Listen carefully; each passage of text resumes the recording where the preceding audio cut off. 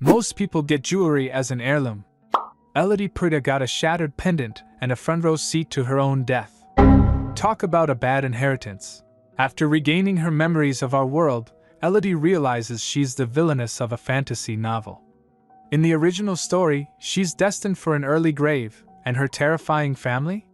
They're the ones who usually make it happen. But now that she knows exactly what's coming, Elodie is playing a dangerous game. She's using her knowledge of the future to avoid her death flags, but the more she tries to escape, the more her villainous family becomes obsessed with her. Today we're recapping My Villainous Family Won't Let Me Be. Can you really outrun fate when your family owns the track? This story began with a keepsake of Elodie's late mother, but after it shattered, she gasped, suddenly flooded with memories and a familiar voice echoing in her head. Take my hand! Then, in an instant, a name. Ga-eul Yun. Everything jolted as Elodie's eyes snapped wide open. Where am I? She found herself in a completely different world. A passerby noticed Elodie's distress. Gosh, sweetie, are you alright? Elodie, disoriented, could only manage a shaky. I am, thank you, the woman pressed. Are you sure you don't want a hand with anything? But Elodie insisted. Yes, I'll be fine. Truly, you needn't pay me any mind. Her vision swam, dizziness clouding her mind until... Lady Elodie! Elodie was back in her room, maids rushing to her side. I'm so sorry, my lady, I should never have. I beg your pardon. Elodie realized the fleeting recollections cascading from beyond. Oh, haha. She nervously laughed, but inside she thought, well, I'm screwed. Those were the memories of her past life. Her name is Elodie Perdia, the love child of Duke Perdia, born out of wedlock. Until recently, his only daughter. Elodie was raised with only the memories that belonged to her, until now. The lost memories of her past life were restored when her mother's keepsake shattered. Maybe past life is the wrong way to put it. The world Elodie inhabits now is inside a fantasy novel that she used to read called How to Find Love as a Villainous Family's Unwanted Stepdaughter. For reasons unknown, she's been cast into the tale with a part to play. It might be a dream come true for some, perhaps, except in this story, Elodie Perdia is the antagonist, a wicked villainess, if you will, who meets an early demise as payback for all manner of evil deeds. Can I play someone else? Thankfully, Elodie kept her memories as Elodie, even after regaining the memories before the transmigration, as you'd call it. Why couldn't I have gotten my old memories at birth? Why now, after everything I've done? Abuse of power against household staff, lavish, wasteful lifestyle. At this rate, they'll execute her just like in the novel. First things first. Let me think. Elodie's #1 priority is to not get killed like Elodie did in the book. She needs to remember any details that might prove helpful. She's done a whole lot of awful things, but that's not why she died. Not exactly. There was another reason that's outside of her control. In the end, the biggest problem is her father, Duke Perdia himself. He is the ultimate bad guy in this novel. Like the heartless villain that he is, he didn't lift a finger to help Elodie as she faced her death. Thanks, Dad. Real fatherly of you. It's no wonder why Duke Perdia was so unperturbed by his daughter's brutal demise. Once you get to reading about the novel's heroine, Estelle, meet Estelle Perdia, a young girl who was adopted into House Perdia to be used as a tool for the Duke's political machinations, but eventually wins over the frosty Perdias one by one with the trademark warmth and kindness of the wholesome female lead archetype. You know the rest.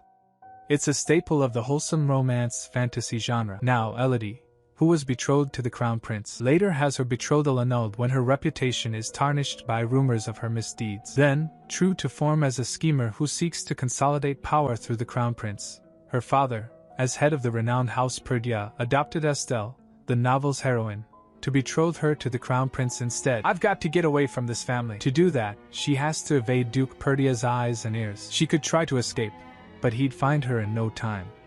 Besides, a sudden attempt to cut and run would only raise suspicion, which means Elodie has to find a legitimate reason to leave this house before Estelle gets adopted. Easier said than done. The Duke might not even allow it. Still, she has to try everything she can think of. There's one thing she has to do before she even gets started. Tada! My dashing platinum blonde, green-eyed prince. I'm afraid it's time to bid you goodbye. Only you? Farewell, my sweet prince! Not that I object to staring at that gorgeous face for the rest of my life, but actually staying alive is more important.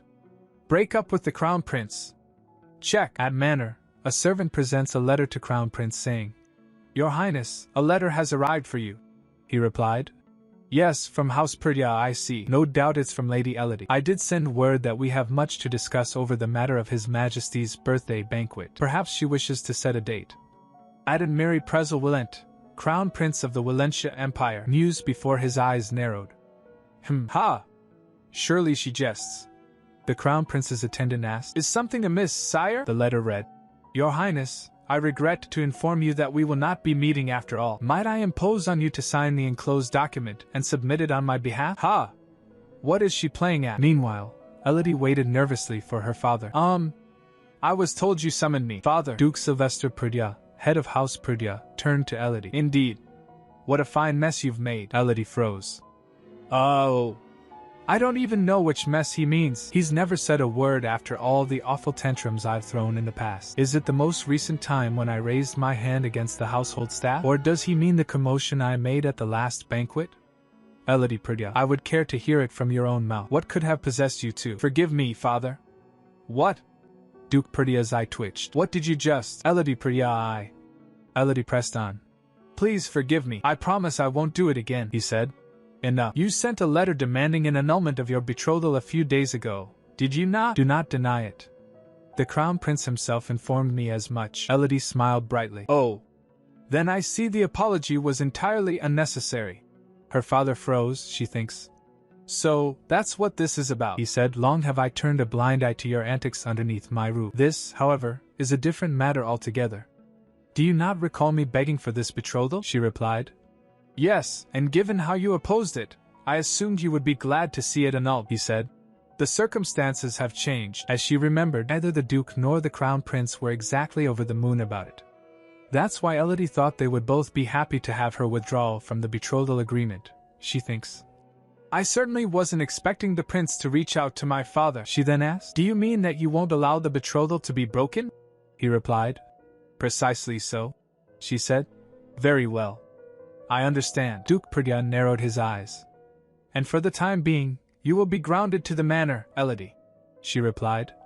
Yes, father. As you command. She paused for a moment and then said, Father. Her father stares at her. She asked. Was there anything else you wished to say? He said. No. You may return to your room and reflect on your actions, she said. Of course. Then I shall take my leave. Elodie turned and walked out. She slammed the door shut behind her. Elodie breathed a sigh of relief. So, that was terrifying. At least I got off with a lighter punishment than I expected. Her heart pounded in her chest. Why is this so hard? We never even got married. Having said that, this is more or less what I expected. Back to the annex. Though Elodie was the one who pushed for it, the betrothal is a done deal. Which means House Perdia has formally pledged its support for the Crown Prince. I suppose it was never going to be broken on my whim alone. Still, there's no rush.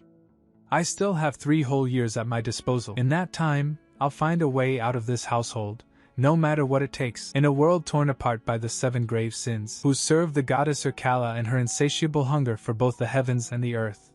The 7 grave sins wrought death and destruction across the continent at her behest. Then, as the continent fell to its knees, Ishtar, Urkala's younger sister and goddess of the heavens, descended to save the continent. She bestowed her blessings upon 7 mortals, who then defeated and sealed away the sins. The human heralds of Ishtar emerged victorious, and were hailed as heroes, each founding a noble house in their own name. And thus arose the founding legend behind the Empire of Valentia. But back in the present day, while visiting the main residence, our girl Elodie is stopped in her tracks. Hello there, Lily. I haven't seen you in a while, a man says. Elodie plasters on a sweet smile, saying, Haha, why, yes. It's been too long, some might say.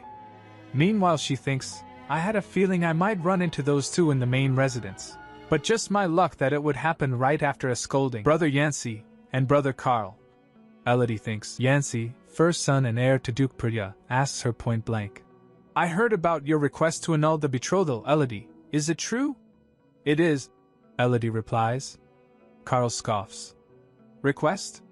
Come off it. She was clearly dumped, she thinks to herself. That little pipsqueak, has he forgotten that I'm 2 years older than him? Elodie laughs. Haha, I suppose you're not wrong, Carl, Yancey inquires. Was father very cross with you? Elodie responds. I shouldn't think so. I was grounded, that's all. Yancy's lips quirk up in a small smile. I see. Well, it could certainly have been much worse, Lily. Yancy Perdia, direct heir to the Perdia bloodline, possesses the terrifying blessing of obliteration. Yancy's vaunted power to erase something from existence is feared by all, yet the true source of terror for them to be so wary of him stems from the nature of his character. You see, behind the illusion of kindness hides a calculating heart of ice. He would be more than content to trample upon the lives of others, should it benefit him. Elodie gulps, thinking. Completely two-faced, in other words, Yancy asks. Lily, are you feeling unwell? Carl chimes in. She's faking it. Elodie thinks. Ugh. Be still, my heart. Don't let his gentle demeanor fool you, Carl, ever the charmer, adds. While you're grounded, why don't you get that deranged head of yours looked at? Or better yet, never set foot outside the guest house again? Good riddance, I say. I don't know who he thinks he is, but he's cruising for a bruising. Elodie fumes internally. Yancy scolds. Please, Carl. You know how I feel about that sort of talk. We share the same blood, and we must always look out for family. Carl is disgusted. Family? Yuck. Are you sure we share the same blood as that thing? Yancy smiles. But of course. Ishtar has blessed me with not one, but two beloved siblings. Elodie shivers. I don't know how he can tell such barefaced lies with a straight face. She thinks. Yes. Thank you, brother. Now, with your leave, I really ought to retire to the guest house. It was so lovely to see you both, Elodie says. Indeed. We should do this more often, Lily. Yancy replies smoothly. Carl said. Bleh. Did you hear that, Yancy? I almost emptied out my stomach at the sight of that little tyrant. Speaking of which, what's gotten into her today? Is she feeling unwell, I wonder? Carl asks. Yancy agrees. I do agree with you there, Carl. She doesn't seem her usual self. Something seems different about Elodie indeed. While Yancy and Carl both manifested their blessings as children, Elodie has been an unfortunate exception her entire life. But the reason is because she's not a true Perdia. Though publicly known as the Duke's daughter out of wedlock, in truth, she's not even that. There isn't so much as a drop of Perdia blood in her veins. And as soon as she was exposed as someone unrelated to House Perdia, she thinks, well, all the more reason to secure my freedom before I'm found out. You can do it, Elodie. But there's a silver lining to this giant cloud. Suddenly she started laughing weirdly. I told you, she's finally lost it. A maid whispers. Elodie chuckles. I would never have known if I hadn't recovered my past life's memories. Fortunately for me, I know that, one day, I'll manifest a blessing that I inherited from my biological parents. Jackpot! And not just any, but a blessing of purification bestowed upon the House of Duke Severus. Not so fortunately. In the novel, using my true blessing only results in me being discovered as a false Perdia and being put to death. Why does every timeline end with me being killed for not being the Duke's real daughter? And even less fortunately, Duke Richard Severus, my biological father and the head of House Severus, happens to be deep in a coma from which he shows no signs of waking. To summarize, I'm out of luck if I'm expecting any help from him. I've got the worst damn fathers. Elodie thinks. Once my blessing manifests, I should hide it as best I can. Alright, let's do this, and put it to good use, to earn my freedom before I'm exposed. Elodie makes her way to the garden of Duchess Perdia. Oh, how stunning, though its beauty hides more than just a few deadly perils. Even so, this is where my bid for freedom begins. Suddenly she heard footsteps approaching. It's not often you come here at all, Elodie, a woman says. I didn't know I was expecting you. What brings you to my garden? It's Demise Perdia, wife of Duke Perdia, biological mother of Yancy and Carl, and the greatest poisonsmith in all of Valencia. Your presence was missed, Madam Duchess, Elodie says. She then glanced at her. I had hoped to consult with you, however. Might I propose we speak while we take a stroll through your glass house? Demise is visibly startled. My glass house? Are you sure? Elodie smiles. Of course. As it happens, my question relates to the fine work you do, Madam Duchess. Demise wonders. As you wish. Come, you, how kind of you, Elodie said, while leaving. Demise pauses suddenly. Before we enter, Elodie, I must warn you that there are many things inside that may harm you. You mustn't touch anything without my permission. Oh, I wouldn't dream of it, Elodie replies. Then they both went inside. Now, what is it that you wish to consult me on? Demise asks. Oh, well, I heard a little rumor, so to speak. A rumor, you say?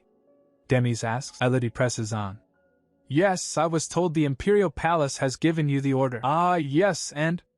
Demis asks. It all just seems so unjust. After all the hard work you've done for the common farmers, how could they order you to destroy the entire stock of pesticides you developed?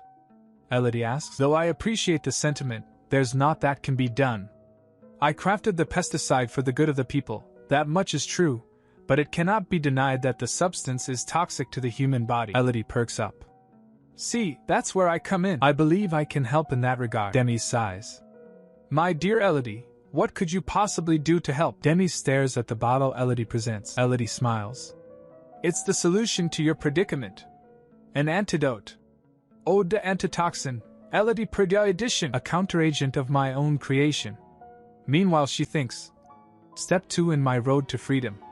Get money, get paid. The Duchess eyes Elodie suspiciously. Elodie, do you expect me to take what you're saying at face value? I do hope this isn't some ill-advised prank to make a mockery of me. Elodie smiles sweetly. I assure you it's not, though I did suspect you might be skeptical. If it would please you, why not try administering it yourself as a test? And if it doesn't work, guaranteed money back.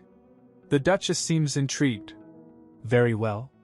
I suppose I could humor you for a while, since you happen to catch me at a lull. Won't you come closer, Elodie?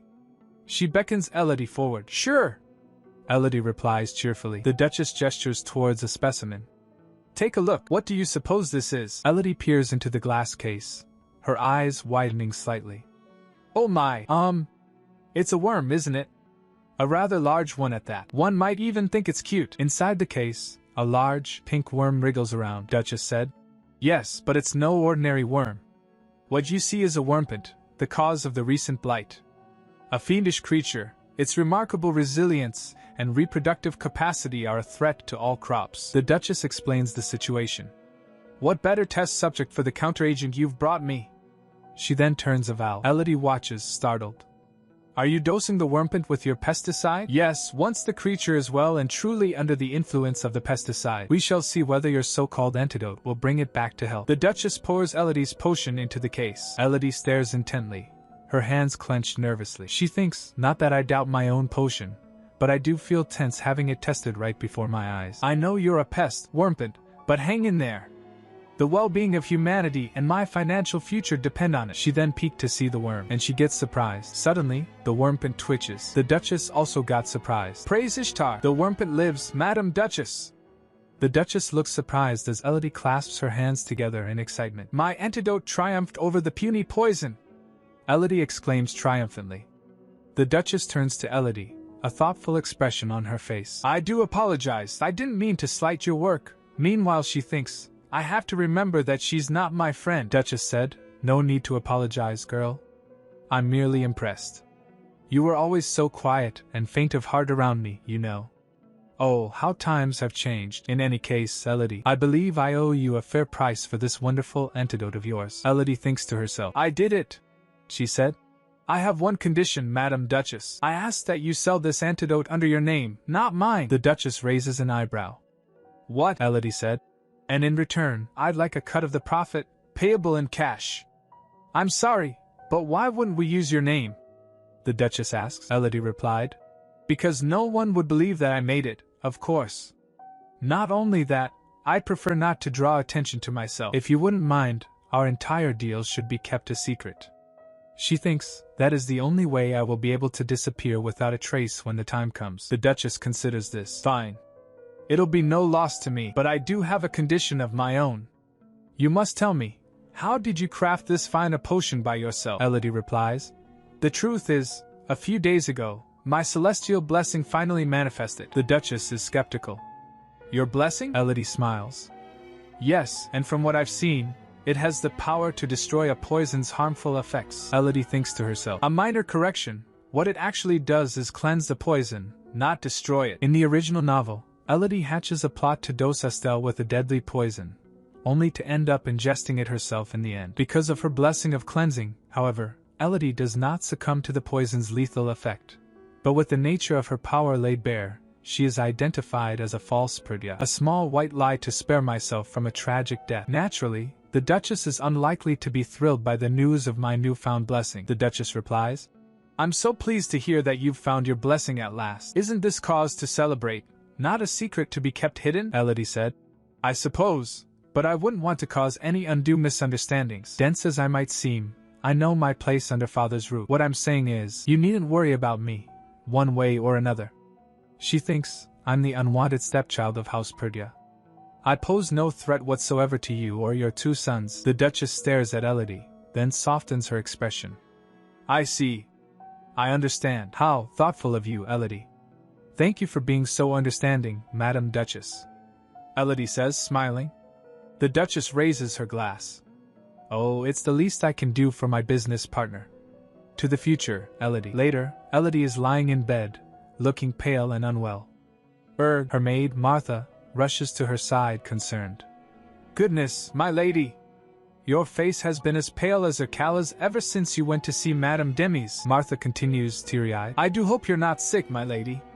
What possessed you to go to that poisonous lair in the first place? You can't spoil your complexion like this. It's the only thing you've got going for yourself. Elodie replies weakly. Are you sure you're worried about me, Martha? Your concern sounds suspiciously rude, Martha insists. Why, I'm worried sick about you, my lady. If anything were to happen to you, I'd lose my only source of income. Elodie said. Martha, I swear, if you weren't my nanny's daughter, I would have had you thrown out years ago. No matter, I'm perfectly fine. Madame Demi's was as pretty as ever, in case you're wondering. Martha gushes. Oh, there's no doubt about that. The lady doesn't age. In fact, if I didn't know any better, you could tell me she's your sister, and you'd get away with it. Elodie sits up in surprise. My sister? Martha is oblivious. Finally, she rises. Let's get a move on, my lady. There's a guest waiting for you. Elodie is confused. A guest? I can't think of anyone who would want to see me, Martha said. Well, as your only friend in the world, I'm sadly inclined to agree. If only you could buy friends. Elodie deadpans. Martha, I wasn't aware I ordered a roast for dinner, Martha said. Just aside, you'd better get going, my lady. This is one guest you shouldn't keep waiting. Elodie asks. Really? And who is this guest of mine, exactly? Martha announces dramatically. Oh, just His Royal Highness, the Crown Prince of Valencia. We see the Crown Prince, added Mary, sitting patiently. He's definitely not happy, tapping his fingers and looking impatient. Elodie rushes in, looking flustered. 1,000 pardons, Your Royal Highness. It wasn't my intent to keep you waiting. Added Mary replies. Pay it no mind. Please join me. I believe we have much to discuss. Elodie looks at him warily. She said, Before we begin, I must stress that my request for an annulment is genuine. And I sincerely regret that I pressured you to accept an engagement that you never desired in the first place. Adam Mary said. Regret? That doesn't sound like you at all. It's almost like you're possessed. Elodie smiles insincerely. Oh, you do amuse me, Your Highness.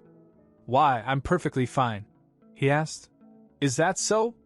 Your complexion does seem a little on the pale side. Elodie thinks to herself. What is it with everyone and my complexion today? I'm telling you, I'm fine. Elodie responds. Well, the problem is, I'm afraid my father is vehemently opposed to an annulment. I would be most grateful if you could speak some sense into him, Your Highness. He never listens to a word I say. Adam Mary asks. Lady Elodie, why is it that you suddenly desire an annulment? If I may speak candidly, I believe I've fallen in love. Adam Mary is taken aback. What? Elodie smiles sweetly. Yes, though it makes me blush to admit, but even I know that it would dishonor you to wed while I have another man in my heart. I implore you, please allow this annulment. Adam Mary looks down at her, his expression hardening. Lady Elodie, I will not go back on my word so easily. Adam Mary's sitting across from Elodie, and something's clearly amiss. He thinks back. As I recall, Lady Elodie coveted the Crown Princess's title above all else. How could she have found another love so soon? He remembers her claiming her affections for him were genuine. Yet now her disinterest is clear in her entire demeanor. Elodie's sipping tea, seemingly lost in thought. She asks, Are you listening to me at all? He continues in his head. How suspicious that her attitude should change overnight. There must be something more to this than meets the eye. I will not go back on my word so easily. She asked, shocked. I beg your pardon, he said. If this is some childish manner of drawing my attention, I warn you, you will not succeed. Damn, he's cold, he continues. It would be no trouble to grant an annulment if that's what you honestly desire. But this is no matter to be decided on a whim. We shall discuss the matter properly in due course. But suddenly Elodie clutches her head. Oh. My head feels a little fuzzy. Adam Mary just sees this as another play. Now, with regard to the preparations for my father's birthday banquet, I believe it's best to communicate in writing, he internally scoffs. And now she feigns frailty to draw my sympathy. What a laughable charade. He smirks at the thought. But then, Elodie just straight up falls off the couch. Adonmiri's eyes widen in shock as she slumps to the floor. Lady Elodie, is this an act? If this is a jest, it's in bad taste, Lady Elodie. Do not humiliate yourself. You've made your point, Lady Elodie. Please, you may rise. He actually reaches down to try and help her out. Lady Elodie, but she's out cold. She's unconscious. That means she actually fainted, he shouts. Somebody! Lady Elodie has collapsed. Is anybody there? But silence is all that answers him. Adonmiri picks her up, cradling her in his arms. She may only be the Duke's illegitimate child, but it's a disgrace that there is not one servant to tend to her in her hour of need. Carrying her, he thinks. What have I gotten myself into? With the Duke's daughter in his arms, he sets out to find a guest room in which to lay her down. Not long after he left the drawing room, he came across the maid he often saw accompanying Lady Elodie. Martha, I believe her name was. Thanks to the maid's assistance, he was able to lay her down in a nearby bedchamber, only to be told. Again? That's not the first time she's done that. Adonmiri's stunned. Again? She says so flippantly, too. Is that all the concern she can muster when her master has fainted? While Elodie's out, Adonmiri notices something. He sees a cut on her arm. A cut? Without a doubt from a blade, no less. He then lost in thoughts. Confined to a guest house almost devoid of household staff, with the one maid who serves her seemingly unfazed by her collapse, and a knife wound on her arm. Thankfully, her condition doesn't appear to be life-threatening. Adonmiri reflects. When I saw her hands shaking with cold sweat on her brow, I presumed she was merely nervous in my presence. To think that she was actually ill, I'm ashamed to have ridiculed her in doubt. I was so certain I had seen quite enough of her. But now it seems as though I hardly knew her at all. The next day, Elodie wakes up. Ugh! My head! She realizes. I must have fainted from the toxin's residue from when I was crafting the antidote. She thinks back. Upon my blessing's manifestation, I discovered that there were a few conditions to trigger its effect. First, I must imbibe the poison myself. Once the poison is within me, I can apply my blessing to any ordinary water, thereby creating the counteragent to the poison. I also found that I can use my blood instead, if I lack the time. I only meant to prick my skin a little, but then my hand slipped. Back in the present, Elodie wonders. I don't remember changing the bandages. Maybe the physician came and went while I was passed out. I thought he had no time to tend to children born out of wedlock. Has he changed his policy? Martha enters the room. Huh! Oh, I see you're up at last. I brought you some warm water, my lady. Elodie replies. Thank you, Martha. Martha continues. Here, I have your medicine, too. Elodie thinks. Ugh. Why powder? More importantly, Martha, where is the crown prince? Martha responds. His Highness left as soon as the doctor arrived, my lady. Elodie realizes. Oh. That's right. I must have fallen right in front of him. I mean, not that it matters. Martha pipes up. Oh. By the by, His Highness bade me to pass this on to you once you were awake. There you go, my lady. She hands Elodie a letter. Elodie wonders. A letter. I wonder why he felt the need. Well? What does it say, my lady? Elodie opens it. She froze reading it. The letter reads. Esteemed Lady Elodie, you are doubtlessly aware that the birthday banquet to honor His Majesty the Emperor draws near. I shall come to your father's manor precisely half an hour before the ball. I hope I will have the pleasure of your company. Elodie exclaims. Oh. I asked for an annulment only to be invited to a ball. She shouts shocked. Damn it, the Emperor's birthday. Drama mode engaged. I was counting on the annulment, so I didn't even bother finding a dress to wear. Martha appears ever so helpful. Don't you worry about that, my lady. I've got you covered. Just trust me, Elodie sighs. You know, you really are attentive in all the wrong ways, Martha. The banquet is the least of my concerns, I'll have you know. For the life of me, I can't think why His Highness won't allow the annulment. Martha suggests. You never know, maybe he's finally fallen head over heels for you. Elodie asks. What? The Crown Prince, falling head over heels for me? That's absurd, Martha. Elodie's face darkens. Do not ever again spout such nonsense in my presence again. Martha stutters. Is it really that absurd to think, my lady? Elodie asks. Did I stutter? Elodie considers.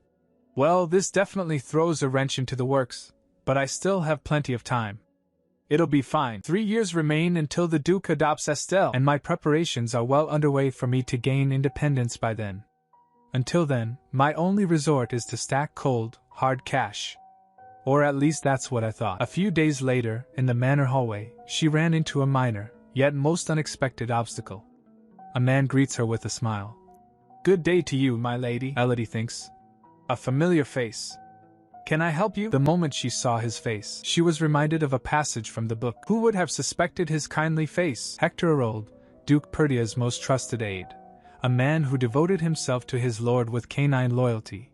In the end, plunged a dagger deep into the Duke's unsuspecting back. Hector Herold, a traitor of days to come. In 3 years' time, he would be instrumental in betraying the secrets of my bloodline. Last time, Elodie tried to poison Estelle, but the wine got switched. Lucky for her, her newly awakened blessing of cleansing negated the poison's effects. But in exchange, her true identity was revealed. Turns out, she's Duke Perdia's illegitimate child. And when all is said and done, Elodie meets her fate, scorned and abandoned. She thinks, who switched the fateful glass of wine, you ask?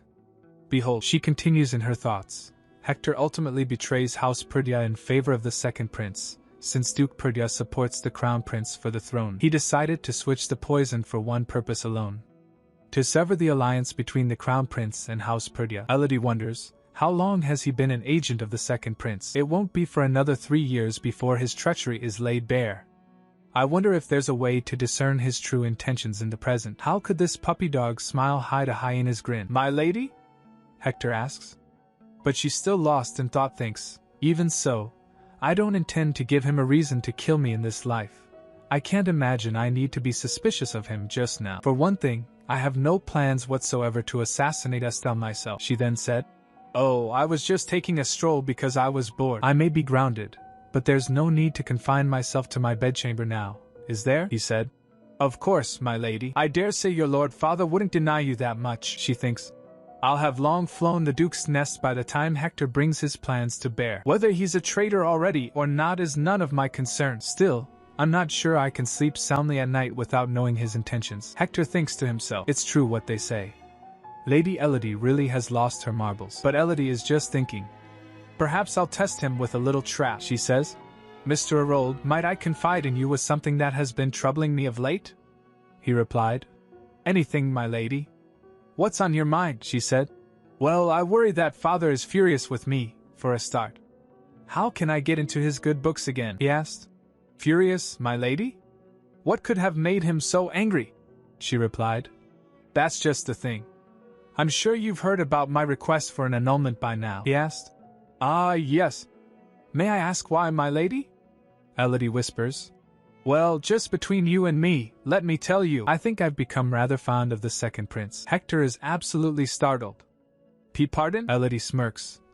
A fitting reaction, to be sure. I'd basically confess to having a crush on my father's political nemesis. Supposing that Hector is already in league with the second prince, he'll waste no time in conveying what I've just told him. Born out of wedlock or not, I'm Duke Perdia's daughter nonetheless. There could be no tastier morsel for his adversaries, though I'm full of poison for anyone who dares take a bite. Shh! Quiet now, I told you it's a secret. Elodie warns. He said. I'll take it with me to the grave, my lady.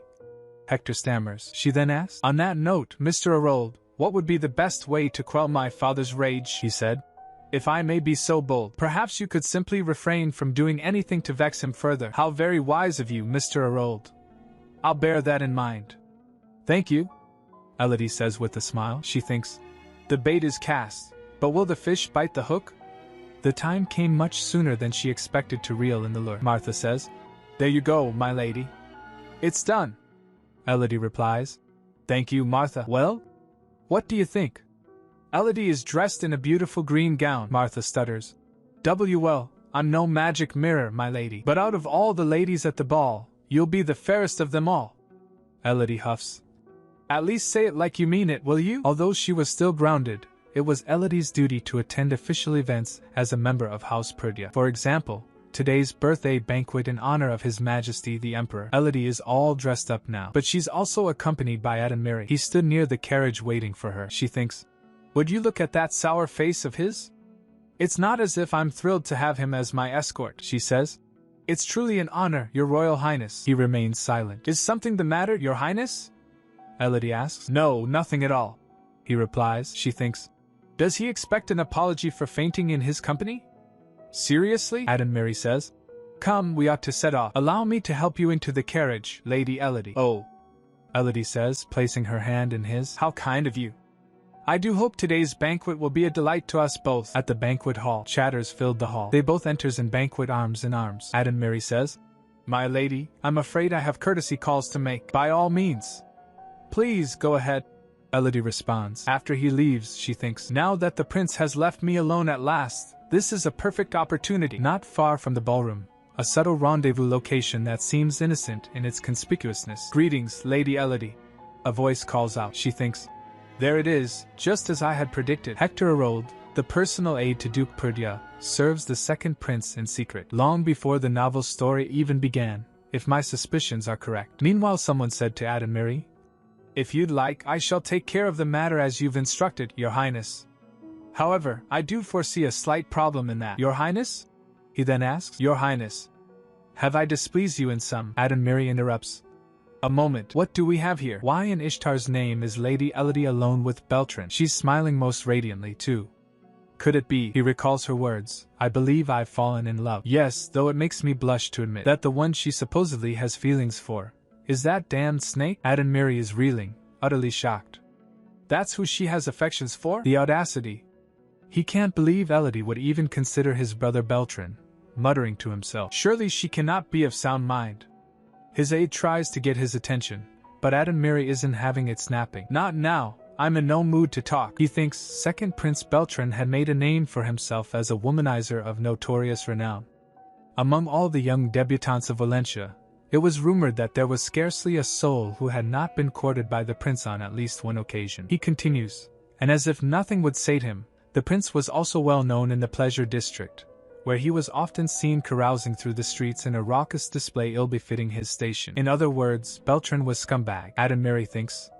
If Beltran's honeyed whispers have deceived her into wishing for an annulment, then I would be a fool to accept her request. He clenches his fist. Mary pauses, realizing. The lady may have bought into my scoundrel brother's lies, but I'm not so cruel as to let her suffer for her lack of judgment without first extending a hand in aid. It would be a gentleman's duty, no more, no less. Suddenly, Mary spots Elodie across the room. Wait, isn't that? Meanwhile, Beltran is laying on the charm, telling Elodie. I'd been hoping for a moment to make your acquaintance properly, Lady Elodie. It seems Ishtar herself has blessed us tonight. She laughed and said, Haha. Enchanted, Your Highness. Elodie, though, is less than thrilled. Feels more like a curse to me. Beltran continues. Are you a patron of the opera, Lady Elodie? I'd be honored to escort you sometime. Elodie replies with a fake smile. Perhaps one day. But she's really thinking. Ugh, the day I die, most likely. Beltran is relentless. After that, I could hire out this wonderful restaurant nearby so we can dine in private and enjoy each other's company. Doesn't that sound delightful? In Elodie's mind, she's just screaming. Am I supposed to be impressed? You can dine alone, in hell, Elodie realizes. The fact that Beltran approached me first could only mean one thing, namely that Hector has already told him everything I confided in him, she thinks. Now that I'm aware of his treachery, I have no interest in the second prince whatsoever, except now. He's more interested in me than ever. She mentally yells, Why won't he take the hint and leave me alone? Beltran thinks. How bold of her to break off her betrothal on my account. He's clearly loving this attention. I wonder what my haughty brother would make of that. How amusing it would be to see Duke Perdia's reaction too. He smirks. Haha. Just look at this timid little flower. He continues to press Elodie. I must say, my brother is a heartless rogue. I, for one, wouldn't dream of leaving such a beautiful lady alone at a ball. What do you say, Lady Elodie? He leans in close. Elodie internally groans. Beltran says. I will grant you the honor of sharing a dance with me. But suddenly, a stern voice calls out. Elodie. Both Elodie and Beltran turn in shock. It's Duke Sylvester. Elodie thinks. Father. The Duke declares. I presume this conversation is done, and since my daughter and I have something to discuss, I shall take her with me. He raises his hand. Come, Elodie. Beltran stammers. Oh, Lady Elodie. Elodie thinks. Coming. She wonders. I wonder what father wants. It's exceedingly rare for him to seek me out at a social function. Duke Sylvester grabs Elodie's arm, pulling her away. Elodie is stunned. Is this a dream? She wonders. She pinched her cheek. Oh well. That stings. This is most certainly not a dream. The scene shifts to a balcony, the cool night air a stark contrast to the crowded ballroom. Elodie nervously asks, Father, is there something you'd like to say to me? Sylvester stares down at her. Elodie turns to face him. Why yes? She thinks. Even the way he says my name has me on edge. Sylvester continues. You'd do well to keep the second prince at arm's length, Elodie replies. Oh. I had no intention to the contrary. He happened to strike up a conversation, and I was only being polite in return, Sylvester says. Good. The prince's penchant for debauchery is an open secret. I suggest you keep well away from him at social occasions and ignore any letters he might send. Elodie reassures him. Of course, Father, you needn't worry. But then she pauses, thinking. Worry? About what? Father, could it be that you were worried on my behalf? She looks up at him hopefully. Sylvester remains silent. Elodie thinks. As I thought. His silence tells the tale. He then said, Perhaps I was, she asked tentatively. Perhaps you were, Father? Sylvester finally relents. I agreed that I was concerned. Elodie is shocked. Concerned? About me? Sylvester sighs. How many times must I repeat myself? Elodie thinks. The face of a concerned parent. But she quickly realizes. If he is worried about me, I certainly couldn't tell by his expression. Besides, whether it's true or not, once he discovers that I'm not his daughter by blood, he'll kill me without a moment's hesitation. She steels herself. Father, may I confide something in you? Sylvester replies. You may. Elodie begins. I realize this may sound ridiculous, like some fanciful story that I've made up for attention, but you should be wary of your aid, Mr. Erold, she thinks. Every favor I do in aid of House Perdia contributes to my own safety. It's an insurance of sorts. Sylvester is taken aback. What? Elodie continues in her thoughts. If the Duke is able to weed out the traitors in his service, it'll be sure to help me in the future as well. Besides, I suppose it's my way of thanking him for raising me. Meanwhile, back in the ballroom, the ladies mutter seeing two handsome guys. Carl and Yancey stood there chatting with each other. Carl is ranting to Yancey. Did you see that shameless display, Yancey? I'm telling you, it's high time we had a physician check Elodie's head. Yancey warns him. Lower your voice, Carl. Carl continues. Admit it, you thought the same. Why in her Kala's name would she cast herself at the second prince like that? No debutante with her head screwed on straight would act that way in public. Yancey interjects. It was His Highness who threw himself in Lily's path, not the other way around. Carl scoffs. TSK. What difference does that make? You know she can't be let loose in high society. What will you do if she embarrasses us all with yet more of her usual shenanigans? Yancey simply says. Carl. Suddenly, Yancey's blessing activates due to the stress. He said. Oh dear, I do believe I've triggered my blessing from the stress. Perhaps you ought to keep your incessant whining to yourself, It would be a shame to erase something else from existence. He gives Carl a menacing smile. Meanwhile, Elodie stands near a window, sighing to herself. I certainly didn't expect Duke Perdia to be the one to rescue me from Prince Beltran's advances. She figures her work for the day is done, and she can retire to the manor. Suddenly, Adamiri appears, all smiles. Ah, there you are, Lady Elodie. May I have the honor of sharing a dance with you? Elodie thinks. Oh, sure enough. I'd forgotten all about the Crown Prince, she tells him. I'm terribly sorry, Your Highness, but I fear I've exhausted myself entirely for the evening. She wonders why everyone's acting so differently all of a sudden. It's not like they cared about her feelings before, she said. As a matter of fact, I was just about to head home for the night. Oh, what a pity. Take my hand. There's something I must discuss with you. He reaches for her, and Elodie flinches. Yet another pushy prince. She thinks annoyed. Adamiri raises an eyebrow.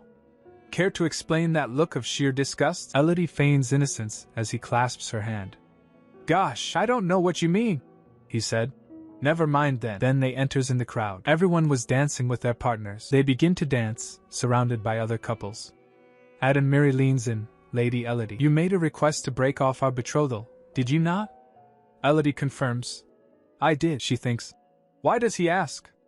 Has he had a change of heart, perhaps? But Adamiri drops a bomb. Indeed, yet I'm afraid I must refuse. Elodie is shocked. Refuse? But why? Adamiri said. This betrothal of ours is proving to be rather useful. Elodie's eyes widen. Did he just say useful, Lady Elodie? Adenmary asks. Suddenly, Elodie stomps on his foot hard. Adenmary staggers back. Oh, Lady Elodie. Beaming, Elodie apologizes profusely. Oh, I do beg your pardon, Your Highness. How frightfully clumsy of me. Did I hurt you by any chance? Adenmary grits his teeth. Not at all. I scarcely felt a thing. 2 days pass after the Emperor's birthday banquet, and Elodie is in bed reading a gossip magazine. She thinks, our betrothal is a union of convenience, it's true. But how dare he speak of me like I'm some tool to be used? She recalls stepping on his foot several times. 1,000 pardons, I'm utterly useless on the dance floor. Flipping through the magazine, she thinks, what a bother that the Crown Prince is so adamantly opposed to an annulment. Does he not see that breaking off the betrothal early would benefit us both? Fine, let him come crying to me for an annulment once he falls head over heels for Estelle. Suddenly, her maid Martha rushes in, startling her. My lady. Elodie looks up, surprised. Good heavens, Martha. What is it? Martha exclaims. Have you done it again? Elodie stutters. Done what? Is it a crime to make mincemeat of the Crown Prince's foot? Martha is exasperated. I hear you stuttering, my lady. You know what you've done. Why else would Madame Duchess want to see you in her garden? Elodie gasps. Madame Duchess? She called for me? Martha confirms. That's what I said.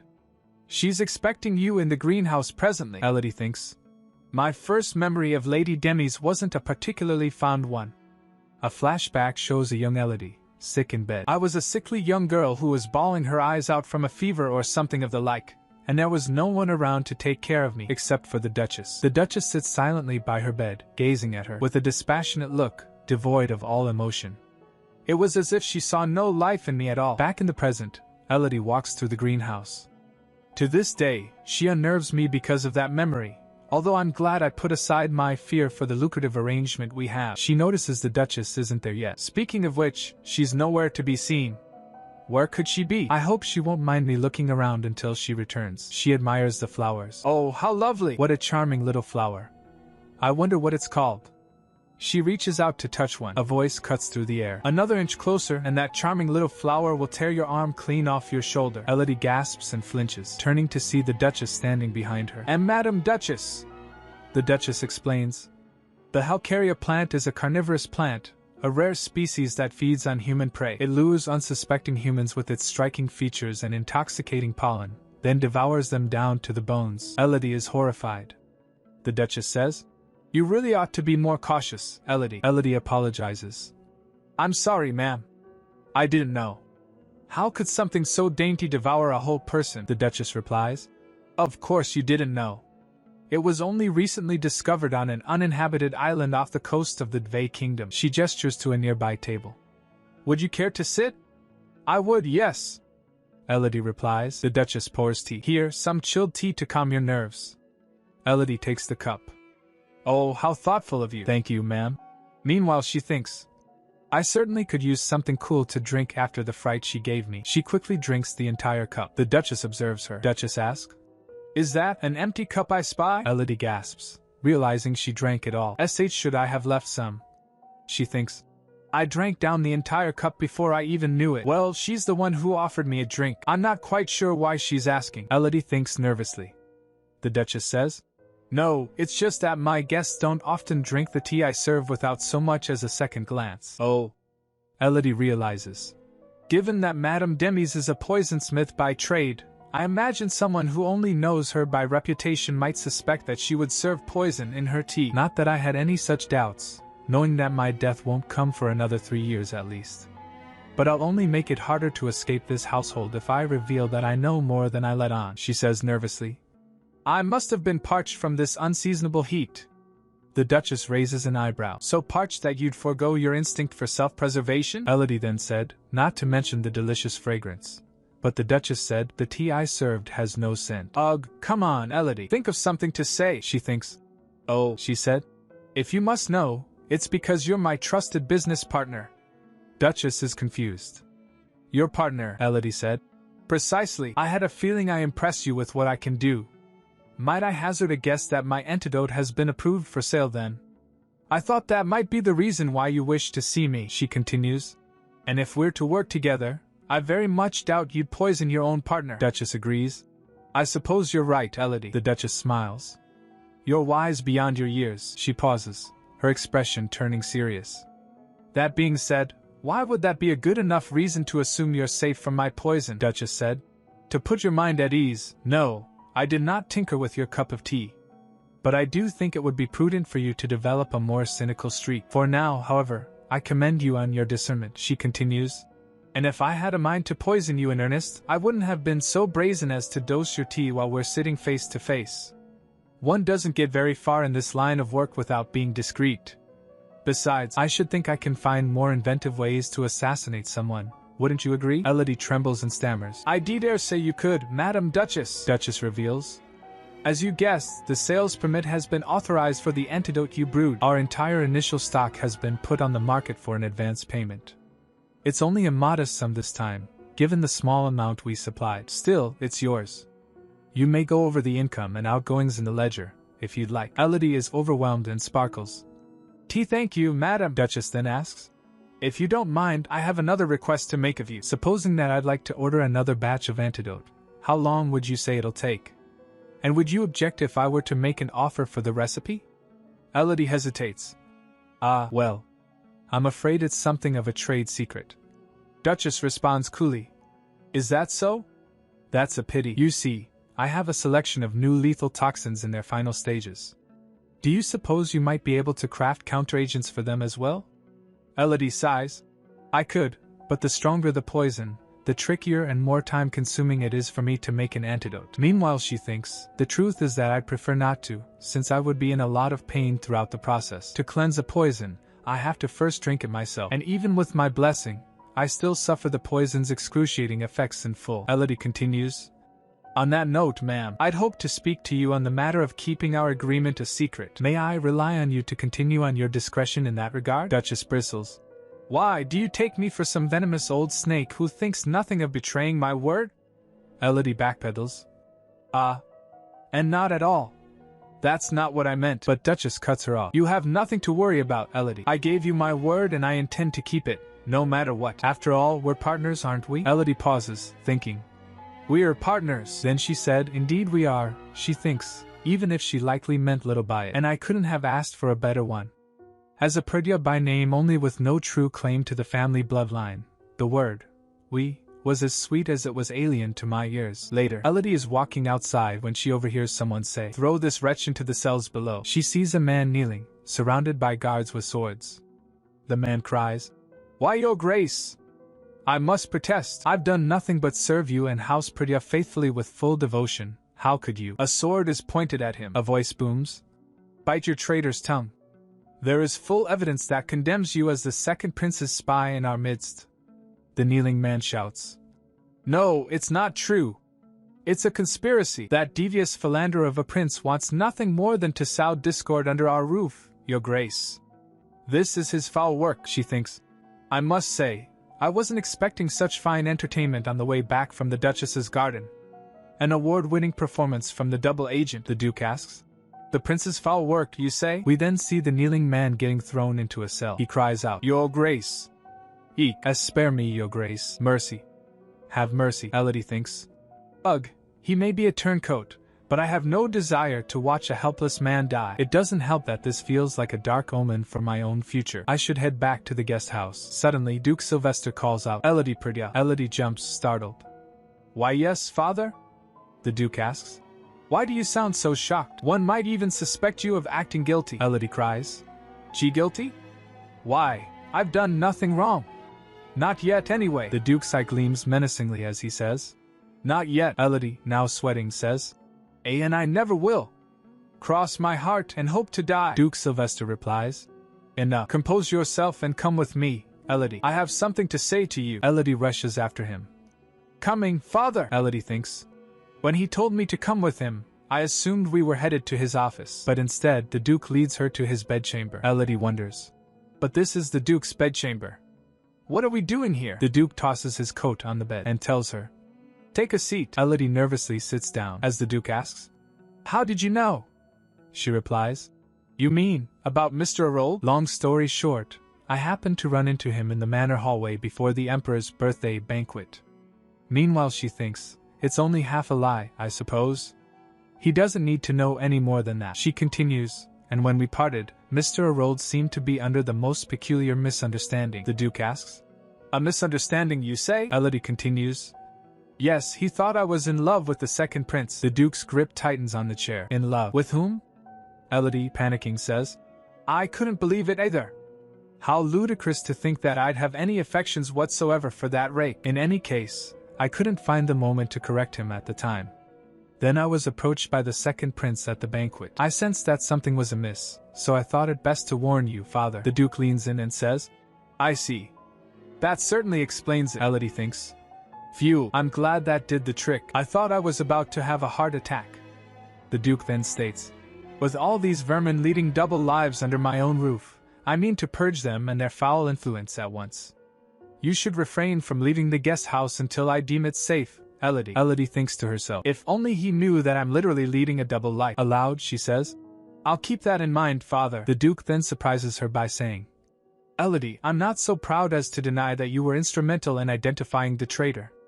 As such, name one request and I shall grant it as your reward. Elodie's eyes widen as she thinks, this is my chance. I never thought father would give me a reward for being a snitch. If I had my way, I would have him swear to me that he will not take my life under any circumstances. In that case, I'd be grateful if you could grant me my freedom again, father. But this isn't the time yet, the Duke asks. Is that all you could think to ask? Elodie replies, of course. What else could I possibly want? She thinks. Operation appear as harmless as possible. The Duke says, very well, you may have your freedom once more.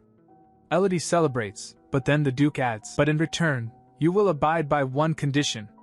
Elodie gulps, wondering what that condition could be. Elodie's father agrees to let her leave the house, but there's a catch, of course. But in return, you will abide by one condition. He imagines she'll be eager to get out, and Elodie confirms she is looking forward to it. But then her father drops a bomb. Good, I'm sure your chaperone will be as well. Yancy or Carlet? Take your pick, girl. Elodie is floored. A chaperone? She pleads with her father. Father, do I really have no choice but to have one of my brothers join me wherever I go? Surely a household knight would do. But Daddy dearest is firm. Prince Beltran may approach you again whenever he sees fit. A household knight would not have the authority to bar his path. Elodie is conflicted, trying to decide which brother to pick. But then she has an epiphany. Father, I've made my choice. She thinks, I take it back, one is more than enough. I can't handle both. Her father is pleased. Excellent. I knew you'd see sense. Now, who would you prefer to have as your chaperone? Elodie smirks, knowing she's won this round. Well, since you insist. Cut to Carlet, looking absolutely horrified. What? Why on earth would I go anywhere with you? Elodie crosses her arms, unimpressed.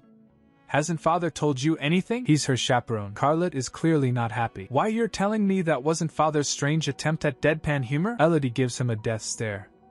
Of course not, he's humorless. Well? Do you refuse? Carlet throws a fit. Damn right I do. I'd rather die. But Elodie isn't backing down. Have it your way then. I'm off to inform father. Oh, Carlet knows he's been played. Time to cause some drama. He grabs her hand, and Elodie turns to him, feigning innocence. Was there something else? Carlet grits his teeth and says, Fine. She asked, I'm sorry? He continues, I said I'll come with you, damn it, but you'd better not tell father that I grumbled. Swear on your life. And so, Elodie and Carlet hit the town together. They walk through the streets. Ha, what a colossal waste of time this is. Carlet complains. Elodie chuckles to herself. Honestly, Carlet's a hothead. But he's so much easier to deal with than a riddle like Yancy. Carlet is still whining. Where's your personal maid, anyhow? Isn't this her duty? What's a duke's daughter without servants? Elodie explains that Martha has other errands, and besides, I figured, as long as I have you with me, Carl, I won't need anybody else. Carlet is flustered. And what's that supposed to mean? Elodie teases. Not everything I say has a double meaning, you know. Elodie thinks about Carlet's abilities. He may not be as powerful as Yancy, but Carlet possesses the blessing of destruction as a direct descendant of House Perdia. His blessing? The ability to sunder the earth. From tiny cracks to chasms, he can create rifts in the ground at will. It's a destructive blessing suited to full-scale battles, which means it rarely gets to shine in times of peace. Even so, Carlet cherishes his blessing with pride, and he has a talent for swordsmanship, rivaling full-grown knights, he said. Well, I suppose you couldn't ask for a finer bodyguard, Elodie thinks. Though I do have some doubts as to his intellect. I won't be losing any sleep over it on his account. Ahem. Carlet interrupts. Hey, where is it we're going exactly? Elodie smiles sweetly. As you can see, this street is lined with dressmakers' boutiques. I mean to browse every single one. Carlet is appalled. What? Why didn't you just summon them to the manor instead? Why traipse all the way here like a peasant? Elodie just smirks. I have my reasons. You'll see, she asks. You've heard of Blanco Blanc, I presume? I've been dying to sample the chocolate fondant there. Bring me some, would you? Carlet is incredulous. Me? You brought me all the way here to buy you some silly chocolate cake? But Elodie is unfazed, among other things. Run along now, Carlet scoffs.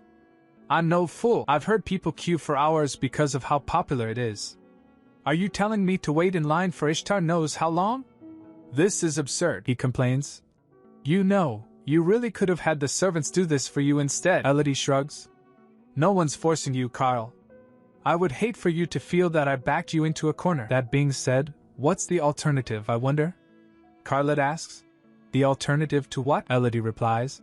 I'm asking you how you'd feel about Father hearing of your disobedience. You didn't think he would let you off lightly when you disobeyed a direct order, did you? She smiles, knowing she's won. Elodie continues. I do worry as to how he might take the news. Elodie continues. Why, he destroyed a perfectly good armchair just the other day, all because I misspoke. I shudder to think what he might break next. Still, no need to fret on that front, Carl. I'll make sure to put in a good word with Father on your behalf. Though I doubt my word carries much weight with him these days. Carlet sighs. Fine. Is that all you want? A chocolate fondue or whatever it's called?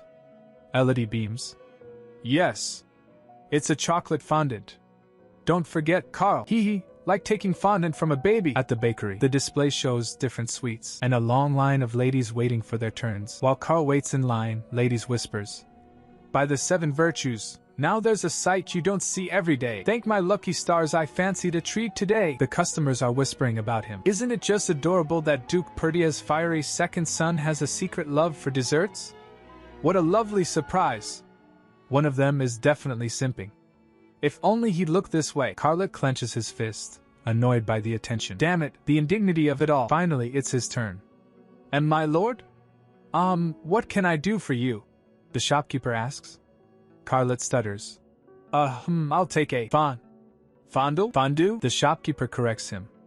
A chocolate fondant, you mean? Certainly. How many would you like? The ladies are giggling. Did you hear that? A fondue? What a cutie! Most likely Lord Carlet's never had to order for himself. Then it's decided. At the next banquet, let's treat him to all the desserts he has yet to try, Carl said in serious tone. Pack your entire stock and have it sent to the Perdia Manor. The shopkeeper is terrified. Why yes, my lord, Carlet adds. And I'll take 1 box to go. Then he went to a boutique and shouts. Hey! Elodie, the lady exclaims. Goodness, welcome to my boutique, Lord Carlet. Carlet, holding his box of fondant, asks, Pardon my intrusion. Where is my sister? The lady replies. Lady Elodie, my lord? She told me she had an errand to run and left some time ago. Carlet demands. How long ago, exactly? The lady stammers. Well. It's been almost 2 hours already. Carlet's eyes widen in alarm. What? Elodie's skipping through the sunlit gardens, remarking on how lovely the day is. But oh no! Disaster strikes. Oh, fiddlesticks. I've left my parasol at the boutique. She's kicking herself for forgetting it, especially since she just gave Carlet the slip. She figures even that airhead will notice she's missing soon, though his pride will probably keep him from ratting her out to the Duke right away. Elodie decides to play it cool and just tell the Duke she went to a nearby tea house. She then reached at Mage's Tower, where everyone was wearing cloaks. She was amazed and she thinks, so, this is the Western Tower of Mages. This is my first time seeing it in person. Inside, Elodie strides confidently toward a clerk, her heels clicking on the floor. Pardon me, good sir. Can I trouble you with an inquiry? The clerk looks up. Oh, certainly.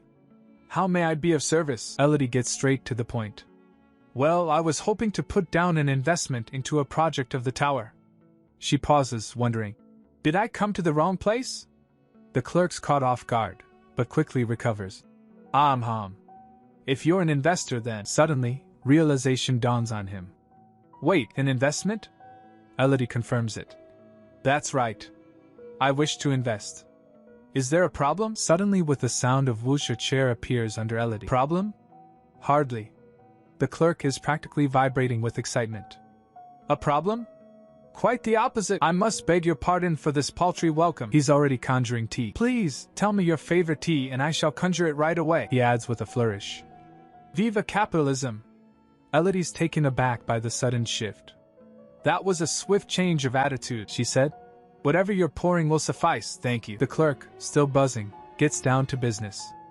Now, my lady, have you had any thoughts on which project you'll invest in? He pitches the tower's gold mining stake, asking if it piques her interest. Elodie considers. Well, not that I'm opposed to investing in gold, but I was told that I can invest in an individual mage as a patron of sorts. The clerk is impressed. I see you've done your research. Do you have a specific name in mind, perhaps? Elodie doesn't hesitate. Yes, she declares with unwavering certainty. I'd like to invest my entire budget into the mage named Elodie. The clerk freezes, his cheerful facade cracking. But we have much better investment products on offer. Might I persuade you to reconsider your options, my lady? But Elodie is unshakable. No need. I've made up my mind. 8,000 larets. She's all in. I'd like every penny of it invested into Mage Elodie. It's not that I don't appreciate his trepidation, Elodie thinks, holding her teacup. He probably thinks I'm a fool to invest so heavily in a mage with no feathers in his cap. But he wouldn't understand her real reason. Because she knows the future. She knows Elodie will invent an arcane artifact that becomes wildly popular, earning him riches beyond imagination.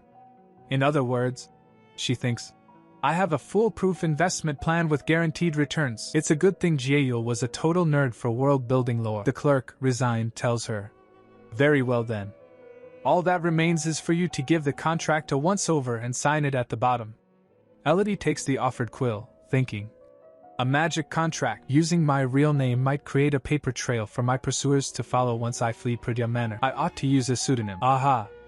I'll take my nickname Lily as the first name, and as for the surname, aha, I've got one, she thinks. Once the contract is signed, clerk says, I'd like to verify that everything is in order, she said. Of course. Here it is, he said.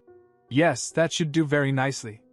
Congratulations, you're now officially an investor of the Western Tower of Mages.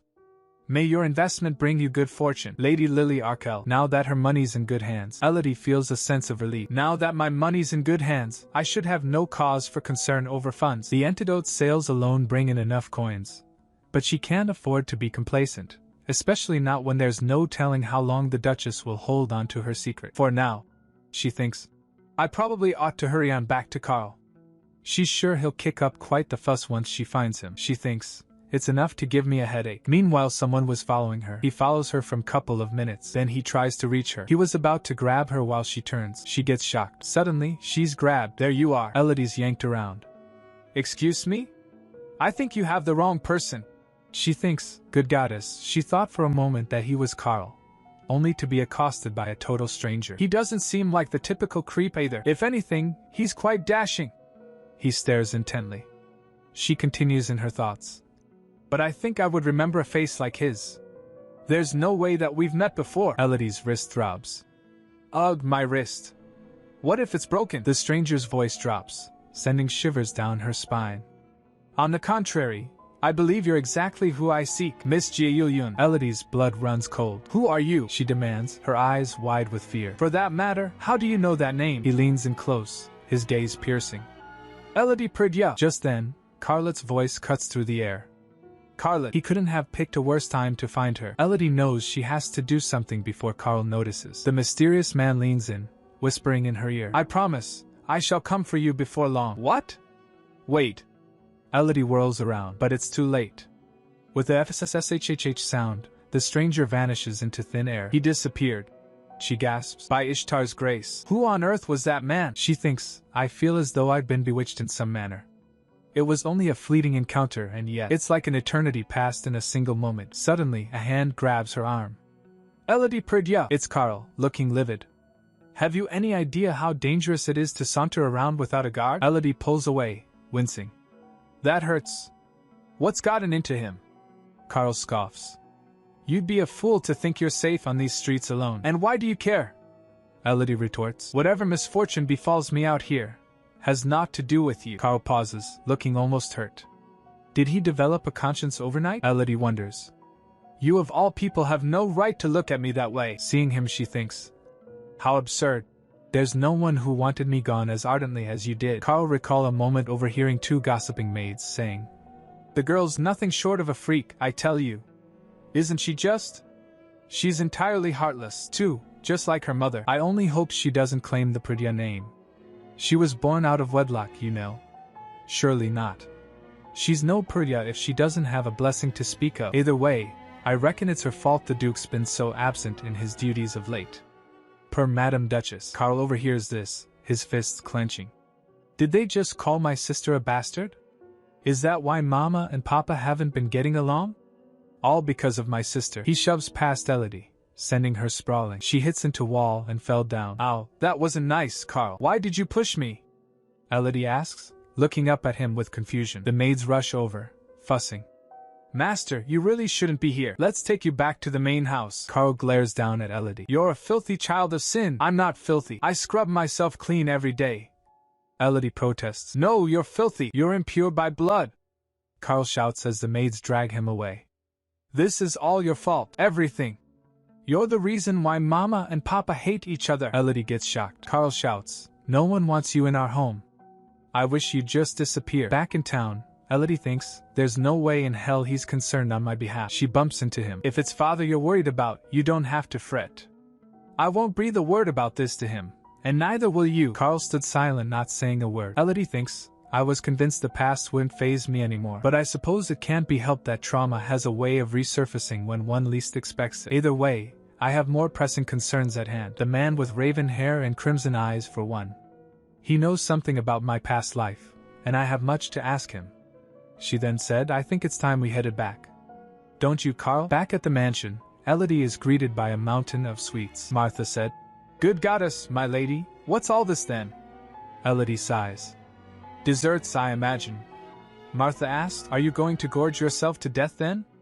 Elodie replied, I assure you, I'm in no mood for jests. Elodie thinks, I should have made it clear that one box would suffice. She imagined Carl saying, Give me all your chocolate fondants under the name of House Perdia, having bought out the entire shop. Elodie thinks, Damn it, I should have known he'd pull some rich boy move. She tells Martha, Why don't you take them with you? You may share them with the guest house staff. Gasp, Are you sure, my lady? That's so generous of you. Martha exclaims. Elodie is left alone. The man with the crimson eyes. He called me Ga-eul Yun without a shadow of a doubt. She looks in the mirror, seeing her past self. How much does he know about me? And who is he, for that matter? He seemed like a nobleman, the way he carried himself with such grace. Martha! Elodie calls.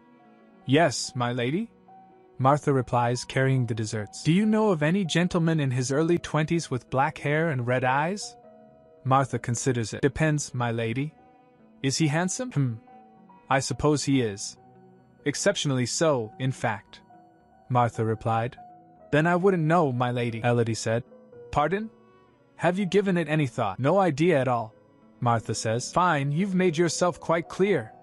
You may go now. Elodie waves her away. If Martha truly hasn't a clue, perhaps he's not a nobleman at all. He did say that he would come to me in time, but I can't afford to twiddle my thumbs and wait. Martha, when did this letter from the Imperial Palace arrive? Elodie asks, picking up the envelope. Martha said. Where's my head at? It came in the morning, but I forgot to say. Elodie said, of all the things to neglect. Elodie examines the letter. Martha, bring me a pen and paper, would you? I have a reply to write to His Highness. Meanwhile, in a garden, the air filled with fragrance of roses, Yancey asks his aide. Then you were given the slip, I take it? I'm afraid so, my lord. I beg your forgiveness, Yancey said. At the Tower of Mages, no less. He thinks, it's curious that Elodie would have business there in the first place. But what confounds me even more is that this man has no conceivable connection to Elodie, at least as far as I'm aware. He then asked, And you heard nothing of his conversation with Lily either? Regrettably I did not, my lord. Yancey is suspicious. Lily certainly has changed a lot recently. Not only was she instrumental in uncovering the collusion between Father's aide and the second prince, she's been joining Mother for tea time when she would hardly say a word to her before. As for Father, he had no interest in Lily before, but now he has Carl guarding her like a hound. There's something peculiar at work here, but what that is, I cannot tell. He plucks a rose from its stem, crushing it in his gloved hand. There it goes again, my unruly blessing, Yancey thinks, clenching his fist. I'll have a new pair of gloves brought to you, my lord, his aide says. He said, no need, it's time I headed back inside. You, however, will keep an eye on Lily until ordered otherwise. Yes, Master Yancey, the aide replies. Back inside, Elodie opens another letter. Another letter from the Crown Prince? I thought I'd made it clear that I won't be attending his dinner party, so why? She pauses, reading. By Ishtar. She crumples the letter in her fist, her expression dark. Why won't anyone just leave me alone? Adam Miri has arrived at Elodie's doorstep unannounced. I must apologize for showing up unannounced, he says, placing his teacup down delicately. The news of your continued ill health had me worried enough to insist on a visit. Your condition is not as bad as it was, I hope. He gives her a charming smile. Elodie returns the smile. Why, it's much improved, thanks to you, your highness. All because she turned down a few invitations. He just shows up like this? She thinks, being worried about me is surely a pretense. Does he think pretty boy privilege lets him get away with anything? But outwardly, she plays along. Adam Miri observes. Yes, you do have more color in your cheeks. Given your good health, I see no reason why you won't be attending this evening's soiree, of course. Elodie, completely caught off guard, asks, pardon? Attending what, your highness? Her eyes widen as he drops the bomb. This evening's soiree, of course. Your father himself invited me, as it happens. Your entire family shall be there. I should think you're expected as well, unless you decide to feign another illness. Elodie's internally screaming. No, I don't want to. And so, against her will, Elodie finds herself at the dreaded family dinner. And yet, here I am. I feel like I could choke on every bite. She thinks, nibbling cautiously as Duke Sylvester starts the family business. I hear news of House Angelos, that they mean to commence full production of military supplies soon. Yancey chimes in. I hear the same, father. I suppose their recent dealings with the Southern Tower of Mages has them manufacturing Magitech implements already. I'm also told they've been snapping up the rights to every Magicite mine they can find for their enchanted armor production. Elodie's mind races. House Angelos. If I remember correctly, that's one of the 4 great houses, whose blessing is that of restoration. And its leader, Lord Rodrigo Angelos. A man whose sole interest in life is to maximize his family's wealth and glory. He was single-minded in his ultimate goal, to subjugate all other noble houses under the banner of House Angelos. And the biggest obstacle to his ambitions? None other than Duke Sylvester Perdia. Duke Sylvester continues. I foresee no threat to us on that front, though I imagine it may present a pinch in the supply of materials in the long run. His wife, Lady Demise, suggests. Then why not purchase mines of our own, my dear? Won't it help to secure a supply line while we can? But Adam Miri interrupts.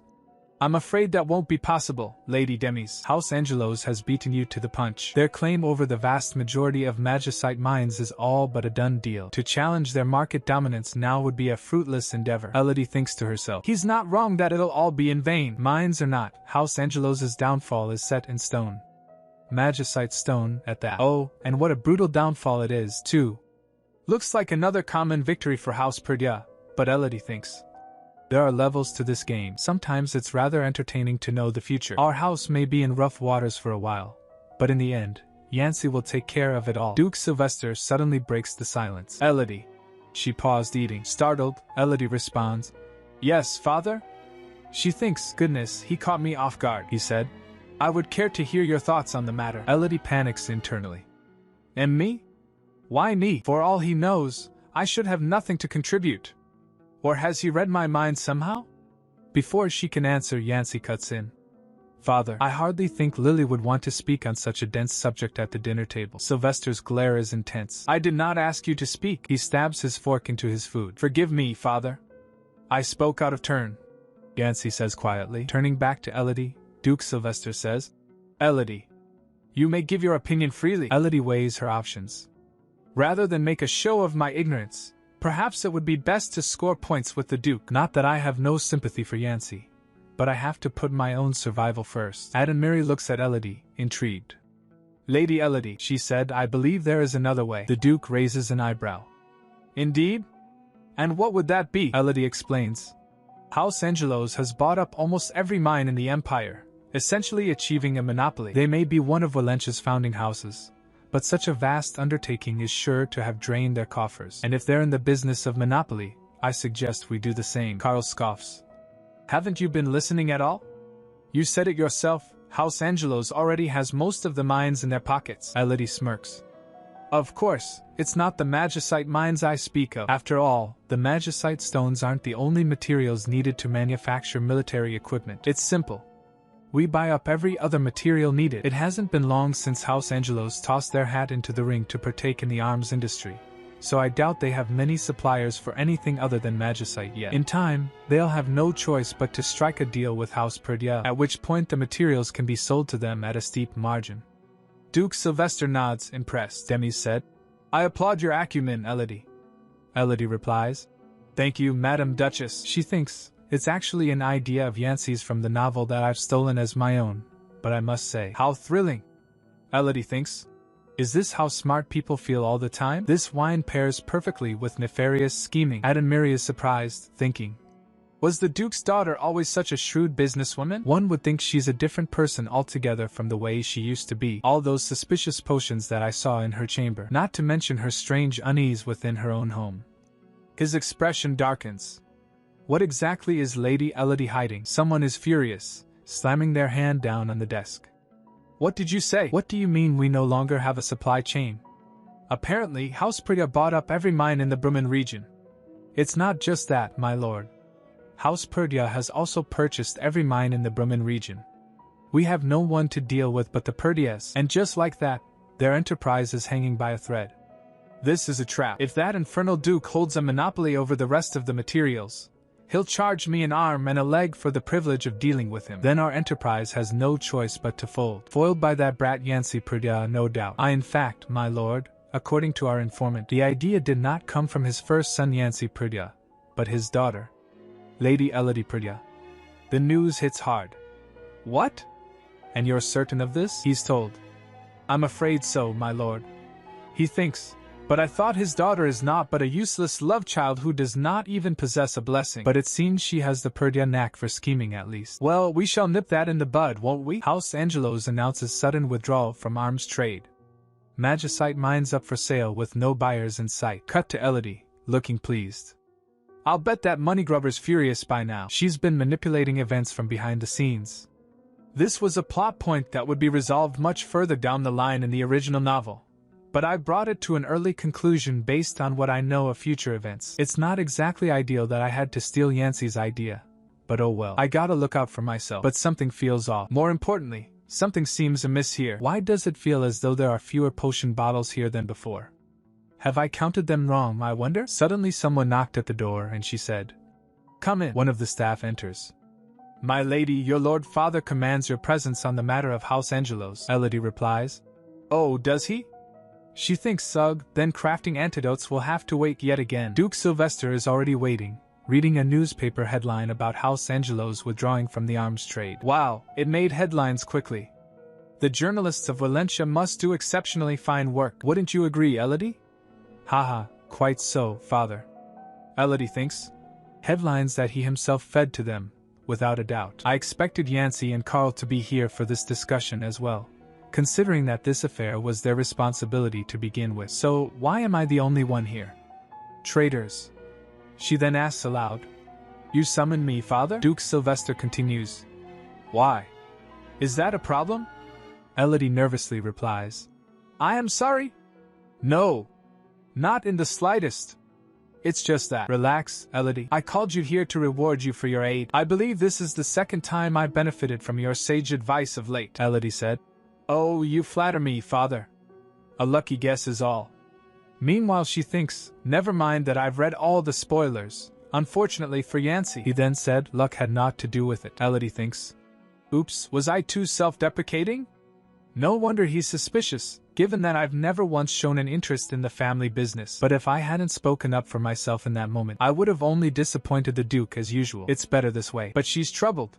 But why the sudden interest? First, he summons me on matters that ordinarily wouldn't concern me. Then he has one of his precious sons escort me wherever I go.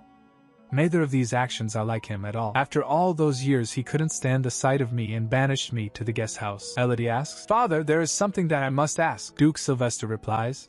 Very well. Speak, she asked. Why did you ask for my opinion in the first place? You've never once cared for me at all. Hearing this he flinched. Elodie thinks. I can't recall a single time he asked how I feel, ever since the day I was born. Not once. Duke Sylvester seems taken aback. It's simple. The woman you are now seemed capable of rising to the occasion. Elodie jolts. She thinks. The woman I am now. Is he comparing me to the entitled brat that I was before? Or has he noticed something else? Duke Sylvester says. There's no hiding how you've changed in recent times, Elodie. And for the record, I may not have shown it, but it's patently untrue that I never cared for you. As you know, I put up a sterner demeanor than I mean to. If I've kept you at an arm's length, it was only to keep from frightening you to tears. There was not a moment where I did not care for you, Elodie. Elodie thinks. Don't buy into his saccharine words, because the very moment he learns that I'm not even his illegitimate child by blood, he'll put me to the sword without a moment's hesitation. Even so, if I can speak up for my true desire, just this once. Elodie steels herself. Duke Sylvester says. Tell me what would make a fitting reward. I shall grant you anything within my power, Elodie answers. In that case, father, I would like to hear you praise me. I want to feel loved, if only for a fleeting moment. Duke Sylvester reaches out and pats Elodie on the head. He said, You did well. Elodie chokes up, tears welling in her eyes. I'm proud of you, Elodie. The door opens and she left. While leaving, Carl sees her. He said, Oh, you again? What do you think you're doing outside father's? But she ignores him. He turns and said, Don't ignore me. Carl grabs her arm. I won't have you treat me like I'm invisible. That hurts, Carl. Please let go. He yanks her around. Wait, your eyes. Why were you crying? Did father punish you for something? What did you do this time? Elodie fumes. Like I said before, it doesn't concern you. Keep your head down and mind your own business, Carl. You know, as you've always done, Carl stammers. Hey, I'm just... Was there something else? Elodie asks coldly. Carl splutters. Huh. If you think I'm asking because I care about you, you must be delusional. I'm only wary of the shame you'll bring on House Perdia if anyone sees you in this state. On your own head be it if you're the cause of some unseemly rumors about our family. She thinks, I'm sure there's a word for this character type. He then said, You'd better not be wandering around gormlessly like this tonight. Just stay in your room. Elodie thinks. Tonight? Carl exclaims. Oh, come on. Don't tell me you've forgotten? Elodie thinks. That's right. Today must be the day. In truth, I had forgotten what a turning point tonight will be. The night of the lunar eclipse. Once every 3 years, there comes a night when the moon is devoured by the darkness. It was on this night that Elodie Perdia lost all semblance of control. Once every 3 years, a total eclipse of the moon shrouds the earth in stifling darkness. Devoid of celestial light, the realm of mortals becomes engulfed in the abyssal aura of Virkala, the goddess of the underworld, forcing the imperial household and the 4 great houses to lose their grip on Ishtar's blessings. Not that it affects every great house the same, however, though Elodie's blessing of cleansing has little to do with the frenzy of the lunar eclipse. The destructive blessings of House Perdia are a different matter altogether. After all, it was 3 years ago today that they literally blew the roof off the manor. Kaboom! And my lady, Martha cries out. I thought you said the guest house was safe, she exclaims, trembling. Master Carl will have the entire estate in ruins at this rate. Back then, it was Carlet who went berserk and nearly destroyed the manor. In the novel, Carl just about managed to keep control of his blessing, but the problem is, she then reached at the garden where she finds Yancy. Aha, I had a feeling you'd be here, Yancy Perdia. Elodie appears, holding her lantern. Though Yancy was regarded by all those around him to be well and truly capable of handling his blessing, his actual hold over his blessing of eradication was, in truth, far weaker than it seemed. Each night of the lunar eclipse, he would hide in his mother's garden and suffer the pain alone. What are you doing here? Yancy demands. 6 years ago, in her childhood ignorance, Elodie had no notion of how dangerous it was to wander the estate on the night of the eclipse, and happened to come across Yancy as she strolled through the garden. Get lost! He'd yelled at her. Be brother? Elodie had stammered. Leave me alone! Flinching, little Elodie cried, I am sorry! And turned and fled in fear and shame. But not this time. Brother? Elodie asks, leaning in close. I couldn't quite tell from the dark. Are you all right? Yancy groans. By all rights, it's Estelle who should shine in Yancy's hour of need like a dazzling ray of sunshine, comforting him in her warm embrace and scoring major female lead points, but Elodie means to steal the limelight from her. Go away, Elodie, Yancy hisses, crouching low. Elodie thinks. I seem to recall a passage saying that Estelle hugged Yancy close and patted him on the back. At any moment, she could have fallen victim to Yancy's deadly blessing. The novel said it was Estelle's selflessness that finally opened Yancy's heart. And if that's all it takes for him to open up, Elodie pats him on the back. It's all right.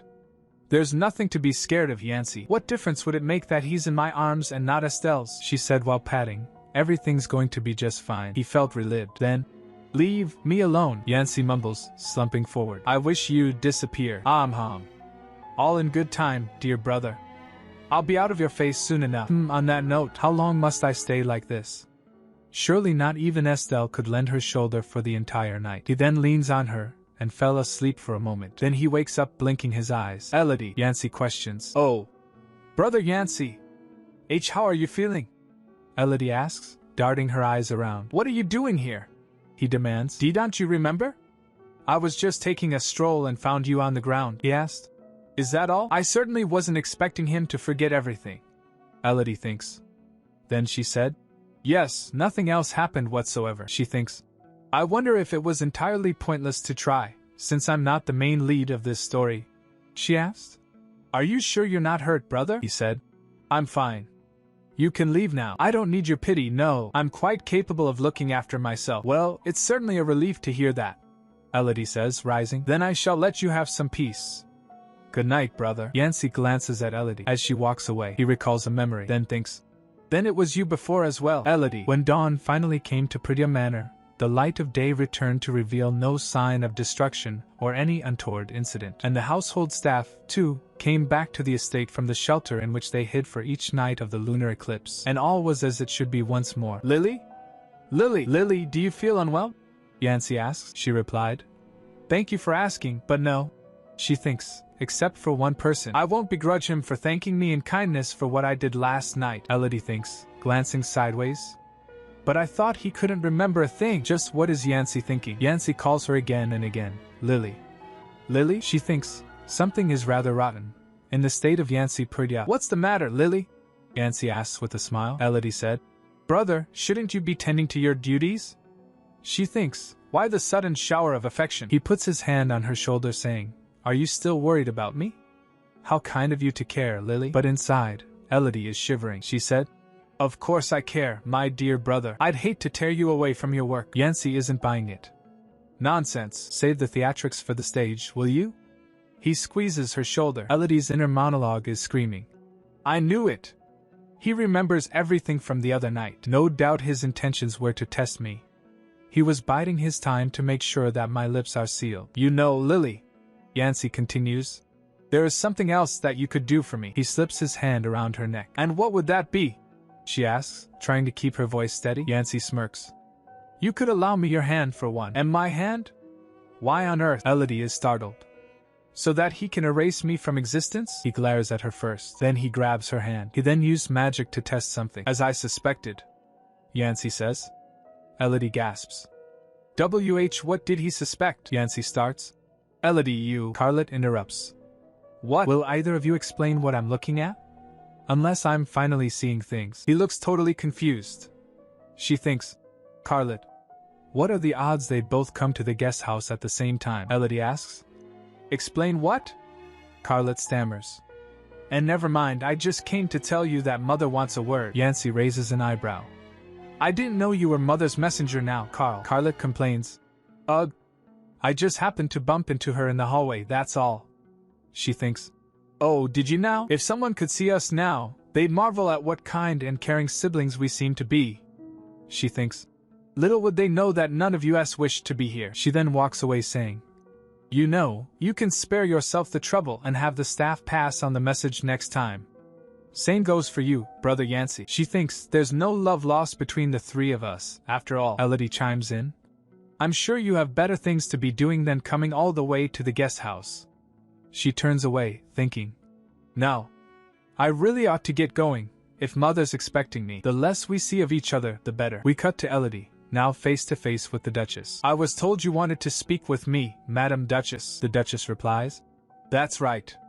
I'm glad you came, Elodie," Elodie says. "Would this be about the antidotes, perhaps?" "In part, yes, though I don't see any cause for haste," the Duchess responds. Elodie thinks. "In part? But why else would the Duchess summon me, if not to talk about our business venture? Oh, speaking of which, ma'am, am I remembering correctly that you gave me 11 types of antidotes to work on?" The Duchess responds with a knowing smile. "No, I'm quite certain I gave you 12, Elodie gasps. Duchess asked. "What is it?" Elodie responds. "Well, I'm afraid one of them has disappeared," the Duchess replies. "I see. Are you sure your maid didn't misplace it by accident?" Elodie replied. "No. I don't think that's the case." "I'm so sorry, ma'am. It was careless of me." The Duchess waves it off. "Oh, it's hardly any worry at all. Who would be so foolish as to try and sneak away a poison from Perdia Manor of all places?" She smirks. "If a petty thief stole it for no other reason than that it looked shiny and expensive, then they'll pay a hefty price. Whether they drink it and succumb to the poison, or attempt to sell it on the black market, and inevitably end up behind bars, either outcome would entertain me to no end." Elodie is terrified. It's downright terrifying to hear such chilling words come from a beauty like her. The Duchess continues. "For now, find out which poison went missing and have your maid pass it on to me. I shall send you a new sample." Elodie bows her head. "Thank you, Madam Duchess. I'll make sure to send you the antidotes as soon as they're done." Elodie thinks. I was convinced she would be furious to hear that I'd lost one of her precious toxins. What a relief. The Duchess continues. "Now, a little bird tells me Carl and Yancy just won't leave you alone lately." Elodie spits out her teeth. "Oh my, is it a sore subject?"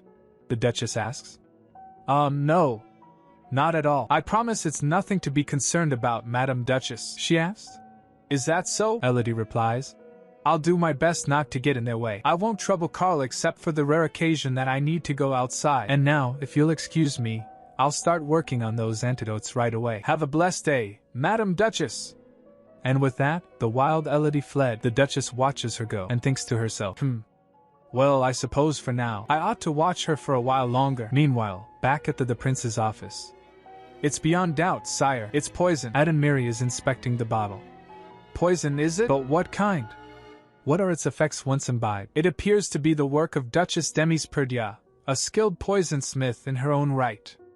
I'm told a mere drop of it is potent enough to destroy the victim's respiratory organs, and with a full bottle's worth, it would cause certain death within seconds." Adamiri is shocked. "I see. You may leave me." He squeezes the bottle. "I had good reason to suspect something unusual when I took this bottle from Lady Elodie's room, but little did I expect that it would be a lethal poison. Why would the Duke's daughter have this in her possession, let alone keep it opened on her table?" The handiwork was far too amateurish to speculate that it was the Duchess's attempt to assassinate Lady Elodie. "I doubt she's the type to leave evidence, for one. Then what other explanation is there?" He then recalled about Elodie's health, thinking. Could it be? Meanwhile in a carriage, Carl said to Elodie. "You ought to be more grateful, you know. This is precious time I could be devoting to training instead." Elodie, never one to back down, smiles sweetly and suggests. "Oh, then perhaps I'll ask Brother Yancy to escort me from now on." He flinched as she said. "Although, Father will be saddened to hear of your dereliction of duty." Instantly regretting, he said. Absolutely not. I won't have you pester him with this nonsense." Elodie shrugs, as if she's not putting up with his attitude for fun. He then asked, "In any case, where are you dragging me off to today?" She huffs. "I don't see how that's any of your concern," he asked. "Shouldn't a guard have some idea where his principal's headed?" He adds under his breath, "Especially when said principal has a habit of bolting, I mean." Elodie fires back. "Now I believe that's none of my concern." Carl is annoyed. "Hey! Must you insist on acting like a brat?" But Elodie simply replies, "No need to fret. I promise I won't bolt." Meanwhile she thinks, "At least, not until we arrive," she reveals. "And if you must know, we'll be making a visit to the southern tower of mages." Suddenly, she's cut off by a terrible commotion outside. What's that awful commotion outside? The carriage is violently attacked and Elodie is thrown around. "Oh well," she groans. "Hey," Carl said, seeing outside. He draws his sword, saying, "Not a word. Stay put until I say it's safe." But Elodie is having none of it. "What? Wait, hold on a minute, Carl," she screams as he slams the door shut. She gets feared and shouts. She trembles as she thinks. "Are those bandits?" I can scarcely move. I'm so scared. Be safe, Carlet. Today's outing was supposed to be a trip to the Southern Tower of Mages. Elodie had planned to bamboozle Carl under the pretense of browsing for Magitech trinkets, and secretly place another investment to hedge her bets following her initial investment in the Western Tower. She thinks covering her ears. How did it come to this? It's silent out there. Is it over? Elodie wonders. I hope Carl hasn't been hurt. Grabbing the door handle, she thinks. Why hasn't he said anything yet? Suddenly, Elodie's eyes widen in shock. No, this isn't supposed to happen. We see Carl, outside, kneeling. Who could have brought a true Perdia like Carlet to his knees? Bandits surround him, blades drawn. Carl!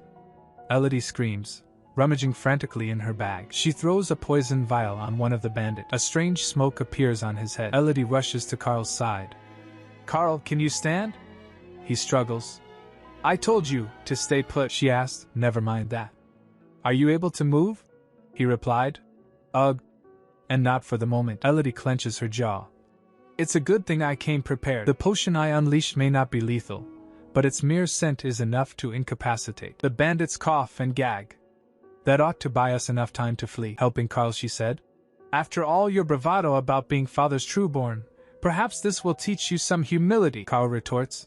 Do not mock me. If it hadn't been for their anti-blessing Magitech, then what? You would have traded your life for your ego? Elodie argues. She hops on the horse. Come on. Hurry, she urges, already halfway onto a horse. Carl hesitates. I'm wounded, Elodie. You'd be better off fleeing alone. Don't presume to know what's best for me, she snaps. I won't make it very far without you, and you know that. So if you're quite done with the self-pity, jump on. Carl sighs, a bead of sweat trickling down his face. Very well. But do you even know how to ride a steed? Elodie throws her hands up in exasperation.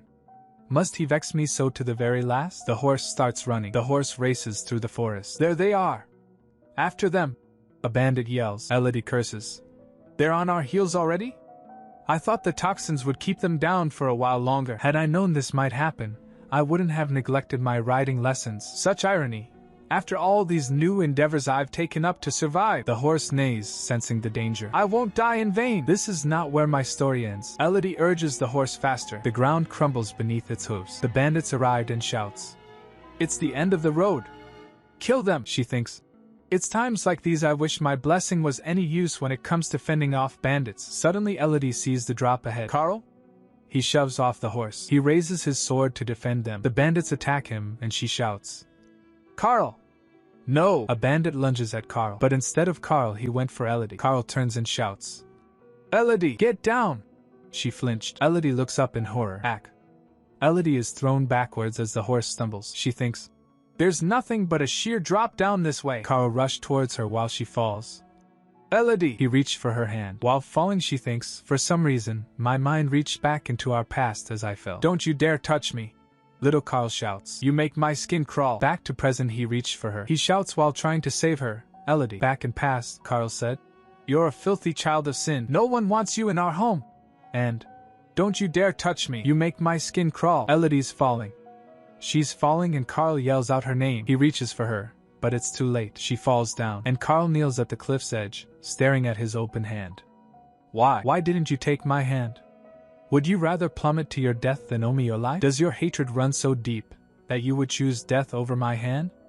He clenches his fist, furious. As she falls, Elodie thinks, is this how I meet my demise? I did everything I could to forge my own path, but it was all for naught in the end. Was it always in vain to rage against fate? I'm not ready to face the beyond. Suddenly, someone catches her. Lying in his arms, she stares up at him, recognizing his face. I know him, the man who spoke of my past life. He looks down at her. Shh, rest your eyes now. Elodie struggles against unconsciousness. And no. There's so much I need to ask. I need to know. Meanwhile, back at the manor, Carl is on his knees. Forgive me, father. The blame is entirely my own. Duke Sylvester stands over him, his face grim. Where is she? He demands. Carl replies. She fell from the cliff on the way to the Southern Tower of Mages at the outskirts of the capital. The Duke coldly orders. Find her. Turning to his assembled men, Duke Sylvester's eyes narrow. Spare no effort. Resort to any means necessary. You are to report back at once with any leads, no matter how small. Carlet, you will remain behind and seek treatment for your wounds. Carlet protests. Father, I can direct the search myself. But the Duchess cuts him off. You've been poisoned, Carl. You must rest. His mother puts a hand on his shoulder, and his brother looks on sternly. Mother! Brother! His brother rebukes him. You call yourself a guard, Carl. Do you even have the faintest notion what your indiscretion has cost us? His mother calms him.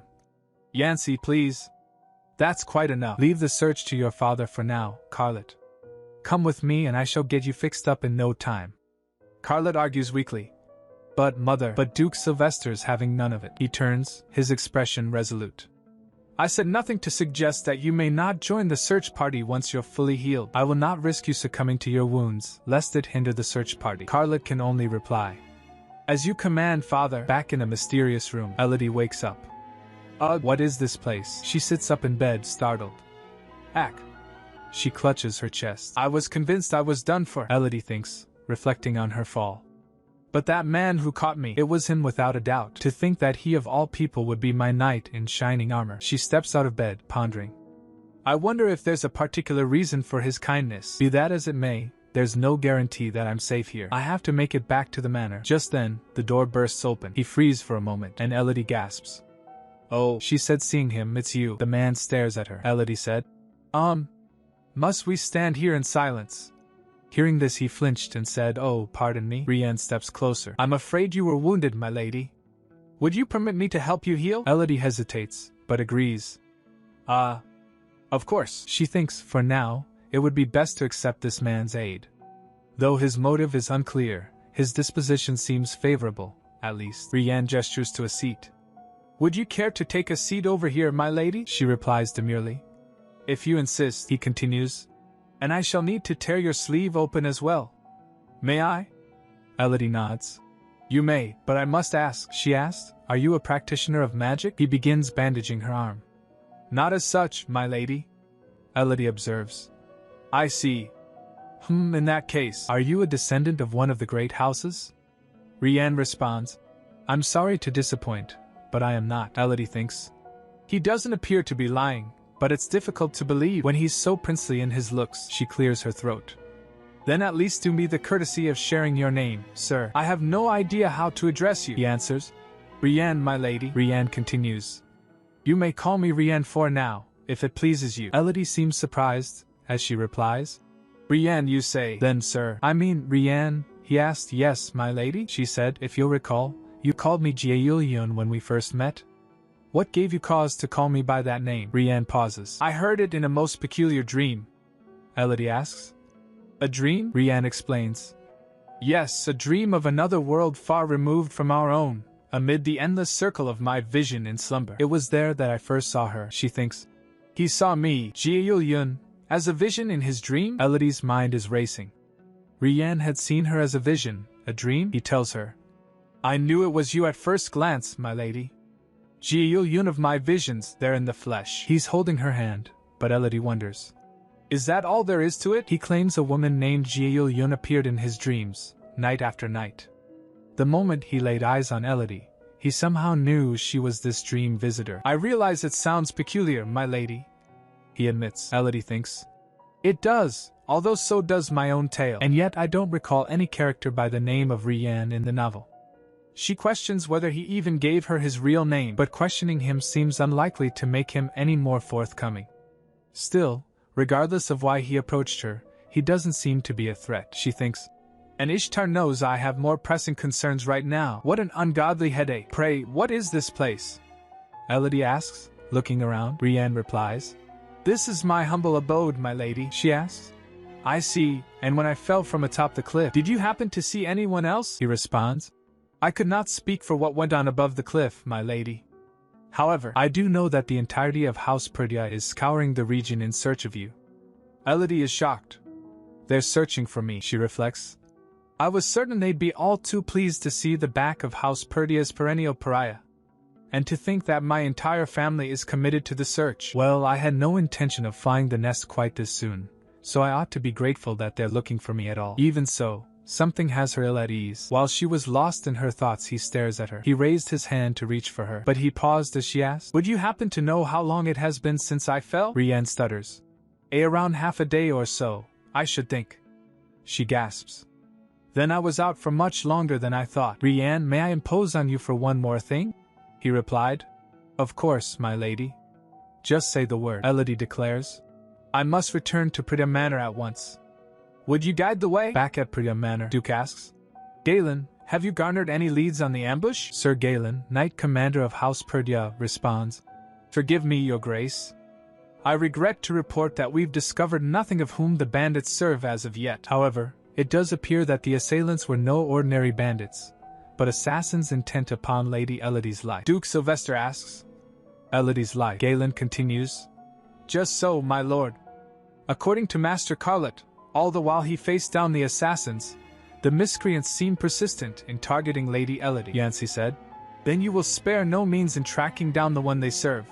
But the Duke interjects. I think not, the Duke retorts. It is paramount that we save Elodie from their grasp first. Come, we shall ride out to the scene once more. But then, they receive news. Lady Elodie has returned, safe and sound, Elodie thinks. I'm glad I managed to make it back to Perdia Manor with Rianne's help, but I certainly could have done without the welcoming crowd in my bedchamber. Duke Sylvester orders. Elodie, you are to remain at home for a week while you rest. That is an order. Elodie thinks. Grounded again? Fine. She responds sweetly. Yes, father, the Duchess asks.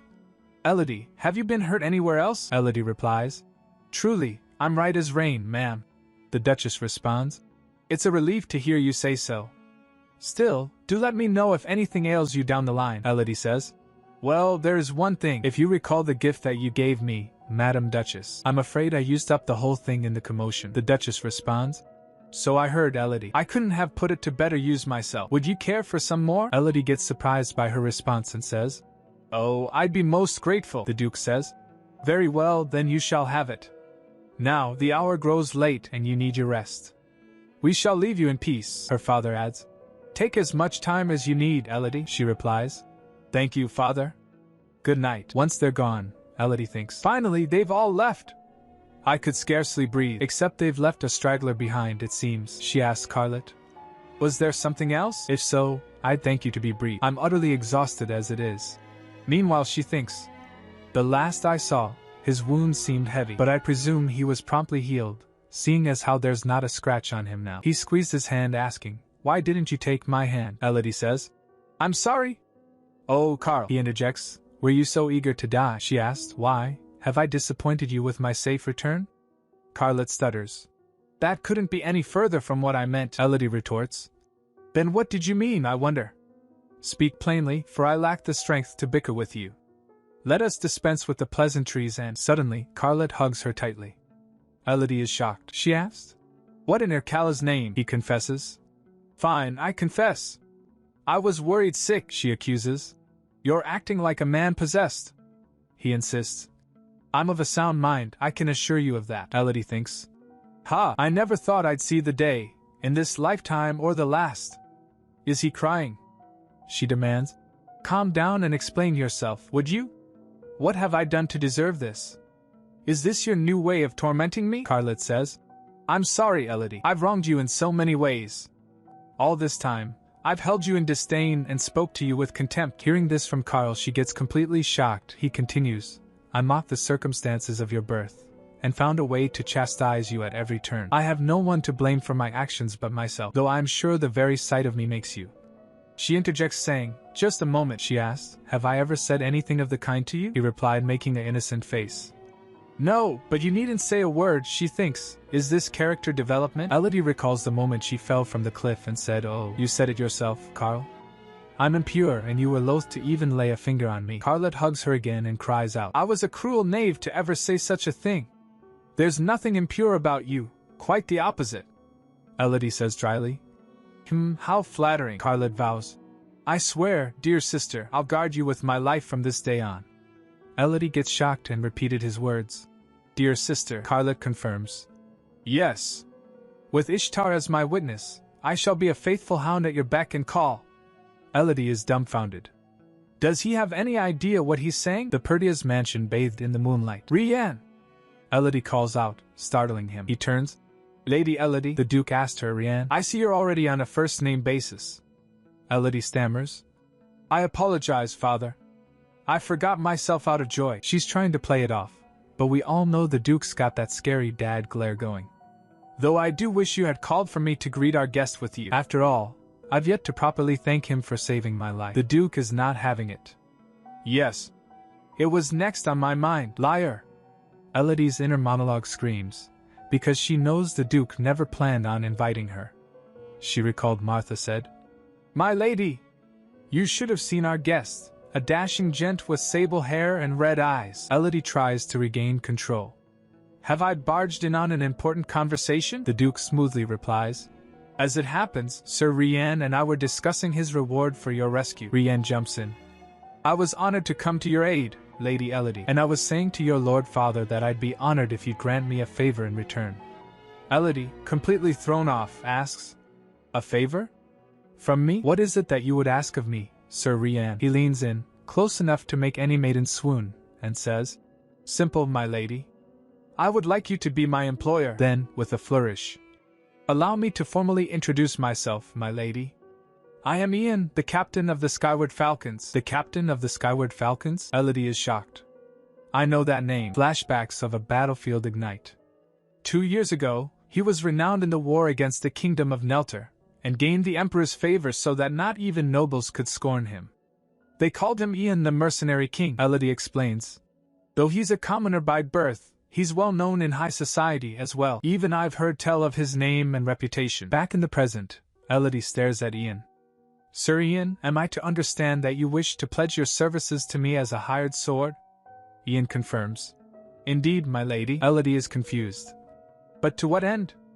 I doubt you're in need of coins. I don't quite see what you might stand to gain, if I may speak candidly. The second Prince of Valencia seeks to bind me to his service as we speak," she thinks. "So, Prince Beltran has made his move. Is this his way of expressing his candidacy for the throne?" Elodie's mind is racing.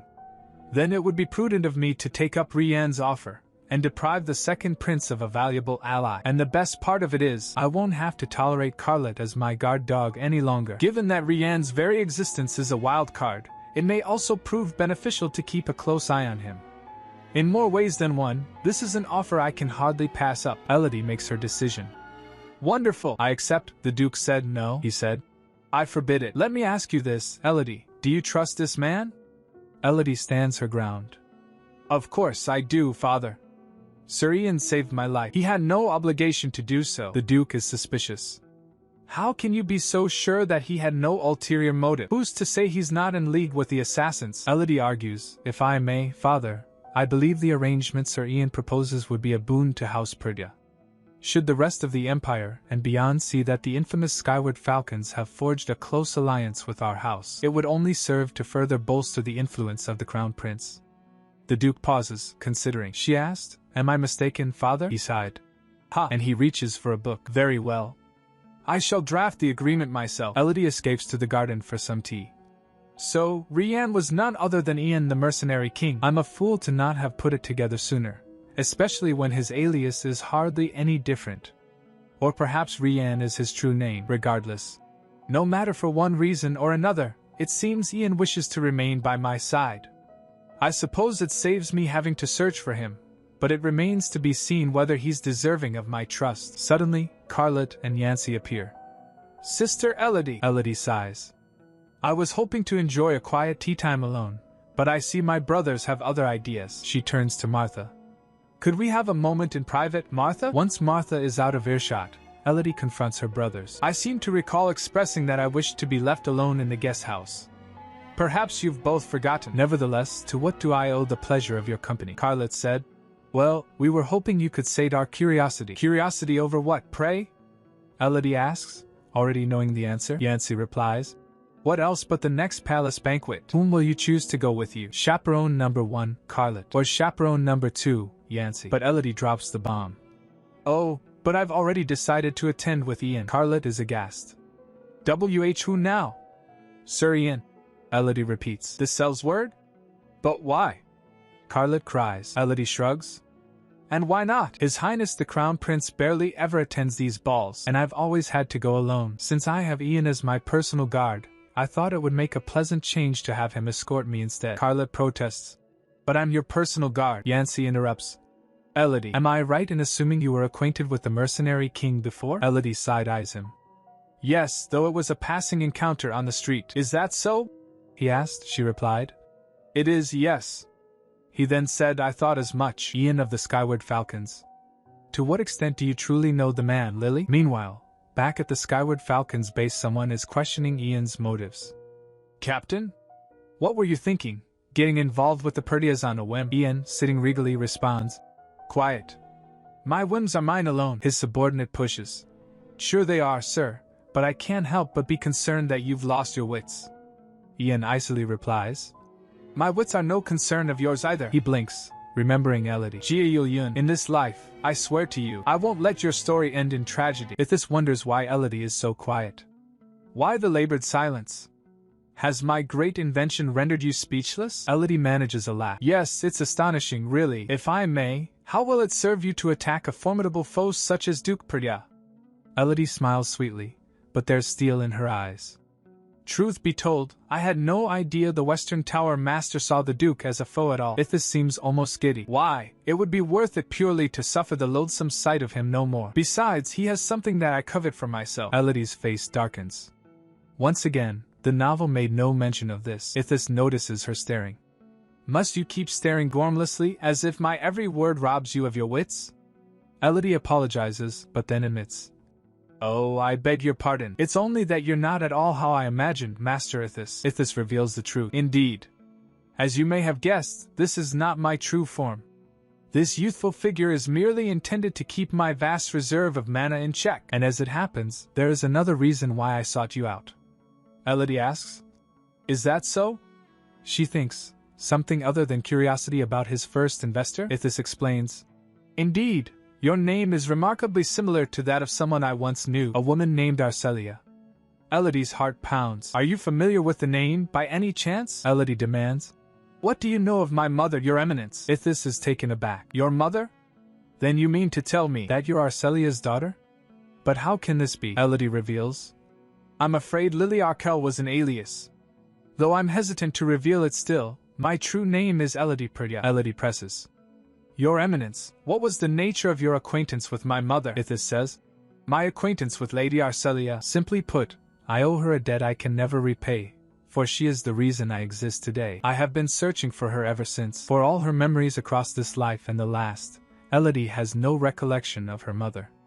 Not only had she long passed by the time Elodie regained her previous life's memories, even with the full extent of Ga-eul Yun's knowledge, there was precious little she could glean from the novel about the birth mother of Elodie Perdia. This was perhaps not without good reason, for Elodie was but a villain of the tale, to be trounced by the virtuous Estelle. Woe to the antagonist, and a side character at that.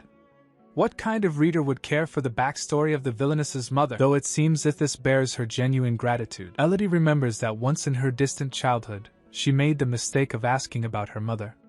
The manor staff made it abundantly clear that she would not entertain any naive illusions. They told her she had been callously abandoned by her mother, who used her to extort money from House Perdia and promptly disappeared hence. Knowing what she knows now, she questions why she chose to leave her at the mercy of House Perdia, instead of taking her to the safety of House Severes, to which her father belonged. It certainly puzzles me to this day. But one thing I do know is that she hardly sounded like the type to lend her aid selflessly. I wonder how the Arcelia that Ithis knew differs to the one I've only heard the tales of. Ithis observes.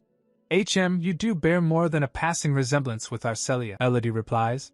I shall have to take your word for it, Your Eminence. Ithis questions. You make it sound as though you never knew her at all, he states. In that case, you will return here when I send word. It won't be of any use to us today without the necessary preparations, but there is a contraption of mine that restores memories. With it, I shall grant you a vision of your mother's face. Until they left, the Tower Master continued to call Elodie Lily Arkell. It was clear he had no love for the Perdia name whatsoever. What could it be that drove such a wedge between him and my father? Ian asks. Are you all right, my lady? Something troubles you. I can tell, Elodie responds. Oh, just a little bout of melancholy, I'm afraid. I believe the past could no longer hurt me as it once did, but whether it's the lingering resentment from being abandoned, or a childlike longing I could not shake off. The mere mention of my mother has an odd way of bringing tears to my eyes. No matter, now that Ithis has promised to show her to me with his memory restoration device, Elodie thinks. All will be made clear soon. Lily. Suddenly Yancey appears. I came to escort you home. Elodie is taken aback. Yancey? What in Erkala's name is he doing here? In all the years she's known him, she's found that the broader his smile, the fouler his temper. But what could have offended him this time? Yancey states. Lady Elodie shall be coming with me, Sir Ian. You may be relieved of your duty, Elodie thinks. Of course the Duke was bound to find out that I was summoned by a tower master. I had hoped to quietly brush the matter aside, but it seems I was naive to think it would be so easy. Well, here's to yet more scolding in father's office, she says. Then I shall see you in the morrow, Sir Ian.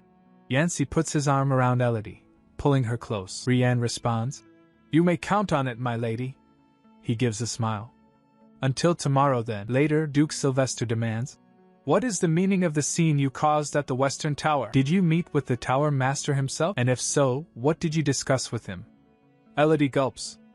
Oh, it was hardly anything of import, father. I had a premonition this would happen, Sylvester orders. Speak, and be truthful, Elodie asks. May I speak candidly then, father? Sylvester replies. You may. I will not bite you, if that's what you fear, Elodie begins. Well, where do I start? She recalls it as saying, such a shame you're the daughter of that ghastly Perdia brute, Elodie thinks. He certainly had nothing flattering to say for much else other than my mother and my investment. Ithis continues ranting. Damn Sylvester Perdia, that infernal rake. He's a disgrace to his marital vows who hounds every woman he comes across. Only a heartless, worthless beast would cast aside his lovers once he bores of them, as if they were his playthings, Elodie said. Why, he's a profligate philanderer. And that's about the gist of it. Sylvester comments. I see how boldly he speaks in my absence, Elodie thinks. You said you wouldn't bite, father. She then said, to be clear, these were Master Ithis's words, not mine. She thinks, sorry to throw you under the proverbial bus, Master Ithis. I hope the tower walls keep you safe at least. Good luck, Sylvester asks. And what other drivel did the yellow-bellied knave spew? Elodie explains. He told me he's in the midst of inventing a magitech device that will bring about your downfall. Sylvester dismisses it. Let him try. Is that all? Elodie adds.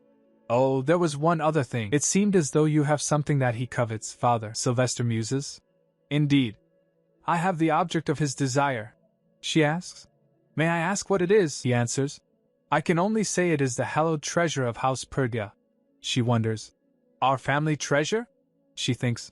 Then it must be some long-standing heirloom from House Perdia's origins as one of the 7 great houses. Sounds expensive, he tells Elodie.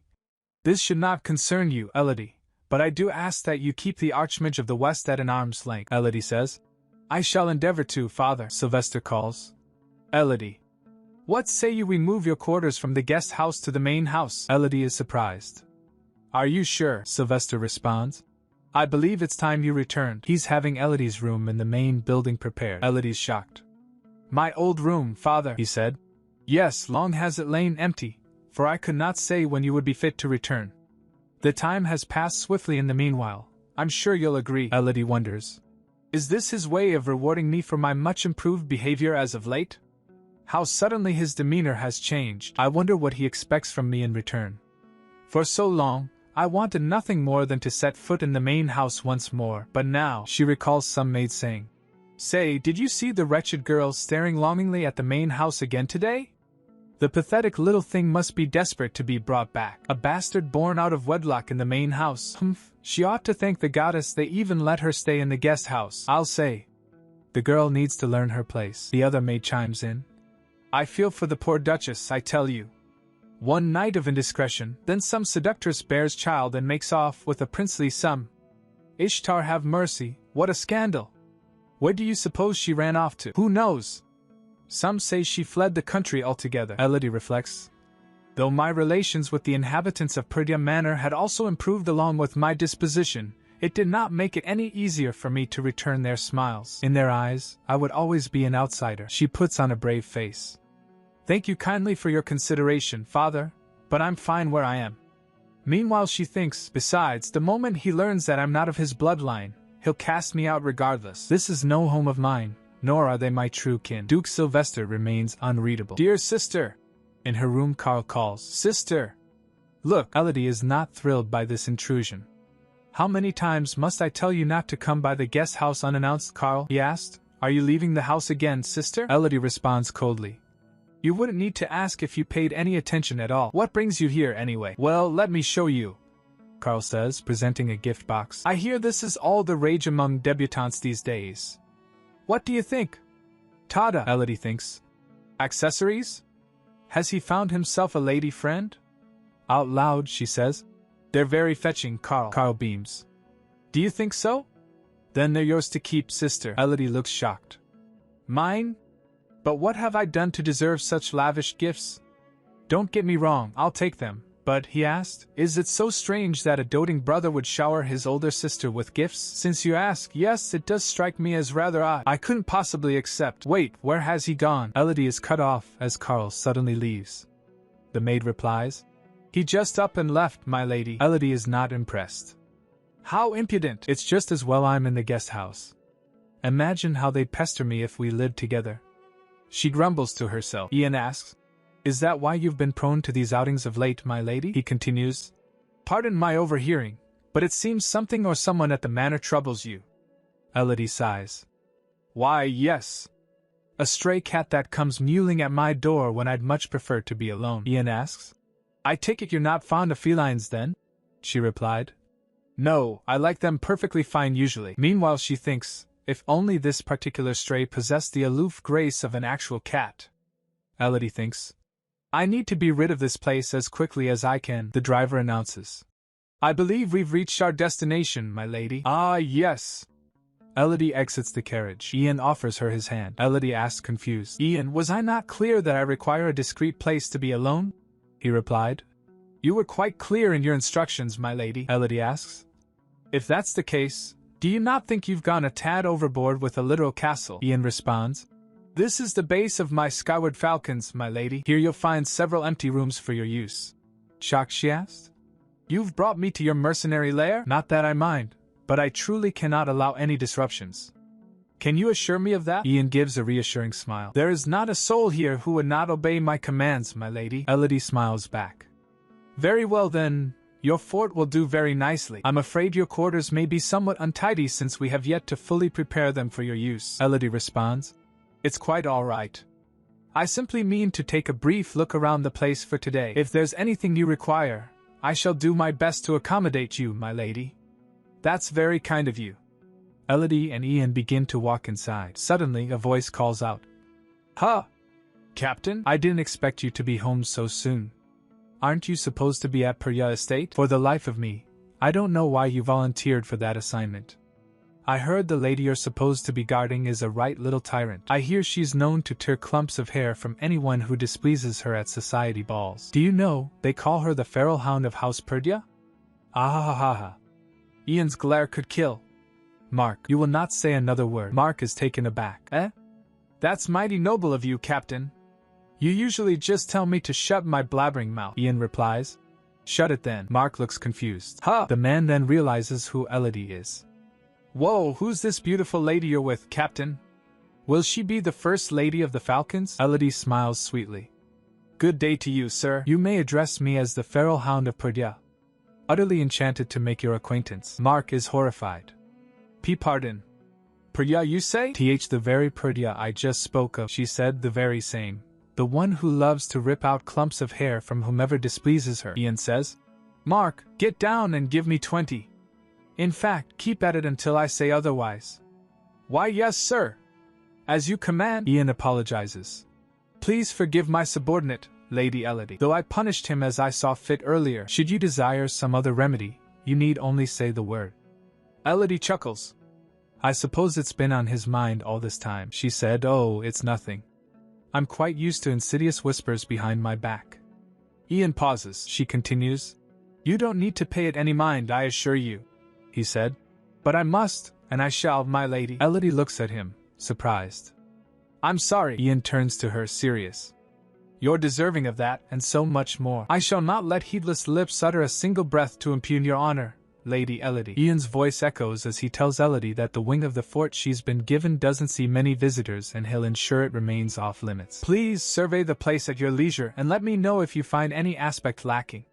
With that, he turns to leave her in peace. Elodie collapses onto the bed, letting out a breath. It's a modest room, to be sure, but the perfect place to recover in bed after ingesting poison. But she wonders if she can keep relying on Ian's favor. Flashbacks of their interactions flood her mind as she recalls that Ian has never shown her anything remotely approaching ill will. He's been selfless in his daring endeavor to rescue her from harm's way, and gladly volunteered to guard her at her side. Goodwill without a price. What have I done to deserve it? Could it be that his vision of my former life was enough to sway his heart? Elodie sits up abruptly, thinking, I suppose it's something I ought to find out for myself. I need to know whatever Ian might be hiding behind his kindness, and what price he'll exact from me. A few days later, Yancy sits busy in his work while Carl do push-ups. 96, 97, 98, 99, 100, Yancy asks. What are you doing, Carl? Carl responds. Exercising away my boredom, Yancy retorts. Yes, I can see that, but must you use my office as the training grounds? I suggest you take to the sparring arena with our knights instead. Carl turns somber, saying, Brother, have you noticed that Elodie has barely been around the manor lately? His brother pauses, then replies, Well, now that she's no longer grounded, I don't see why she shouldn't roam freely. Carl insists. It's no trifling matter. For one, what's a knight with no one to guard? His expression softens. Just aside, our dear sister seems to be ailing as of late. Yancy thinks to himself. He's not wrong. According to the Watcher, I recently had keep an eye on Elodie. She left early this morning for a brief stroll around the boutiques of Tynette Avenue, then headed over to the fort of the Skyward Falcons, just as she does every day without fail. Then, when she returned deep into the night, the staff informed me that Elodie was looking paler than usual. What in the goddess's name is she doing there? He concludes. Elodie seems to be engaged in certain dealings with Mother these days.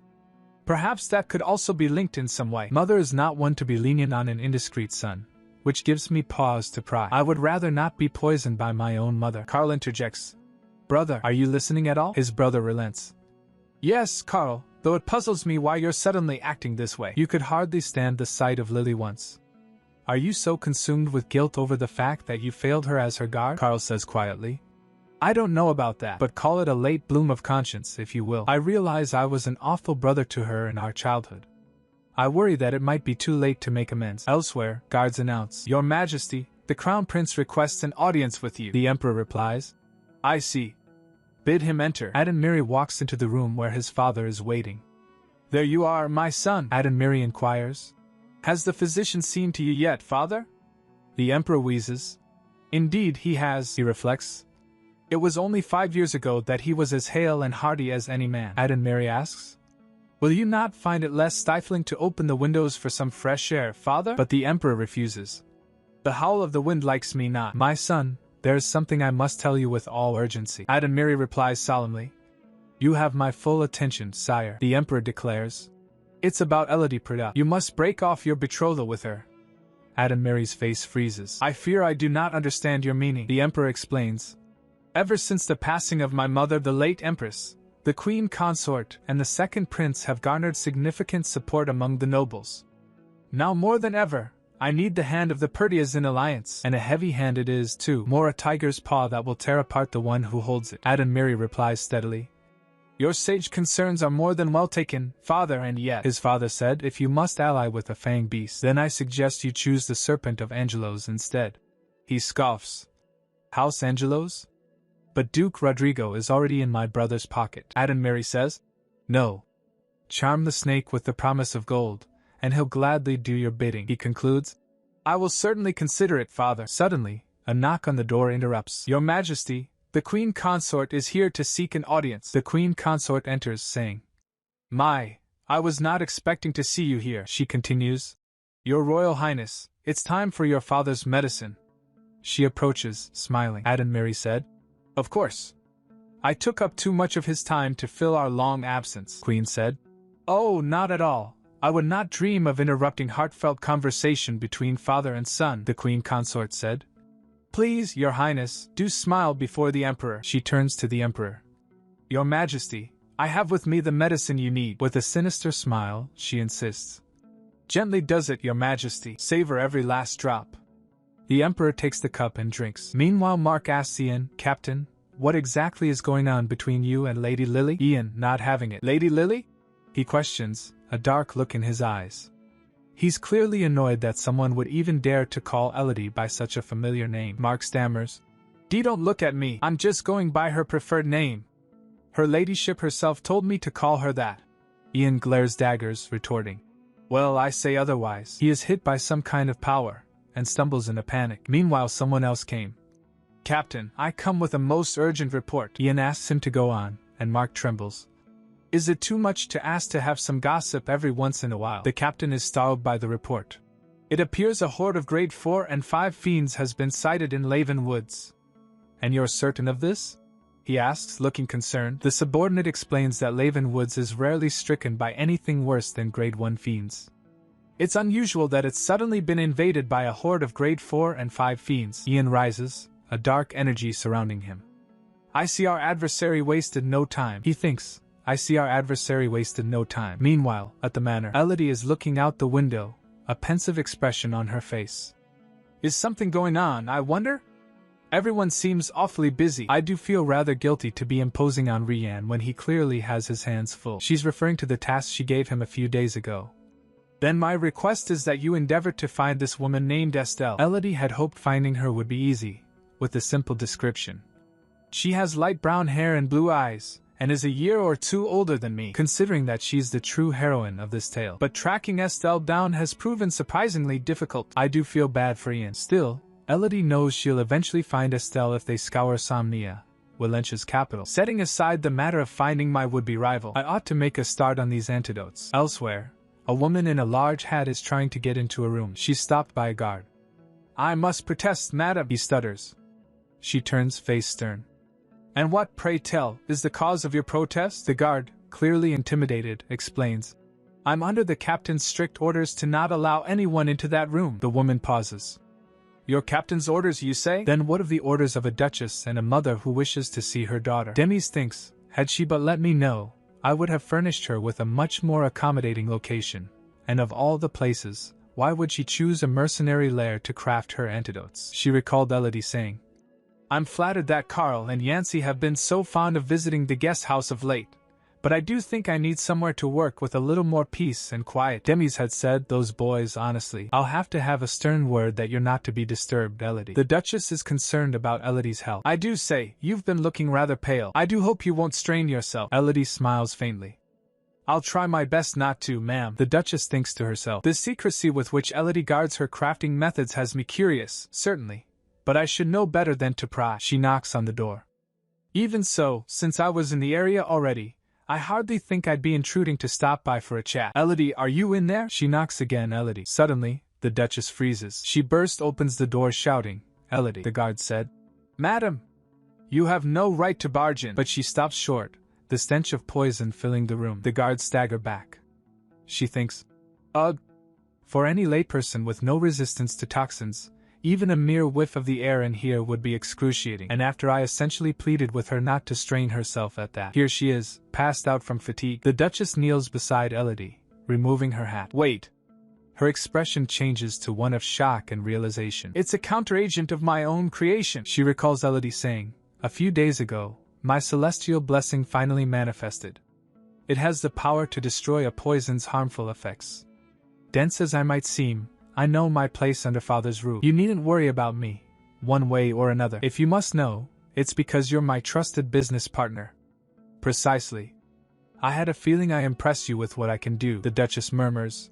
Elodie. She finds Elodie in bed, pale and unconscious. There you are, Elodie. Elodie gasps, startled. And Madam Duchess. What are you doing here?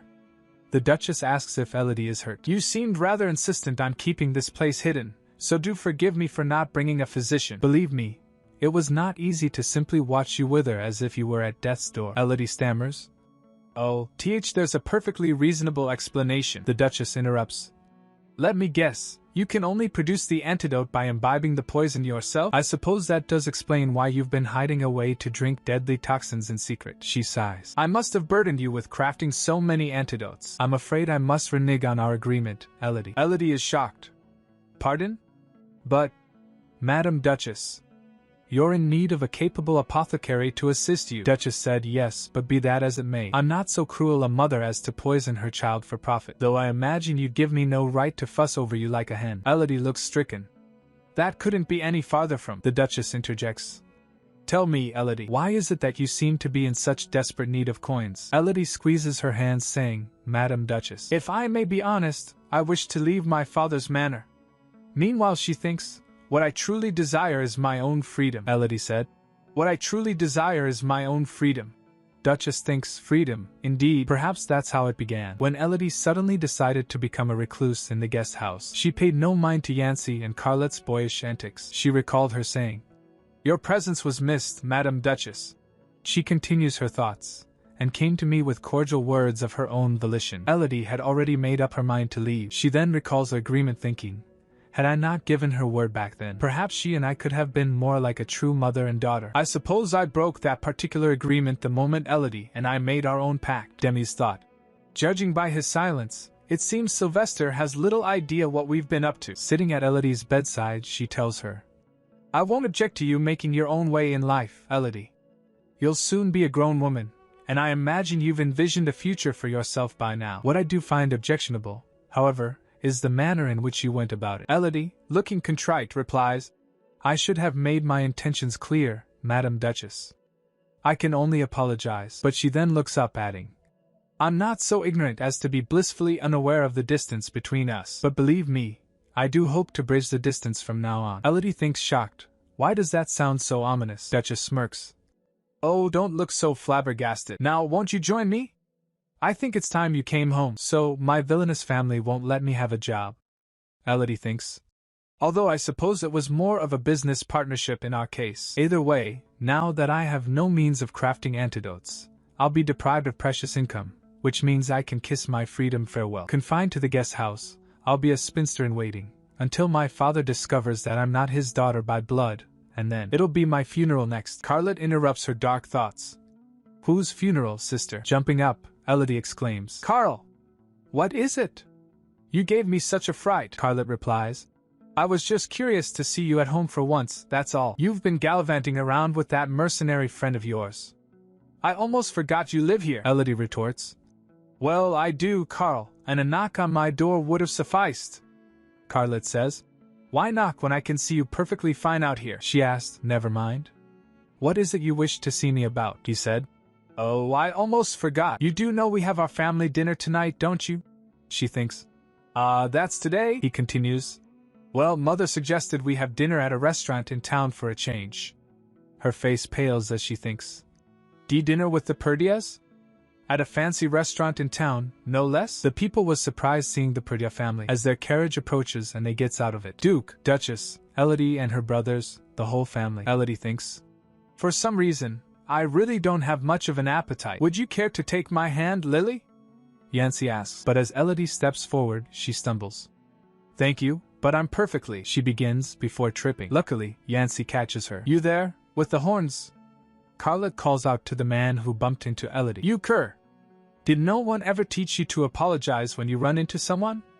Why, I ought to gouge out your eyes for not looking where you walk. The man stammers. Pardon me, sir, Carlet retorts. It's not my pardon you should beg, but the victim of your carelessness. Father! May I have your permission to bury this fool? Elodie thinks. Shouldn't somebody tell Carlet to stop? What in Ercala's wrath has gotten into him? Duke Sylvester simply replies. An excellent idea. Estelle's eyes widen as she asks. Excuse me? Yancy tries to mediate. Carlet, that's quite enough, Elodie thinks. Finally, a voice of reason. You tell him, Yancy. But Yancy continues. Your blessing would make rubble and ruins of the entire city. I, however, can dispose of the miscreant without a trace. Elodie retracts her previous statement, thinking, Can I go home now? Duchess cuts in. Elodie, how do you propose we proceed?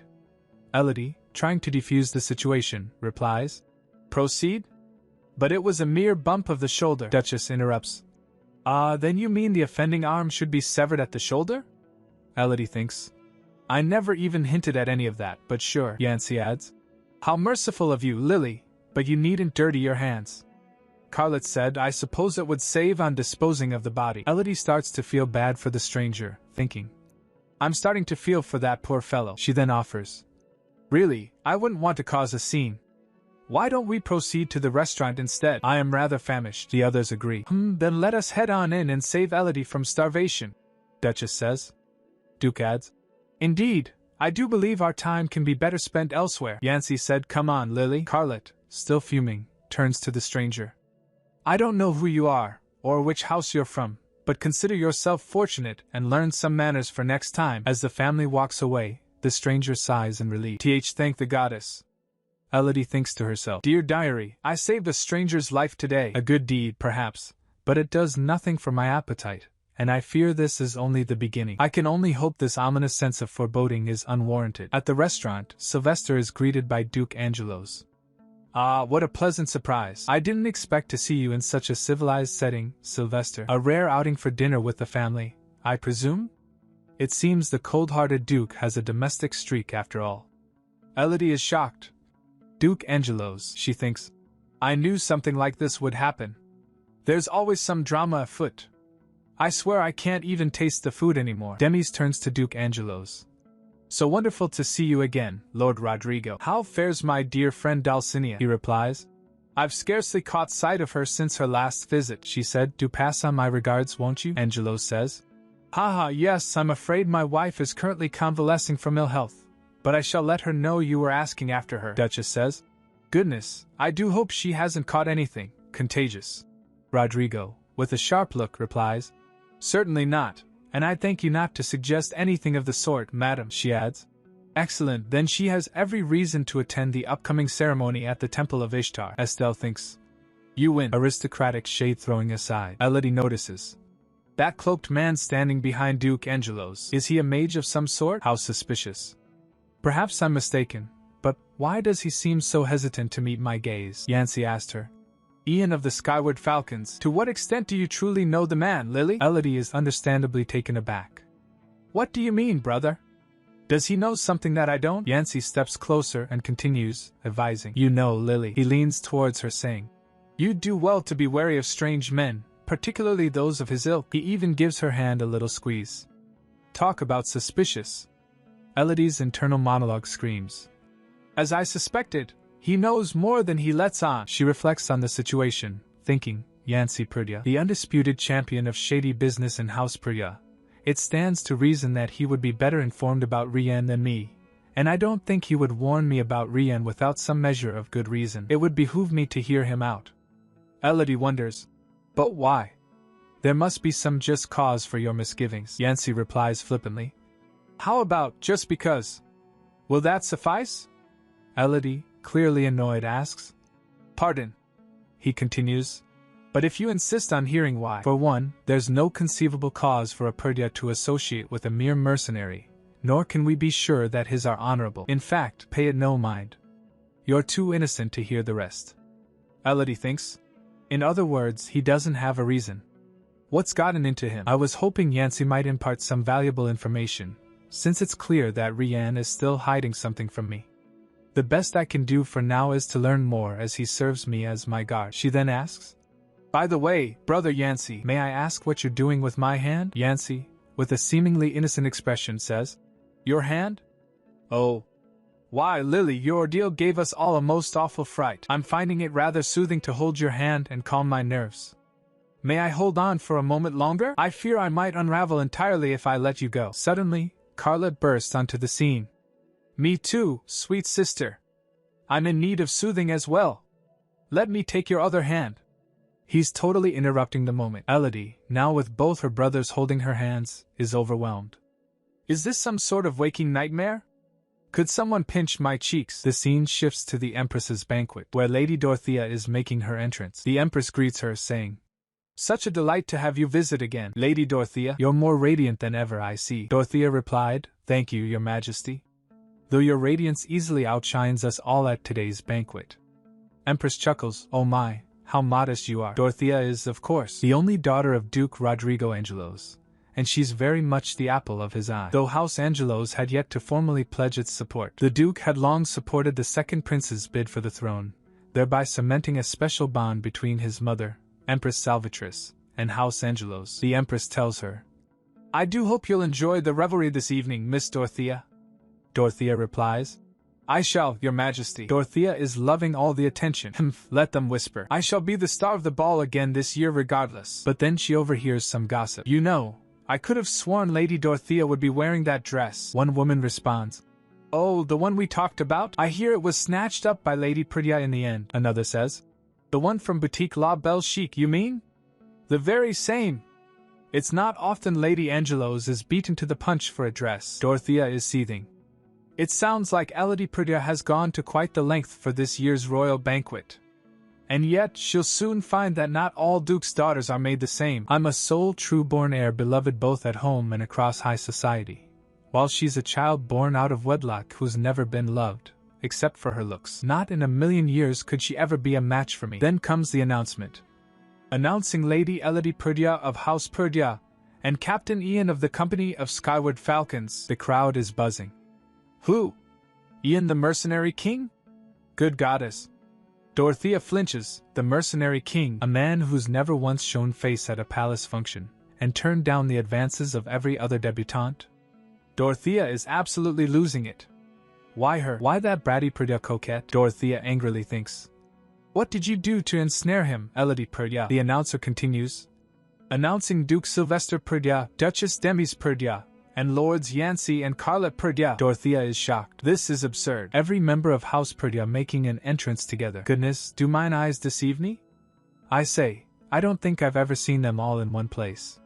Certainly not looking so amicable. Dorothea's internal monologue spirals. The star of the ball, beloved by high society, and admired by all. Meanwhile, the crowd is completely charmed by Elodie. By Ishtar's grace, has Lady Perdia always been so stunning? She's better behaved than usual, certainly.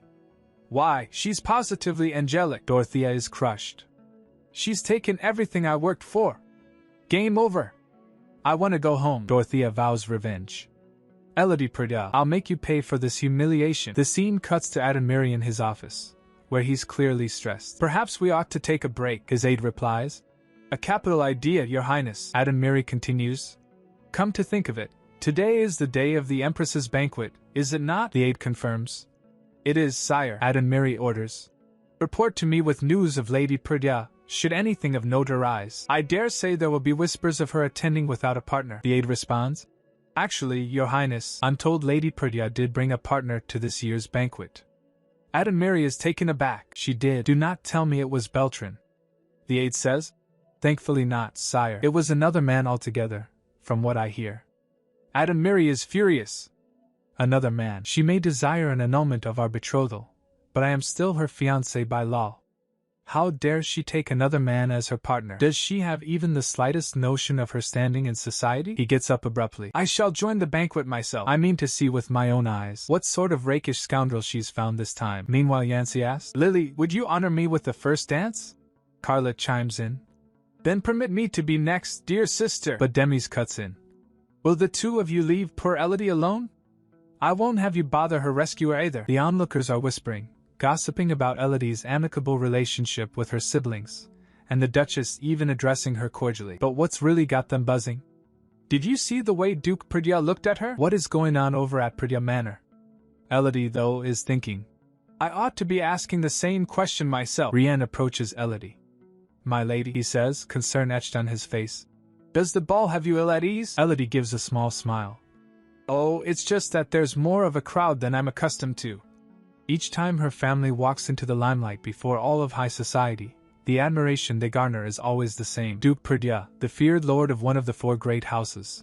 The Duchess, the premier poisonsmith of the entire continent. Their two sons, powerful inheritors of House Perdia's blessings. Ties to the Perdia name were a boon desired by all, a prize they sought with their adulation. The very picture of a perfect household. And I was the indelible smudge in the painting, Elodie reflects. An eyesore. A flaw. A disgrace. The ugly duckling. These epithets were partly earned by the caprice of her own conduct, and she no longer felt their sting as she once did. Yet, under the ballroom's grand chandelier, she could feel the watchful eyes surrounding her, piercing deeper than usual. I should have expected this, he said, ever perceptive, notices Elodie's discomfort. Lady Elodie, something troubles you, I can tell. She hesitates. Well, she responds. Why, I was just thinking you know all about causing trouble, especially among impressionable debutantes. He freezed, asking, Pardon me, she said. Please take it as a compliment, he said. I'm not entirely convinced this isn't a jest of some sort, my lady, Elodie assures him. It's no jest, I assure you. Take a look around, would you? He scans the room. Point well taken, my lady, he proposes. Then I propose we find somewhere to escape their gaze for a while. But Adonmiri's got his eye on them, appearing at the top of a grand staircase. Are you not expected to exchange greetings with friends and acquaintances first, my lady? He thinks to himself. So, he's the other man she spoke of, and then, what an unlikely pair they make, she said. Not to worry, I'm not here to make friends. Very well then, he says. Elodie continues. And that didn't sound like a jest to you? Later, standing on a balcony overlooking the night, Elodie exclaims. Oh, you should have seen the second prince's face, Ian. Prince Beltran, I mean. Did you see? Ian responds. I did. Our gaze met across the ballroom for a moment. Then he asks, Was that your intention, Lady Elodie? Elodie sips her drink. How astute of you to notice. Bleg, what an unpleasant bouquet. My business here at the ball is done. We shall idle here for a while, then call it a night.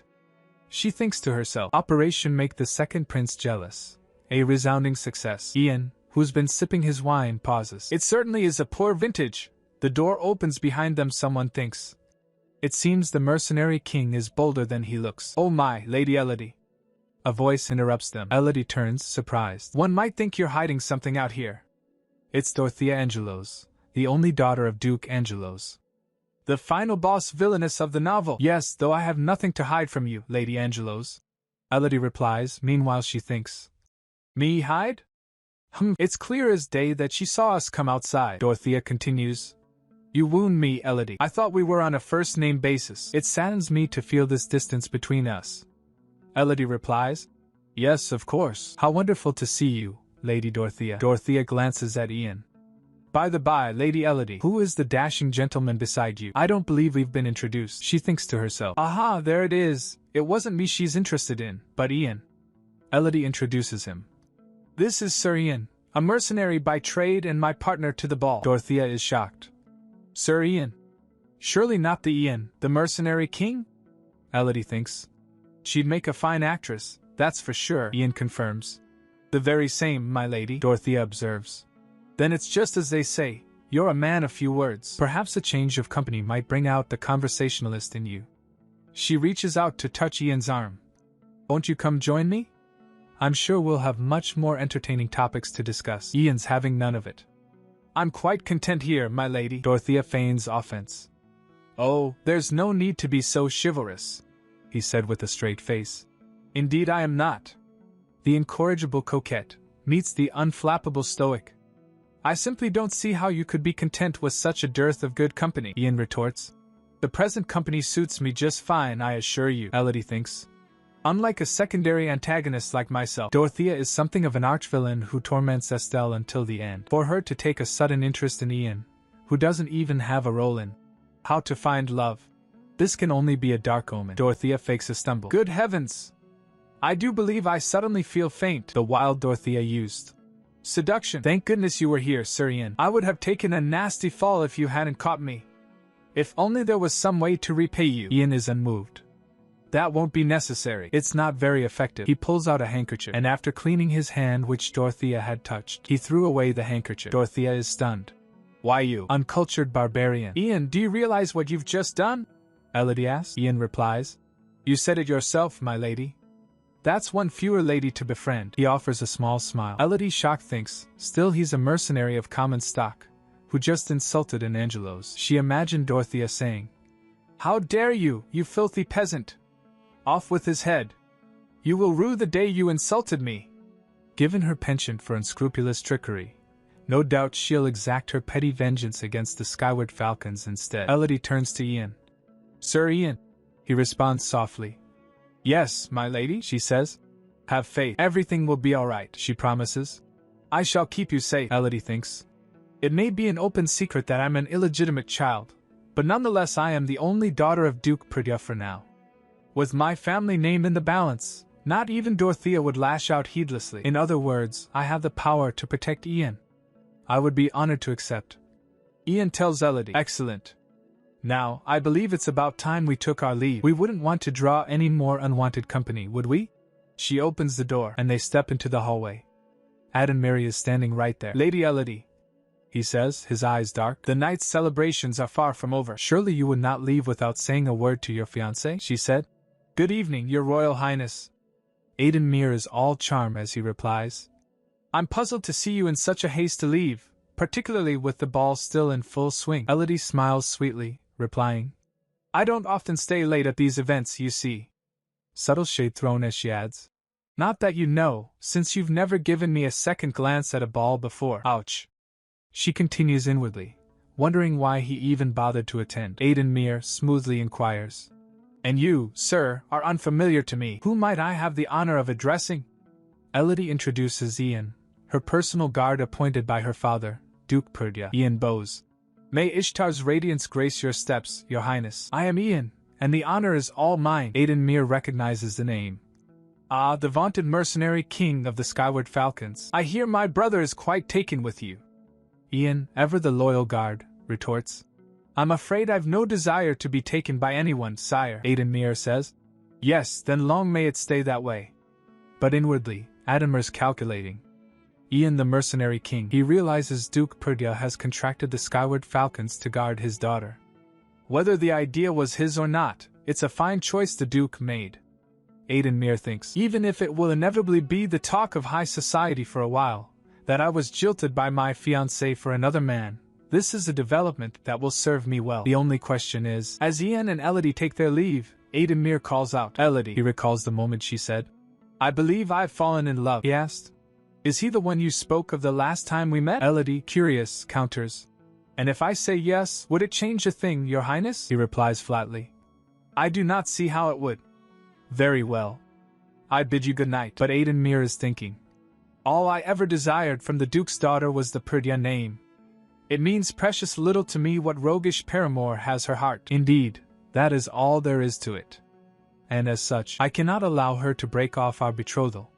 No matter the cost, I forbid the very notion. Meanwhile, someone is having a meltdown. Elodie this, Elodie that. Curse her wretched name, as if her foul temper and litany of heinous behavior weren't enough. She's a child of scandal who's rightly scorned at home. Yet she dares to make a sideshow of me? Me, the shining star of high society, and a finer lady than she'll ever be. That little hussy has some gall. Dorothea is fuming. Oh, the stench of desperation. I'll make her pay dearly for the humiliation. Dorothea! Her mother bursts in. What in Ercala's name went on at the ball? Dulcinea Angelos, the wife of Duke Angelos, rushes to her daughter's side. Dorothea clings to her mom. Mother! Her mother said, I heard it all from the head butler. He said you've been in a foul mood ever since you returned home from the ball. Dorothea said, would you believe it? Elodie Perdia's personal guard had the nerve to insult me. Dulcinea is outraged. What? A mere guard had the impertinence to insult my daughter? Dorothea said, he's no mere guard, it was Ian the mercenary king. Her mother asked, the captain of the Skyward Falcons, you mean? Dorothea sobs. The very same, mother. He looked at me as though I was covered in filth. I can scarcely breathe for the utter degradation he put me through. Oh, how pitiful I am. Dulcinea comforts her daughter. Goddess have mercy. That brute of a Sellsword. Have heart, my love. Mother will see to it that he's punished. Dorothea, seeing an opening, asks. Do you mean it? Dulcinea said. Of course, sweetheart. A guard dog that bites an innocent passerby is as much its master's crime as its own.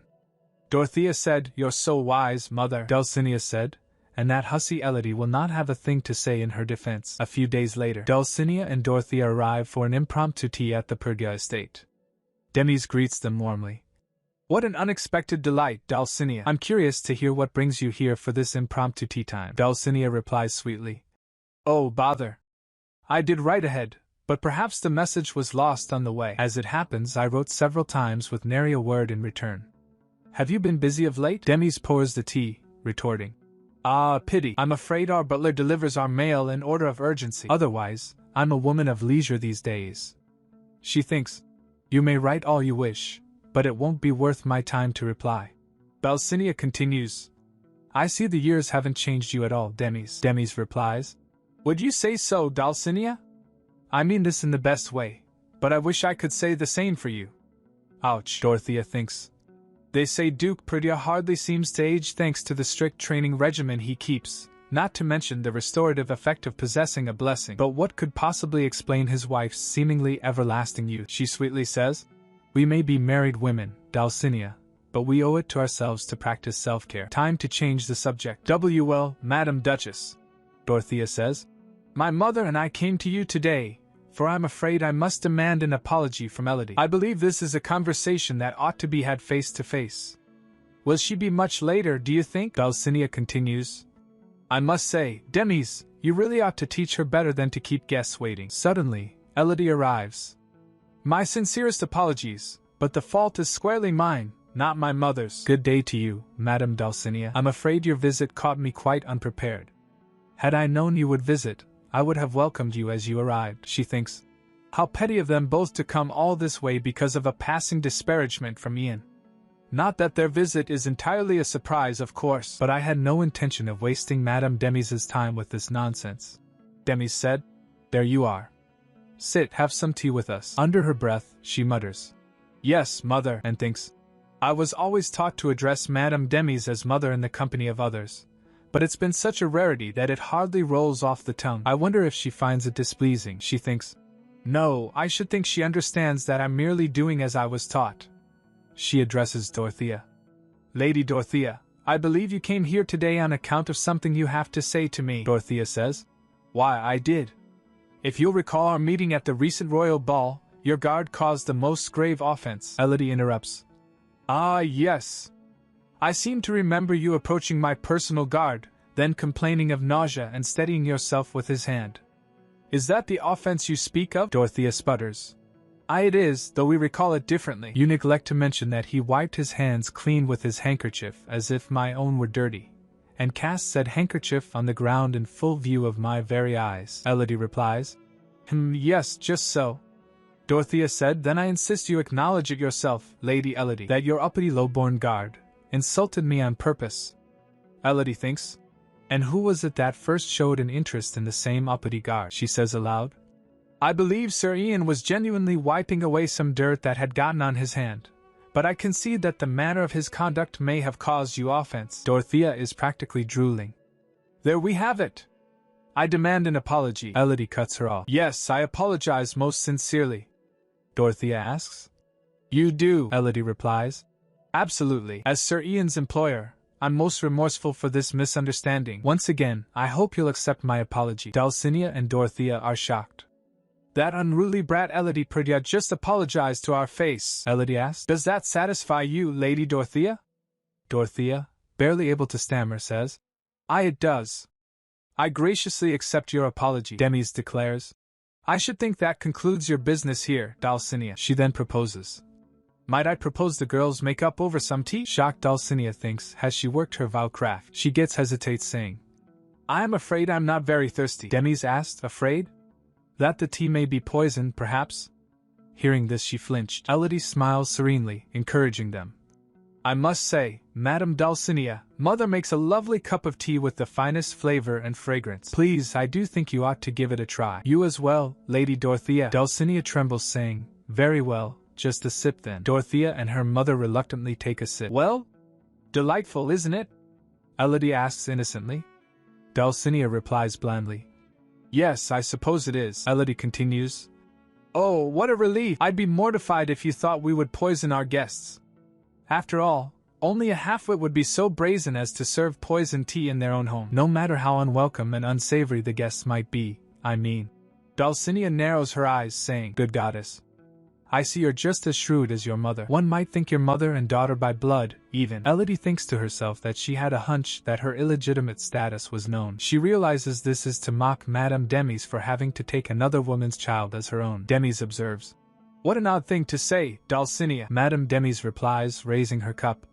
Elodie is every bit my daughter. The Angelo ladies leave, and Elodie cheerfully thinks. Finally, good riddance. Demis said, what a shame they had to leave in such a hurry. No rest for the wicked, I imagine. Elodie smiles back. Ha ha. I suppose so.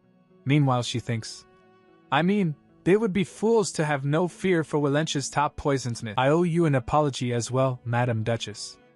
I took up so much of your time with my indiscretion. Demis dismisses it. It's no trouble at all, Elodie. Elodie thinks, I was dreading that she would have me begging for her forgiveness on my knees. Do not think for a moment that we're anything alike, you insolent girl. You will never be my true daughter, Elodie thinks. I certainly wasn't expecting her to take my side. Demis pulls out a vial, saying, For my part, it was an amusing distraction from my boredom. Now you really ought to drink this. I'd hate for you to be an unwitting casualty to my little practical joke. Elodie freezes. A prank, ma'am? Wait, and she realizes. She actually did poison the tea? Demis is like, Oh, don't look so shocked, Elodie. It's nothing lethal, unfortunately. The ladies Angelos will simply be loath to leave their manor for a while. Elodie, clutching the antidote, is at a loss for words. Oh, of course. Spoken like a true master of toxins. I'm at a loss for words, ma'am. Elodie quickly leaves. Well then, I ought to leave you in peace. Thank you for the antidote, ma'am. Demis watches her go, thinking, Oh my, I was looking forward to spending time together. She chuckles to herself. How adorable she is. I'd always assumed she lived in fear of her poison-tinkering stepmother, trembling in fear like a newborn pup each time I extended my hand, until I learned to keep my distance and give her the space she seemingly needed. Then, one day, she apparently had a change of heart and came willingly to me. Your presence was missed, Madam Duchess. Elodie had said. First, she offers me an antidote out of the blue. I believe I can help in that regard. And now it seems she's learned to smile. Mother, Demis thinks. What a pity. I was starting to become rather fond of hearing her call me mother. Meanwhile, the Angelo ladies are back at their manor. Dorothea fumes. This is outrageous, Mother. We went all the way to Perdia Manor for nothing, and now my skin's breaking out in hives from some god-awful pollen. Her mother comforts her. Oh, don't be so disheartened, my love. But you were there yourself, Mother. You saw that vixen Elodie taunt me to my face. Her mother scoffs. Let her mock you all she wants, but she'll always be a mere bastard child. You, on the other hand, are a lineal descendant of House Angelos with a blessing to boot. How could you compare yourself to the likes of her, Dorothea said. It just makes no sense. When Elodie came to the glass house, she and Madame Perdia greeted each other like loving mother and daughter. Her mother said, Oh, I'm sure the girl puts on whatever act she must to remain on her father's good side. To think she's forced to play house with a child born out of wedlock. My, how far the haughty Demis Perdia has fallen. She pats her daughter's hand. You just rest and save your strength, dear. All will be well soon enough, Dorothea replies. Thank you, Mother, Dulcinea asks the servant. Where is the Duke? He replies. Welcome back, ma'am. Lord Rodrigo is currently hosting a guest, Dulcinea muses. Oh, I almost forgot we had a guest of our own. All my husband told me is that it's a guest of crucial importance, but for the life of me, I have no idea what he would want with a mage. Rodrigo greets her. Ah, there you are, Dulcinea. He flinches. Dulcinea? She asked. Yes, my love, he notices. Why your face? There's something different about it. Dulcinea giggles. Goodness, I'm surprised you noticed. I'm wearing a new rouge. What do you think? Rather fetching, isn't it? Rodrigo replies slowly. Well, let's just say you really ought to fetch yourself a mirror. Dulcinea asks. A mirror? What on earth for? Dorothea bursts in, screaming. Mother! Father! She shouts. I'm ruined. Ruined, I say. Do you see the blight upon my face? Dulcinea asks, confused. Your face? What do you mean? Dulcinea finally sees it. News of Dorothea's misfortune spreads. From radiant to recluse, Dorothea Angelos hides from high society. What misfortune has befallen the star of high society? Elodie smiles, reading the news. Only a misfortune of her own doing, she muses.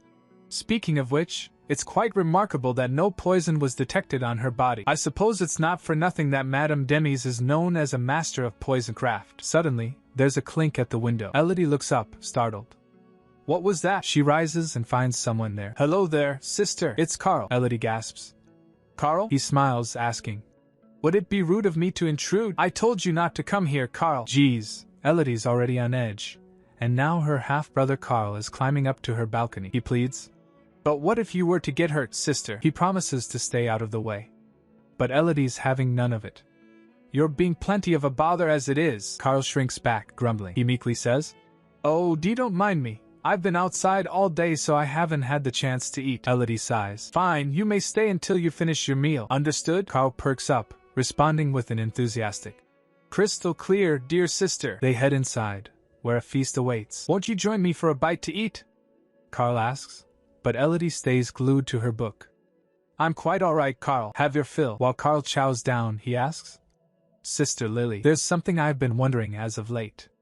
She asked, And what would that be? He asked. Why does the guest house always seem so empty? Elodie answers matter-of-factly. Oh, there's a reason for that. For one, I doubt anyone would be overly eager to spend time with a foul-tempered illegitimate child. She continues. Still, it's not as though the house is entirely devoid of staff. They simply do an impressive job of staying out of my sight. I suppose Martha is the sole exception. She roams the house a little too freely at times. Carl's face falls. I'm sorry, I didn't know. Elodie coldly replies.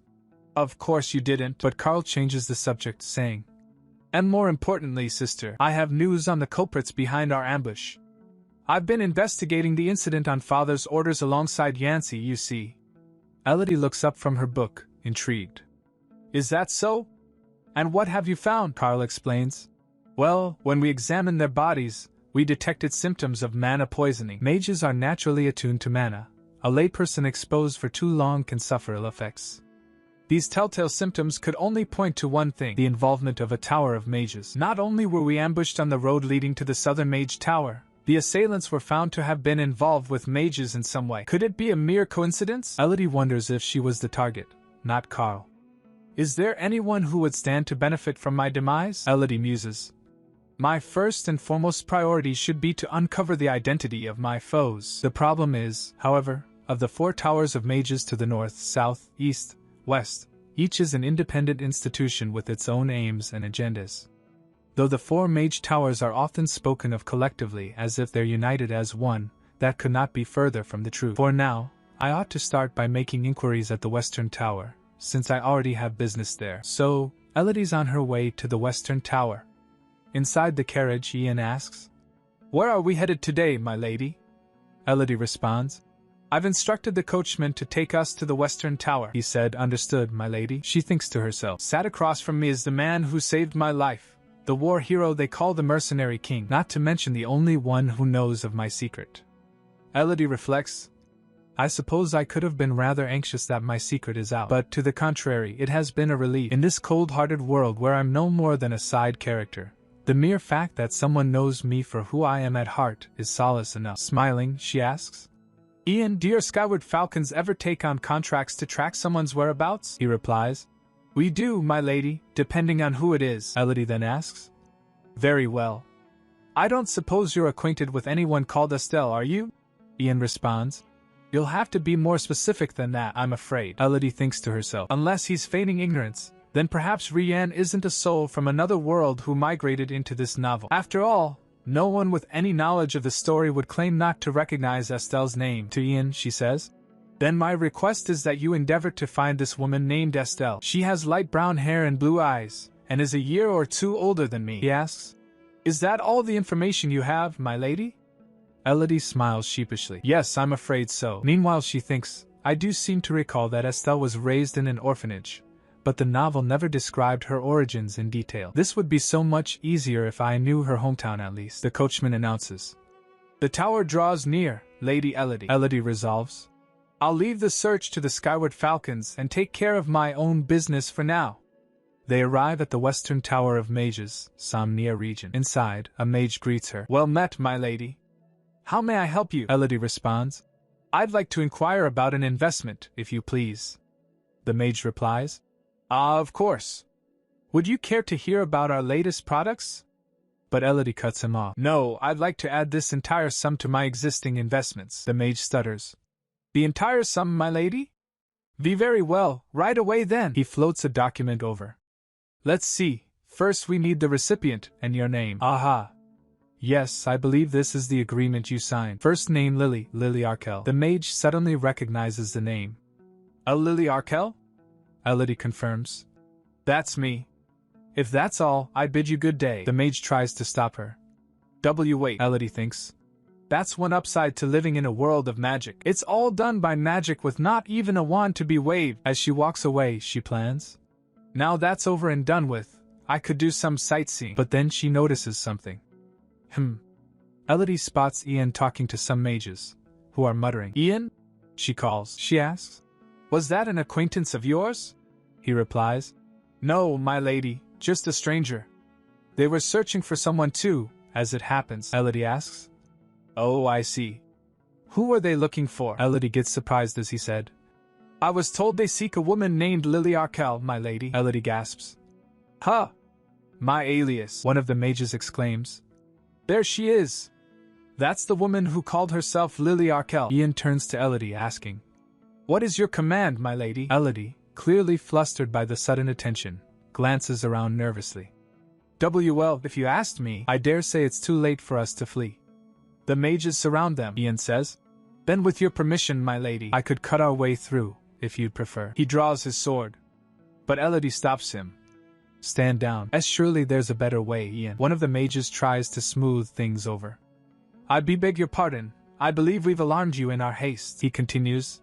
If I may, Lady Arkell, we simply meant to escort you back as our esteemed guests. You see, the master of the tower requests your presence. Elodie looks terrified. The tower master wishes to see me? She questions, as a mage replies. Just so, my lady. If you'll come with us, we shall take you directly to him. Elodie's inner monologue is far from impressed. What would the master of the Western Tower want with me? She's surrounded by mages, but all she can think is, what's with the smug look on their faces? Do they expect me to swoon at the sheer honor of an audience with a tower master? Does he take me for some starstruck little girl? The Perdias are not exactly known for being starstruck. Father, ruthless duke. Mother, poisonsmith. Brothers, competent yet somewhat unhinged. Elodie sighs to herself. It's a pity I can't reveal my true identity just yet. But how else will I teach these snobs a lesson? One of the mages speaks again. Please, my lady, our master is a busy man and does not like to be kept waiting. Elodie snaps. I demand an apology. Do I seem like a lady of such leisure that you can herd me around at your master's beck and call? Is it customary of the Western Tower and its master to address patrons with such disrespect? The mage stammers. That was not our intent. He gets interrupted by Ian's tense glare. The mage in white shrinks back. Please accept our sincerest apology, my lady. Elodie is not impressed, but she relents.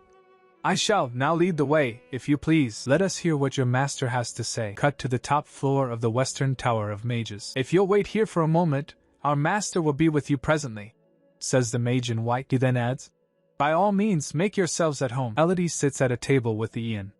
Make myself at home? In the office of the man who may have hired my would-be assassins? Without Rien accompanying me, I would never have agreed to come in the first place, she thinks. I suppose investigating the ambush was part of the reason I came here today, but I never thought I'd do it face to face with the tower master himself. Ian speaks up. I wouldn't touch the refreshments, my lady. We cannot rule out the possibility of poison, Elodie replies in her thoughts. It seems he knows nothing of my blessing either. She grabs a treat and munches on it. No poison here, as far as I can tell. Would you like some? He responds. I'd still rather not, if it's all the same to you. At the risk of sounding impertinent, my lady, we can ill afford to act so heedlessly. I must insist that you exercise due caution. If you'll allow me to do my duty, I'm begging you. Elodie chuckles. Haha, sure. She reflects. He makes it sound as though I've been a habitual troublemaker. Suddenly, the door opens, and a young boy with pink hair enters. Hello there, sweetie. Are you lost? Elodie asks. The kid shouts. Sweetie? How dare you address me like a child? I'll have you know, I am Archmagithus, the master of the Western Mage Tower, Elodie replies. Oh, how do you do? He replied. Humph, I see it didn't take much to remind you of the proper social mores. She thinks, how was I supposed to know that this little tyke lords it over this entire tower? She says, O great Magithus, hallowed master of the Western Tower of Mages, to what do I owe this considerable honor? Archmagithus replies. You flatter me with your silver tongue, but it pleases me nonetheless. Elodie thinks to herself. He's so teeny, Ithis continues. Very well, I shall cut to the chase. You have a stake riding on the Mage Elvie, correct? I summoned you here to answer some questions on the magitech crafted by the said member of my tower, she asks. What manner of questions are those, Your Eminence? Ithis says. To my knowledge, you are the first to ever place an investment into Elvie's work. Tell me, what do you see that I do not? Elodie answers. Simple, Your Eminence. I have faith in the success of their magitech inventions. Ithis is surprised. You do? Elodie continues. Yes, wholeheartedly. I hear their next creation will be a crystal with the power to control temperature. How could such an ingenious invention be anything other than a smashing success? Ithis responds. Long have I been pressured to abandon my so-called meaningless research and dedicate myself to the tower, she asked. I'm sorry, he said, at last, to find a like mind who appreciates my work. Of course, talent recognizes talent. You must be a woman of extraordinary insight. Elodie wonders, does this mean that Elvie is an alias of the Western Tower's Archmage? Then I wonder if he was simply curious to meet the first person who invested in his magitech implements. It may be too early to say, but he certainly doesn't seem the type to involve himself with assassins, ambushes, and the like. Elodie asks. Your Eminence, is there a reason why you hid your true name? Ithis replies. Sure enough, any item under my own name would sell like hot cakes. However, my true aspiration is to create magitech that would be of practical benefit to all. Magitech that will be admired by its own merit. Elodie thinks. He even sounds like a little kid. Elodie is in her thoughts again. The novel only mentioned that every single one of Elvie's magitech creations will be a hit, but it was never even hinted that Elvie is the master of the Western Tower. Perhaps it's an Easter egg. Elodie smiles.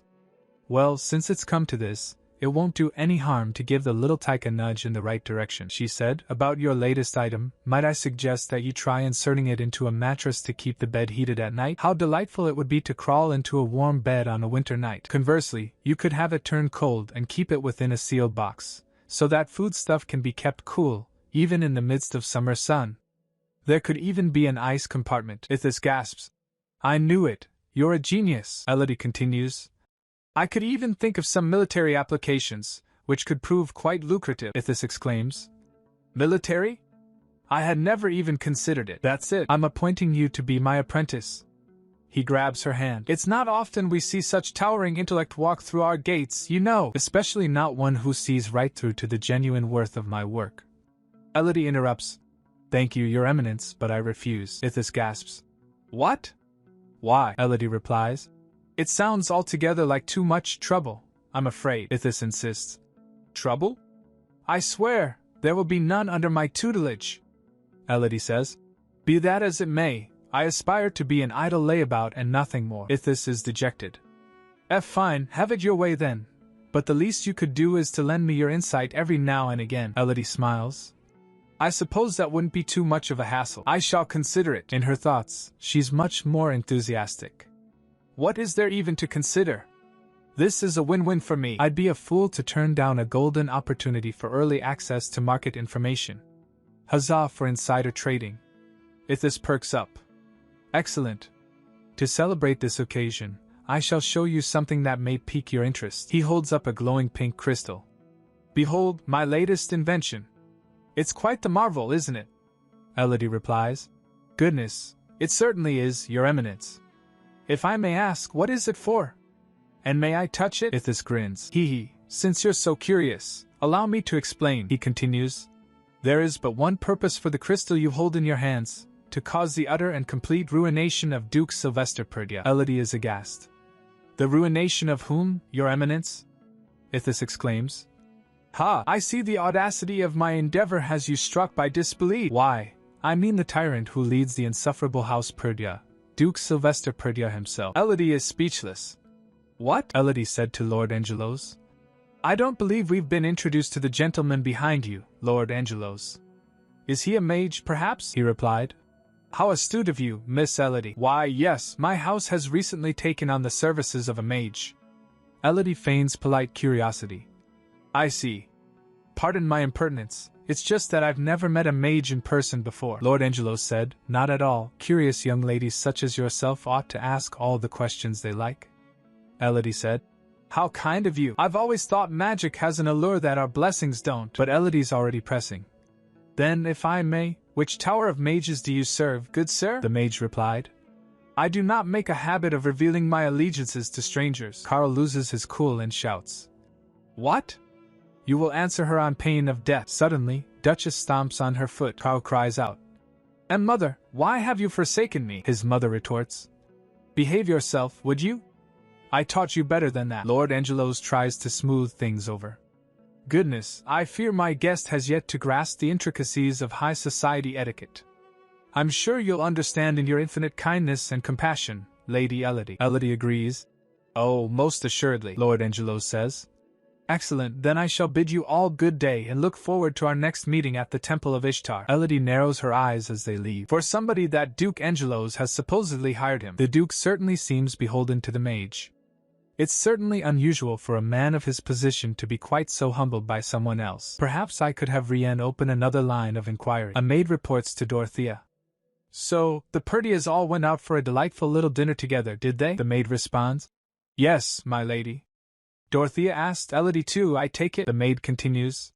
Yes, my lady, and I'm told Viscount Troquil happened to run into Lady Elodie, which prompted her two brothers to shield her while chastising the Viscount. It wasn't just them either. They say even Duke Perdia was so enraged that he seemed fit to smite the Viscount where he stood. Dorothea is shocked. What? The Duke himself took umbrage? This was hardly my intention. She nervously bites her nails. Then she said, Very well, do keep me informed of any more entertaining news. The maid bows. I will, my lady. I'm at your service if you need me. Good. You may leave. The maid bows again. Yes, my lady. As the maid leaves the room, Dorothea starts shouting. She thinks to herself, Here I am, confined to my chamber. I don't want to risk humiliation for my ruined complexion. Yet that bastard girl has the gall to dine with her family at the finest restaurant in the capital. And when did these incessant rumors start doing the rounds? At this rate, my good standing in polite society will be usurped by Elodie. Her father enters. Dorothea, she turns startled. Father! How long must I wait for the next apothecary? You promised you would find one who actually knows what they're doing. Her father tries to calm her. Ah, but you won't be needing one any longer, my dear. Dorothea is confused. I'm sorry? What in the goddess's name do you mean? Her father says. You'll see in due course. For now, I'd like you to begin preparing for the ceremony at the Temple of Ishtar. Dorothea is horrified. Do you expect me to show myself in public looking like this? Her father replies. Not to worry, my dear. Your father has a solution in mind. Dorothea cries out. How? Not even the finest apothecaries of the capital could cure me, her father says. Indeed, but I've brought someone far more capable than them. Introduce yourself, my dear. This is Gabe Zynard, a mage who has agreed to lend us aid. Back with Elodie, she said. I'm afraid this will be the last personal request I make. As it happens, I'm soon to be reduced to a penniless pauper. Ian said, I'm to blame, my lady. I should have kept Madame Denis from entering your lab. Elodie waves it off. It's quite all right. There isn't much one can do to stop a duchess from getting her way. Ian then asks, Are you in need of funds, my lady? Elodie glances at him. Yes, a modest amount would do. Just enough to purchase a manor of my own and live lavishly without ever lifting a finger again. But I've become yet another victim of the volatile trade sector. Ian replies, If it's coins you need, I believe I can help, my lady. Elodie wonders. Really? You would lend me money? How much? Meanwhile she thinks, there he goes again with his unconditional kindness. I do wonder what he wants in return. Ian answers. A blank check, my lady. You may have as much as you desire. Elodie is taken aback. You sound as though you'd happily hand over the Skyward Falcons too if I'd asked. He smiles. If that's your wish, then you shall have it. Suddenly, Mario bursts in, laughing. What a delightful little jest, Captain, Elodie asks. Mario interrupts. I hate to interrupt your conversation, my lady. Do forgive me. It's just that I was so tickled by Captain Ian's sense of humor that I couldn't help but barge in. Now I understand you come with another request, my lady. May I ask what it is? Elodie answers. Yes, I'd like you to look into somebody for me. Light work for the Skyward Falcons. If you'll tell us what you know of this person so far, we'll take care of the rest. Elodie asked. Is that so? The person in question is a mage who was recently hired by House Angelos. In terms of his appearance, he has long, dark green hair tied in a ponytail that falls to one side, and I believe his eyes were a dark shade of violet. Mario grins. Excellent. In a week, you'll know all there is to know about the man, down to the color of his undergarments. Elodie is disturbed. What am I supposed to do with that information? Captain Ian says. Lady Elodie, may I have a moment of your time? Elodie looks at him. Yes, but for what purpose? He answers. The purpose of getting rich quick, of course, Mario retorts. You could not sound any more like a con artist, Captain. I do hope you weren't serious about selling out the Skyward Falcons for cash. Ian interjects. Enough, Mario. You may leave us. Oh, just treat me as a fly on the wall. Dismissed. Mario turns and says. Oh my, I believe duty calls somewhere. I bid you both good day, Ian asks. Now, may I return to the subject at hand? Elodie agrees. Yes, of course, do tell, he continues. Soon, a certain item will be placed up for bidding in a less than scrupulous establishment. Elodie asks. Less than scrupulous? Do you mean the black market? Ian says. Just so, my lady, Elodie says. That won't do at all. Father would kick up an awful fuss if he knew.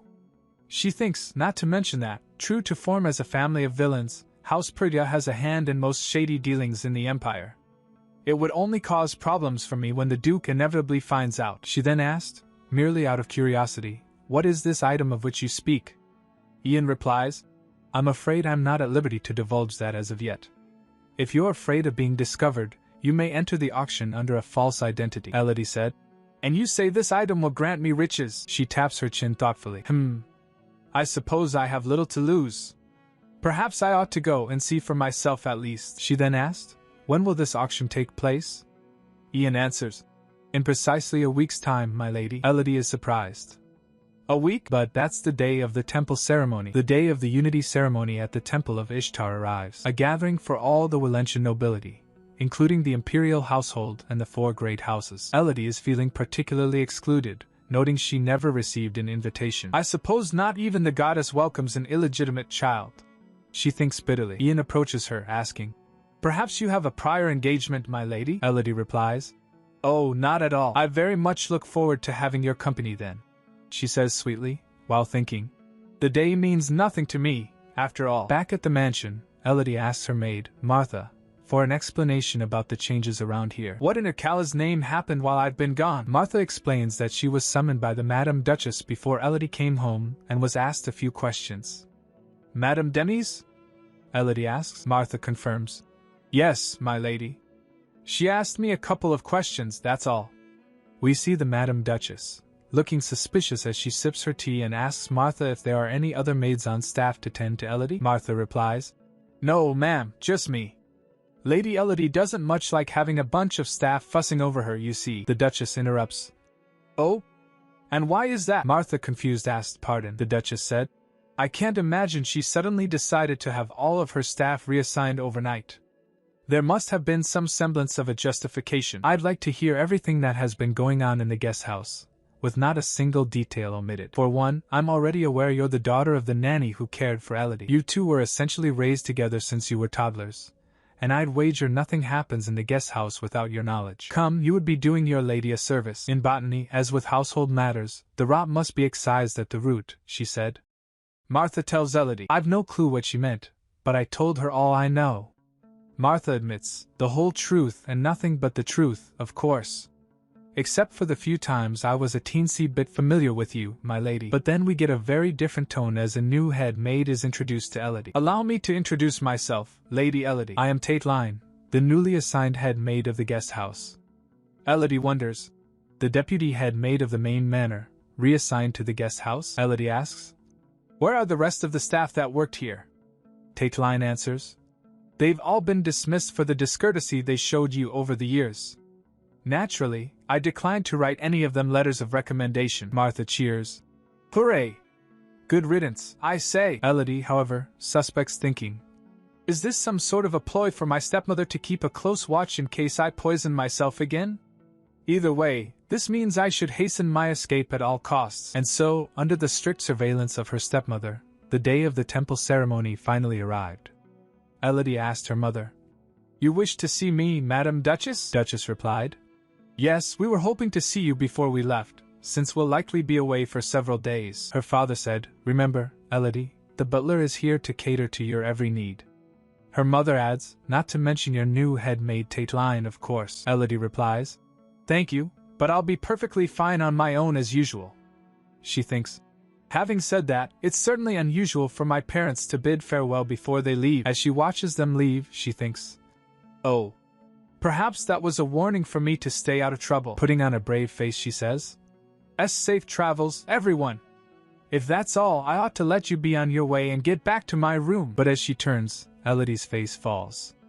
Does this mean I'm grounded for the night? Later, at the black market auction, the auctioneer's voice rings out. Sold to the last bidder for 1,000 larets. Now for the next item. Elodie, hooded and looking nervous, trembles. Ian said. You seem rather on edge, Lady Elodie. Elodie said. Oh, it's only that today would be the worst day for my parents to learn that I was at a black market auction. Ian says. I doubt you have much cause to fret on that front. Names and faces are only fleeting inventions here, my lady. I dare say none of the other patrons would be curious enough to inquire after us. Elodie stammers. Why, you're quite right. I can't imagine why I thought otherwise. Ah, there it is. But when they see the item, Elodie frowns. Oh? But that's, she thinks, just a cheap crystal you can find at any jeweler's shop. She asks Ian. Are you sure that's the one? He replies. Quite certain, my lady. Elodie asks. How certain exactly? Certain enough to ask for your absolute faith. Here it is, esteemed guests, the heirloom gemstone of a long-gone great house. The bidding shall begin at 500 larets. Elodie bids a cautious 510 larets. She thinks. I'll start with a tiny bid to err on the side of caution. Come to think of it, how much do I even have in liquid funds for the moment? If the gem's as pricey as Ian claims, the auctioneer announces. Going once. Going twice. Sold. To the lady in the hood for 510 larets. Ian congratulates her. Congratulations, my lady. Elodie is surprised. I had no idea black market auctions were so easy. But then she realizes. A little too easy, in fact. Wait, Ian, is this a scam? Later, back at the mercenary fort of the Skyward Falcons, Elodie said. Now that we have the gem, how in the 7 virtues are we supposed to make money from it? Ian says. It's not the gem itself, but the power it possesses, my lady. Elodie asks. Its power, you say? Ian replies. Indeed, it's no ordinary ornament. It is a sealing stone for one of the 7 grave sins. Elodie is shocked. A sealing stone of sin? She thinks. Then its power is known to me. The 7 great houses of Valencia's founding each sealed away a sin, and House Perdia, too, guards one of the sealing stones to this day. By rights, it would be a great house's most fiercely hoarded treasure, accessible only to the head of the house and their heir. Elodie wonders, how could such a divine artifact find its way into the black market? Ian explains. The 7 grave sins were suppressed by the 7 great houses, including the imperial household. Today, however, only 5 of them remain. What do you suppose happened to the sins sealed away by the 2 houses that no longer exist? Elodie realizes. Oh. I had presumed that the imperial household would have taken charge of guarding the sealing stones in their stead. To think that it would be traded in the shadows like some gaudy trinket, she asks. Then what do you propose we do with this stone? Ian declares. I mean to summon the sin it contains, my lady. Elodie asks, surprised. What? He continues. Striking a pact with one of the grave sins allows a mortal to wield their otherworldly might, though such a bargain would demand a toll. He continues, the price one must pay is determined by the demands of the sin itself. Elodie interrupts. Hold on now. Do you mean to tell me you'll free one of the 7 grave sins to use its power for your own gain? Ian says. In so many words, yes, but the implications are not the same. I do not mean that we will set loose a sin into this world. The power of the sin will be availed without a price to the one who possesses the sealing stone. Then there's no need for a pact at all. Indeed, my lady. Not a soul among the remaining 5 houses has any inkling of this fact. Elodie thinks. If he speaks the truth, then this is a secret of momentous consequence. She looks at him suspiciously. I'm curious, Ian, how is it that you came to learn about the stone to begin with? She thinks. How does he know something that eludes even the heads of the great houses? She asked. How is it that you came to learn about the stone to begin with? He reveals a past pact. In my misguided youth, I once struck a bargain with the sin of pride. Elodie's eyes widen. What? The sin of pride. You mean the same sin that was sealed away by the extinct house of Pelletier? If what you say is true, then this crimson sealing stone is the one bound by the also extinct house Vitan. The sin of greed. He admits that for the moment. That's all he's willing to share. That he once had dealings with the sin of pride. Elodie thinks. I suppose you won't entertain any further prying on my part. She asked. Whatever else you may be hiding, do you intend to share the full truth with me someday? He replied. I do, my lady. It grieves me to keep you waiting. Elodie accepts his answer, but has more questions. Very well, I shall take you at your word. So, how exactly do you propose to summon this banished sin? Meanwhile she thinks, yet another veil that shrouds the truth. I suppose this tidbit will suffice for now, he said. First, you must hold the sealing stone in your hand. Elodie is a little nervous. She asks him if it's safe. As she reaches for the stone, everything flashes white. Lady Elodie, Ian shouts, reaching out to her. Ian, then total whiteout. Elodie comes to, clutching her head. Ugh, my head, she recalls. All I did was reach for the sealing stone as Ian told me to, and it was only the tip of my finger that touched it. She looks around and gasps. What is this otherworldly realm? Turns out, she's not summoning anyone, she's been summoned. Ian said we'd be summoning one of the 7 grave sins to us, not the other way around. She wonders to herself, could it be that he deceived me? But she quickly dismisses the thought. No. I'm inclined to trust him for now. I doubt his look of panic in that moment could have been feigned. He seemed just as shaken by the sudden flash of light as I was. Then what else could have possibly brought me here? Suddenly, rustling. A black fox. Elodie is immediately charmed by the creature. Hey there, little forest friend. Are you lost? The fox replies in a snarky tone. I ain't your friend. Wait a minute. A talking fox? The fox hisses. I ain't no fox either. I'm greed itself. Elodie's a little taken aback. I mean, you do sound rather greedy. Greed retorts. Right, my time is precious and you're wasting it. And time is money. Ask Greed. Elodie is getting a little annoyed. I don't know what I expected from a hallucination, but it certainly wasn't an attitude problem. She sighs. Fine, I suppose you're right. So, you're one of the 7 deadly sins? Greed curtly replies. Elodie then asks. In that case, can you tell me where we are? Greed explains. Oh, you want me to spell it out, huh? This is my temple, you know, the one where you mortals sealed me away and left me stuck for all eternity. Elodie realizes. Your temple? Then we're in the ancient past? Greed confirms. Yep, thanks for nothing, Elodie thinks. From what he's telling me, it seems Greed has been held prisoner in this pocket of time ever since he was sealed into the stone at this temple. But why was I summoned to the site of Greed's defeat? And what must I do to escape from this place? What if I'm to share the same fate as him? Greed says. I've gotta say, you're the first mortal to ever make it here. Elodie replies with false cheer. Oh, well, it's an honor. Greed interrupts. I can't say the same. Elodie forces a laugh. Haha, pardon my intrusion then. Composing herself, Elodie thinks. Be calm, Elodie. I ought to make the pact with Greed as planned, then find a way out of this realm somehow. She perks up. Greed, this is sudden, but might I propose a pact? Greed asks. Did I hear you right? A pact, huh? Elodie responds. Yes, I'm in desperate need of your powers, I'm afraid. Greed raises an eyebrow. Oh? But are you prepared to pay the price? Elodie thinks. Well, look at you, you sly little fox. I'm sure the sealing stone in my hand tells him everything he needs to know already. It's bold of the little scammer to ask for anything else. Now grinning, Elodie declares, Excuse me? Don't think for a moment that I haven't done my homework. I know full well that the sealing stone lets me bind you to my will like a servant. Greed groans. Elodie continues. Now, shall we put my theory to the test? She reaches out a hand and pets Greed. Elodie giggles. Goodness. The only sin I see in him is being far too cute. Elodie brightens.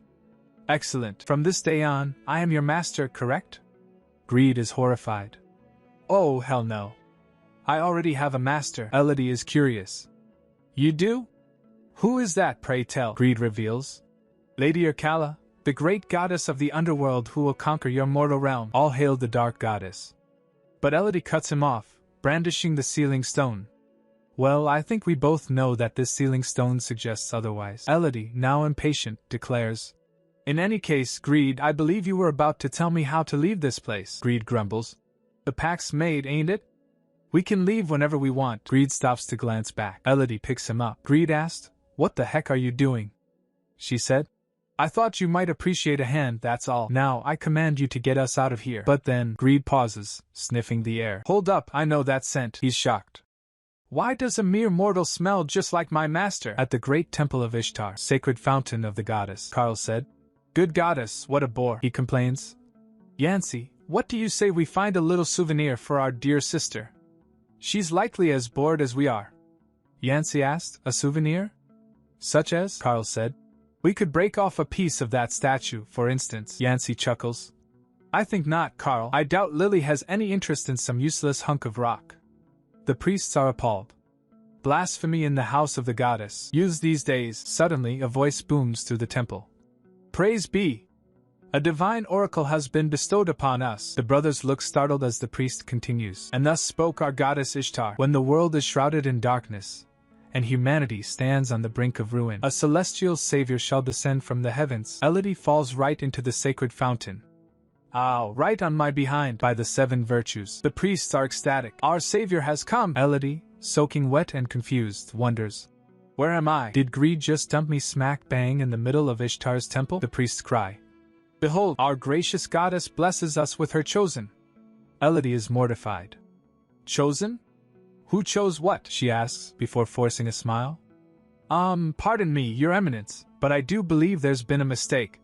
Before she can explain, a familiar voice cuts through the air. Duke Sylvester strides forward, his expression thunderous. Step aside, priest. She's no savior of yours, but my daughter. The priest stammers. Why, your grace? This is a nightmare. She thinks, as she tries to reason with her father. Father, please, if you'll allow me a moment to explain. But Sylvester is having none of it. He sweeps Elodie into his arms, declaring, Hold fast, Elodie. Save your breath. This ceremony is over. And with that, he carries her away. We shall come back for you before long. Take your time to wash and rest. Duke Sylvester says. Elodie can only manage a meek. Yes, father, Duchess said. There ought to be some spare dresses in the dressing room. You may wear whichever takes your fancy. Elodie asked. Are you quite sure, Madam Duchess? She said while leaving. Of course.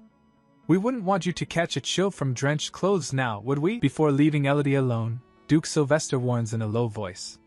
Make no mistake, we will discuss this further upon my return. The door closes behind him.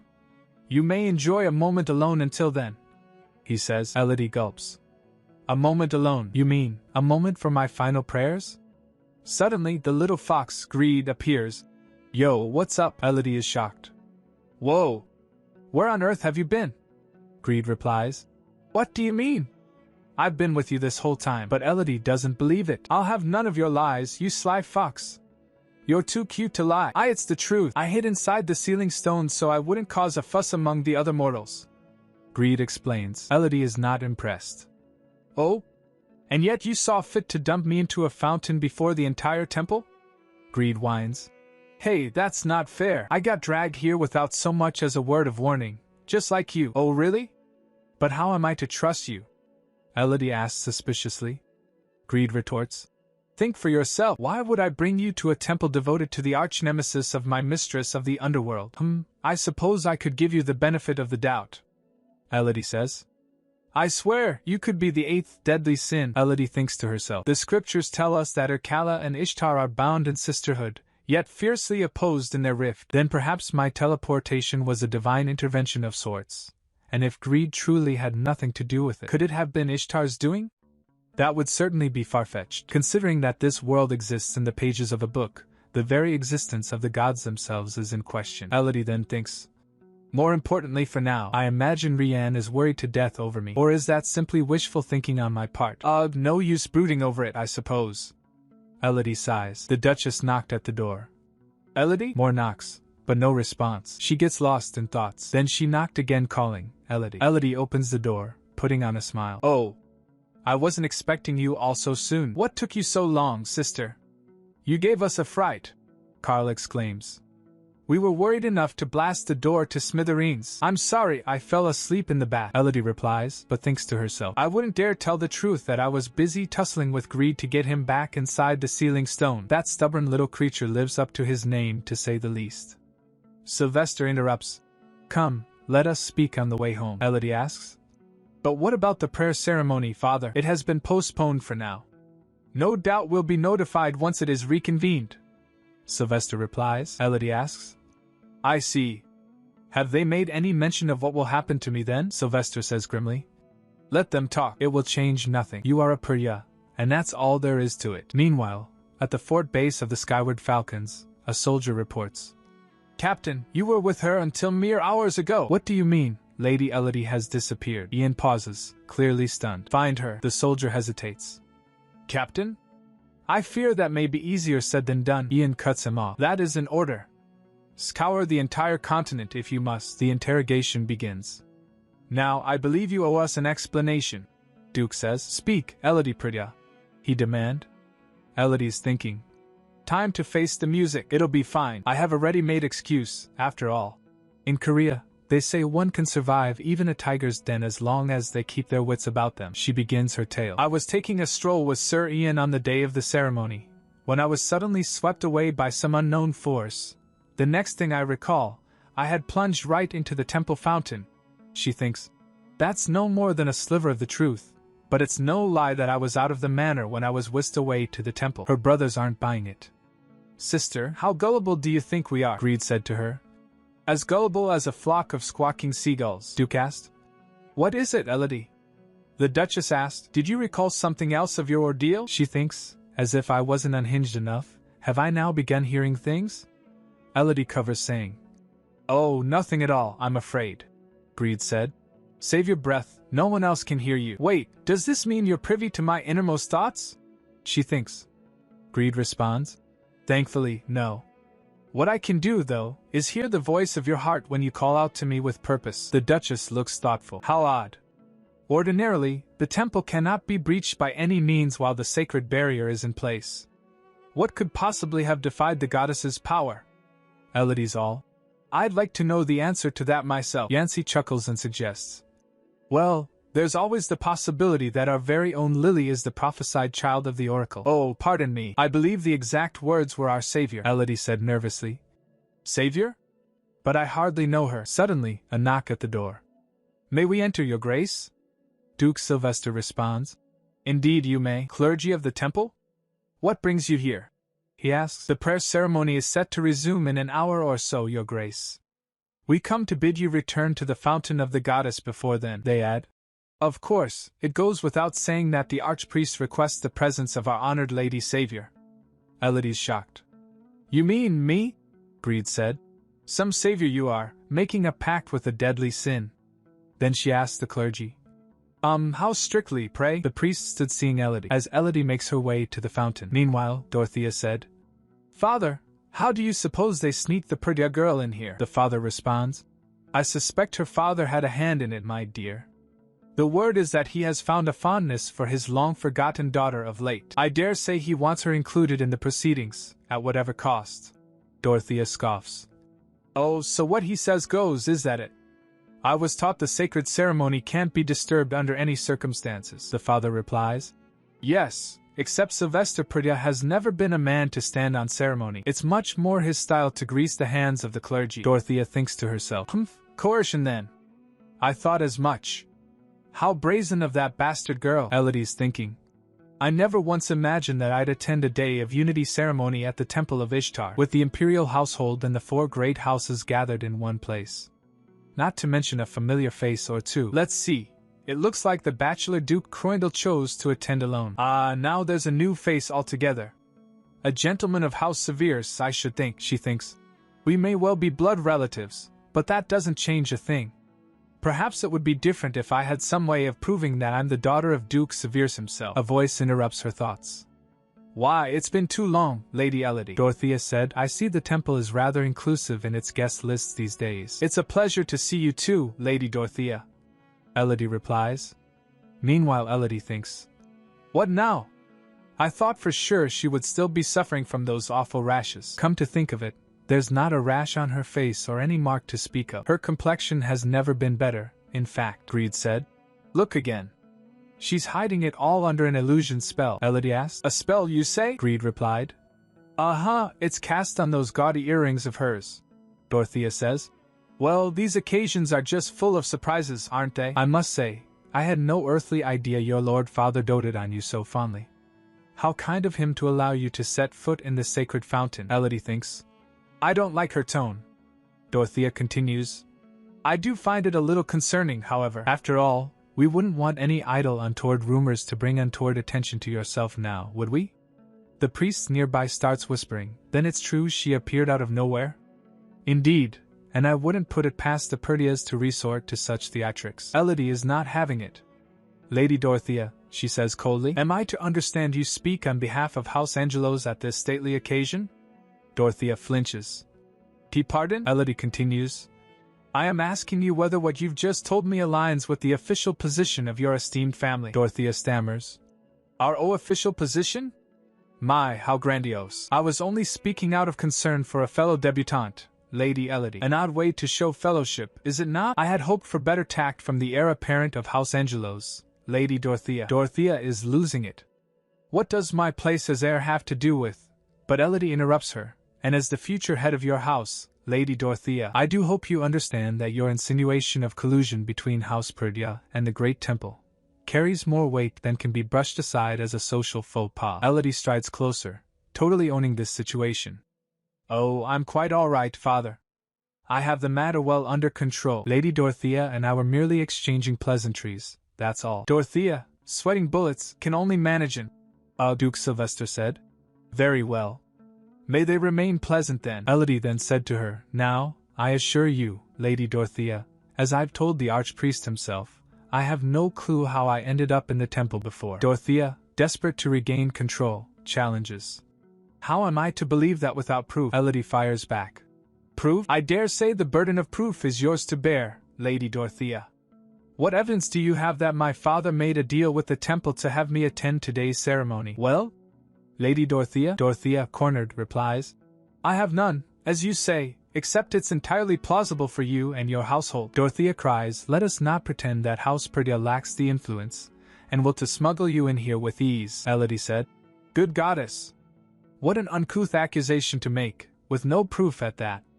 How dare she imply that the temple is in the pocket of the great houses? Elodie is done playing nice. Since you're so distrustful, Lady Dorothea, perhaps we could humbly request adjudication by the Hierophant. There's no higher authority to verify that the sacred barrier has remained untouched all through the ceremony. Dorothea's father is not pleased. Dorothea, he says sternly. You will apologize to Lady Elodie at once. Dorothea protests. But father, Dorothea? He warns. Do you mean to let your pride bring shame to your family? Apologize for your discourtesy, Dorothea, defeated, says. My apologies, Lady Elodie. It wasn't my intention to upset you with my outlandish flight of fancy. Elodie is loving this. Would you look at that? The proud Angelo's heir bowing down to an illegitimate child. Not that I'm unimpressed, but she smirks. Words are all well and good, but I think a token of your remorse would be even better. If I may be so bold, Lady Dorothea, I've been eyeing up those delightful gemstones on your ears this entire time. Dorothea is horrified. What? Why, you mean my earrings? Elodie smiles sweetly. Yes, what do you say we let bygones be bygones, and make your earrings a gift of our friendship? Elodie asked. And make your earrings a gift of our friendship? Duchess Angelos intervenes, saying, Miss Elodie? Wouldn't you rather have my earrings as a gift instead? They're tenfold more valuable than Dorothea's. Elodie is not buying it. She thinks, well, then Duchess Angelos must be using something other than her earrings for the illusion spell, Greed said. Yep, it's her ring. Elodie then said to her, Then what about your ring, Madam Duchess? The Duchess starts panicking, saying, This old thing? But it's just a trinket from my dowry, nothing that a fashionable young lady would want. But Elodie's got that glint in her eye. Oh? Are you saying that I can't have it then? Dorothea panics and offers up her own earrings instead. Fine, Lady Elodie, have mine instead. She's thinking to herself that it should be fine, as long as she has her mage charm and another Magitech talisman, and the spell on the earrings should keep their effect if she remains in the same building as Elodie. Dorothea hands over her earrings, but Elodie didn't grab them. They starts falling, and they immediately shatter. The marks appears again on Dorothea's body. She slumps to the ground. Her mother shouts, Dorothea. Elodie is all smiles, saying, Oops, I'm such a klutz. And Greed said, Bravo. The commotion caused a further delay to the prayer ceremony. The entire Angelo's house stormed out in protest, but the priest insisted everyone else wait until they returned. Eventually, it's agreed that the head of the house has to attend at least. Elodie smirks. Well, that should teach her to let sleeping dogs lie. But then, a prickling feeling. I thought I felt a piercing gaze from somewhere. Someone was staring at her continually. Elodie thinks. Does he mean to stare a hole into my face? Brother? Elodie asks, trying to break the tension. Her brother responds. What is it, Lily? Do you happen to be acquainted with that gentleman over there? Elodie asks, nodding towards the person. I don't believe we've been introduced, Yancy replied. Ah, the representative of House Severus, you mean, Felix Heikomeyer. He is Duke Severus' nephew and proxy for this ceremony. As the head of House Heikomeyer, he's rarely seen outside of the estate, so it's no wonder you've never met. Oh, that explains it, Elodie says. Her brother is immediately suspicious. Why? Have you taken a liking to him? Me? Good goddess, no! Elodie exclaims. Carl is less convinced. Wait, what? Who's this scoundrel that's trying to seduce our dear sister? Yancy said. A pity for him, since he certainly seems interested in you, Lily. Elodie wonders. Besides, the nephew of Duke Severus would make him a cousin of mine. I have enough family drama as it is. Not that he'll have any idea that he's making eyes at his own cousin unless I'm revealed to be his kin. But that mustn't happen, no matter what. Her brothers are ready to throw down for her honor. Just say the word and he'll be in for a pounding. Elodie puts a stop to that immediately, phrasing Carl. Please just stay out of it, she thinks to herself. Perhaps he knows more than I suspect. After all, not much is known about Duke Severus in the public sphere. From a young age, he received a classical education befitting the heir to a great house, and assumed his hereditary dukedom before he even turned 20 years of age.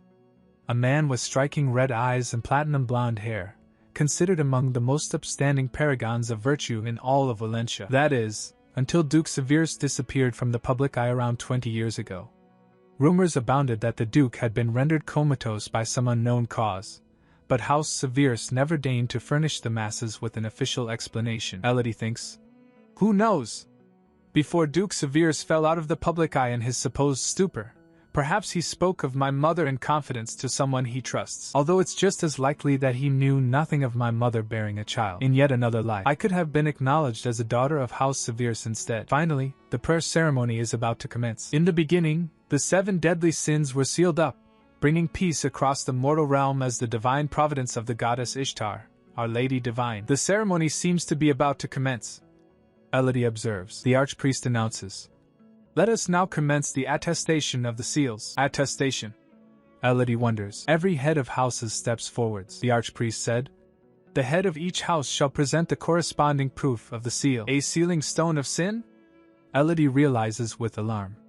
One by one, the representatives present their stones. In the name of our goddess Ishtar, let this seal be the proof of her enduring might. But as the seals are presented, Elodie feels a burning sensation. Ugh, it burns. Could it be reacting to the ceremony? Hey! Can you dial it back? Greed said. The archpriest seems to notice something is amiss. Elodie saw him glaring at her. What's the matter, Lily? Yancy asks. Elodie tries to play it off. Oh, it's nothing. But her brother is ever the protector. If the ceremony frightens you, then you're more than welcome to take my hand. She takes his hand, sighing inwardly. You almost blew my cover. Easy, Greed. The moment you spoke, the archpriest's gaze was upon me like a hawk. Unless you'd like to be sealed away in this temple forever, I suggest you keep your silence. Got it, Greed replies. Once the ritual of attestation was done, so was the prayer ceremony. Elodie asked if they could return home, only to be told that they would not be leaving until the next morning. Apparently, the temple's barrier cannot be lifted without breaking the morning fast under Ishtar's blessing or something to that effect. Later that night, Elodie thinks. I think it's safe to come out now. Greed comes out and stretches. She asked. Are you sure you won't join us for breakfast? In fact, do you need to eat at all? Greed said. Oh, your mortal emotions are a feast enough for me, Elodie retorts. I do hope you're not implying that I'm a particularly greedy person. Your words, not mine, Greed replies. Suddenly someone knocked at the door. Elodie answers the door. Yes? Who is it? It is I, Lady Elodie. She opens the door a crack. And it's Adenmiri. Your Royal Highness, she asks, surprised. Adenmiri arrives at Elodie's door unannounced, late at night. Your Royal Highness, he said, I was hoping to have a word with you in private, but Elodie's not having it.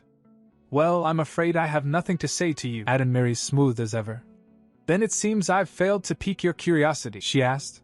And what makes you so curious about me, Your Highness? He said. Oh, so much. Elodie thinks, what's gotten into him? I don't recall him ever showing such interest in me. Every ball we attended, he treated me as nothing but a wallflower, a partner in name only with no place by his side. She then said, Well, given the indecent hour of the night, I must ask you to leave at once, he said. Not until you tell me precisely how you ended up in the temple. Elodie wonders. Surely he's heard it from the priests themselves already. Why must he pester me in my own home? She asked. Will it really cause you to lose sleep, Your Highness? He replied.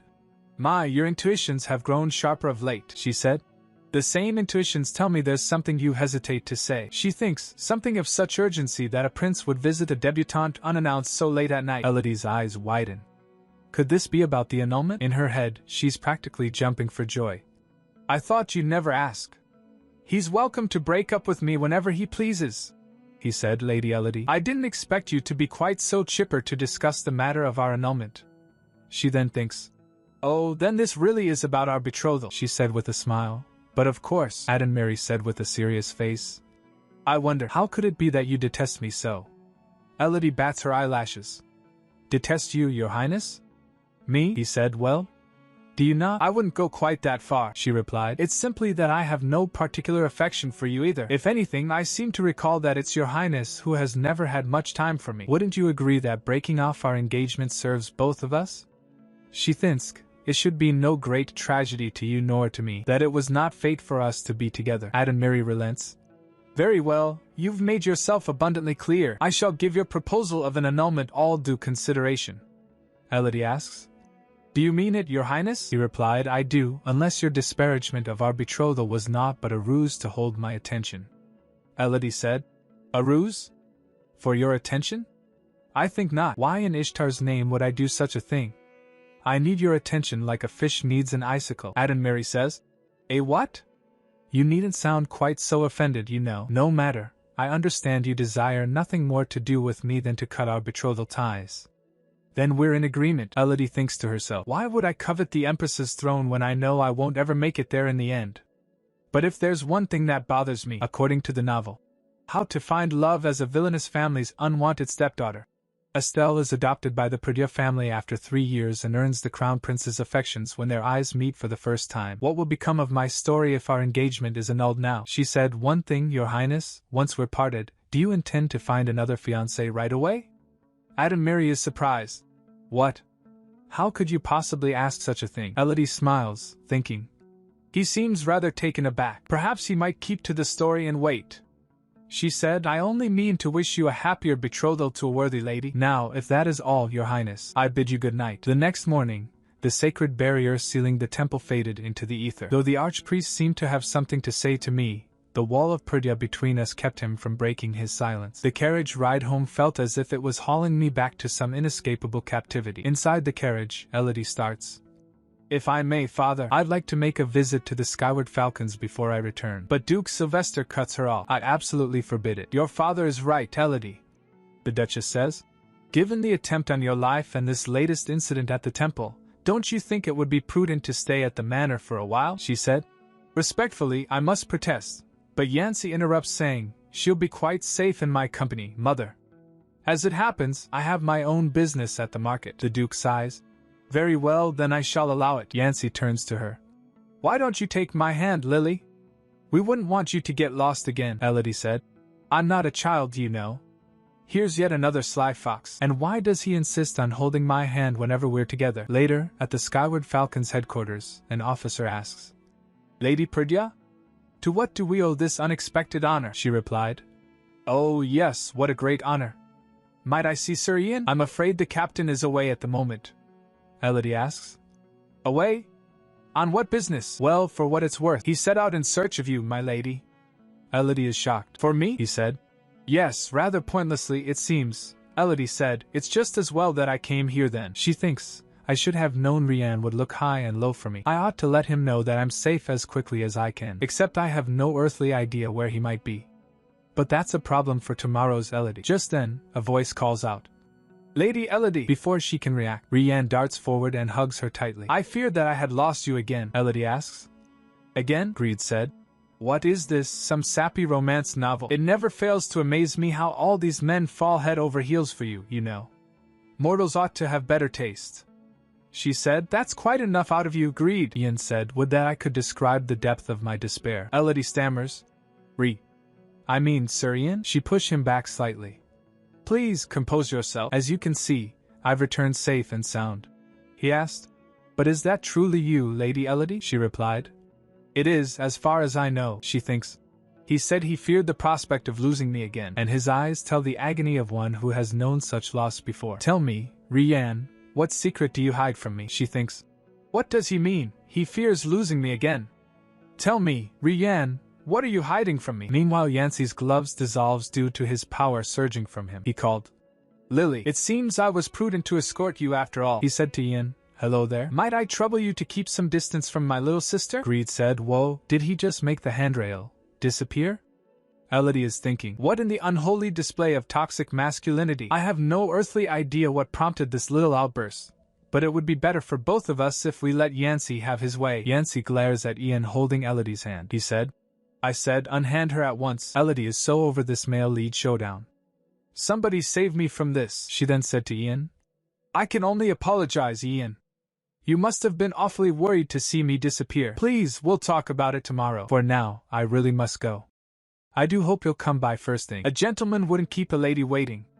Goodbye, Ian. She smiles sweetly, and Ian's eyes widened. He clenched his fist and said, Until tomorrow then, Lady Elodie. Farewell. On the way back, Elodie and Yancey are in a carriage. On that note, brother, is everything all right? Yancey asks. What do you mean? Elodie responds. Your gloves, of course. Yancey waves it off. Oh, those old things? Pay it no mind, Lily, she said. Well, if you say so, he said. I do, and that's the end of it. Besides, what use will I have for gloves when I'll have your hands to keep mine warm? Elodie thinks. I mean, I've seen what those hands are capable of, and I'd very much prefer mine intact, he said. Speaking of which, I was rather impressed to see the mercenary king so tame, like putty in your hands. Elodie shrugs. Oh, I suppose we do have a rather amicable relationship as client and bodyguard, Yancey replies. Is that so? Well, I can't speak on your behalf, but I have a sneaking suspicion his intentions toward you are more than professional. Do you intend to take him as your paramour, perhaps? Elodie asked. I beg your pardon? He smirks. Although, I can't imagine the Crown Prince would tolerate his fiancée taking a lover, Elodie replied. Actually, I'm fairly certain he wouldn't care in the slightest whether I find a paramour or whatever else. That could well be the case, indeed. I'm afraid the Crown Prince desires only the influence the Perdia name can grant him. Yes, those were the unspoken terms of our betrothal. Yancey frowns. Does it not bother you that your future groom bears you no tender affections? Elodie retorts. Hardly. I'm no starry-eyed, lovelorn bride-to-be either, you know, he said. I see. I was under the impression that you did harbor some fondness for the Crown Prince, Elodie says. Whatever fondness I once had for him was a girlish crush for his looks, nothing more. I can assure you, I've long since made peace with my feelings, brother. Meanwhile, she thinks, not that I won't always have a soft spot for his dashing looks, but I have no intention of stealing him away from his true love, especially when that true love is my soon-to-be sister Estelle, Yancey exclaims. That certainly solves the riddle of why you begged father to break off the betrothal. Would you care for my help in that regard then? Elodie asks. Help, brother? In what way? She thinks. I was convinced Yancey wouldn't want the engagement to be annulled. This is entirely unexpected, she says. Thank you, but I'll be perfectly fine.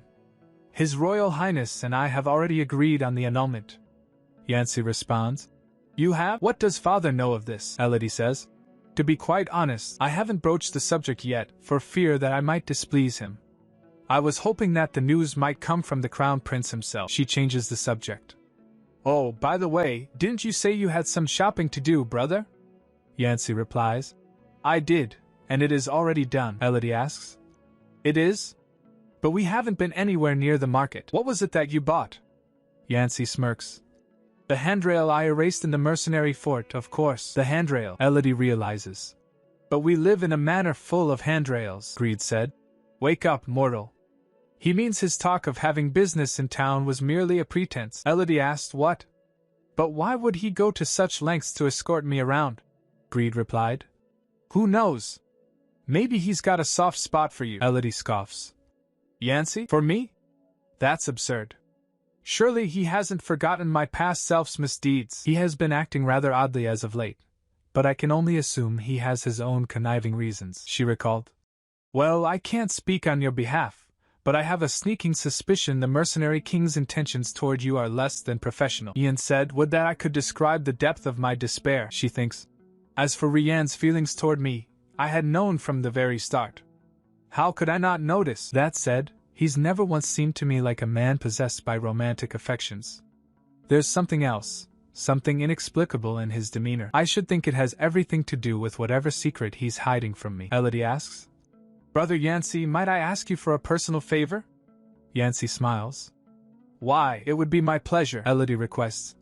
In that case, I would like you to investigate Surian, the mercenary king. She thinks, there's a reason why he gazes at me with such wistful eyes. I'll have the truth from him, no matter what it takes. Meanwhile, back at the front gates of the mercenary fort of the Skyward Falcons, things are not going well. Beware, Falcons, a man exclaims. Our captain has been devoured by a fiend, another whispers. I knew it. He's not himself at all. There's no way it's him. Someone is saying. Nah, I've heard of this before, Mario. There's a terrible fiend out there that will gobble up a man and go around wearing his skin. I'm telling you, that must be it. There's powerful devilry at work here. Unless we were all hallucinating under some spell, one whispers. Ugh, just thinking about it makes me feel queasy. Me too, Rianne demands. Must I order you all to return to your duties? The men exclaim. Our duties? I protest, foul fiend. We'll not take orders from the likes of you. That's right. You're not the real captain. Give him back to us or else, you fiend. Rianne's eyes glow red. On the ground. Now, I will not tell you twice. The men are terrified. Oh, on second thought, we knew it was you all along, Captain. Save us, Lady Lily. The day after Elodie left the temple, Elodie thinks, I was surprised to find that nothing unusual had happened. I was surrounded by doting priests only yesterday. I was worried they might pester me all the way back home, but it seems quieter than I expected. At this point, I'm starting to wonder whether my sudden forced visit to the temple was a dream of some sort. But then, she checks the Valencia Gazette for any mention of her, and nothing. Our Lady of Amethyst, Dorothea Angelos, sheds terror at ceremony. Exact events still in question. She thinks, once again, I'm amazed at House Perdia's influence. I see I have my work cut out for me if I want to earn my independence, especially if my villainous family won't let me be. Greed said, Hey, nice place you've got here. What's this? Elodie barely has time to warn him. Oh, do be careful, before the maid burst open the door shouting.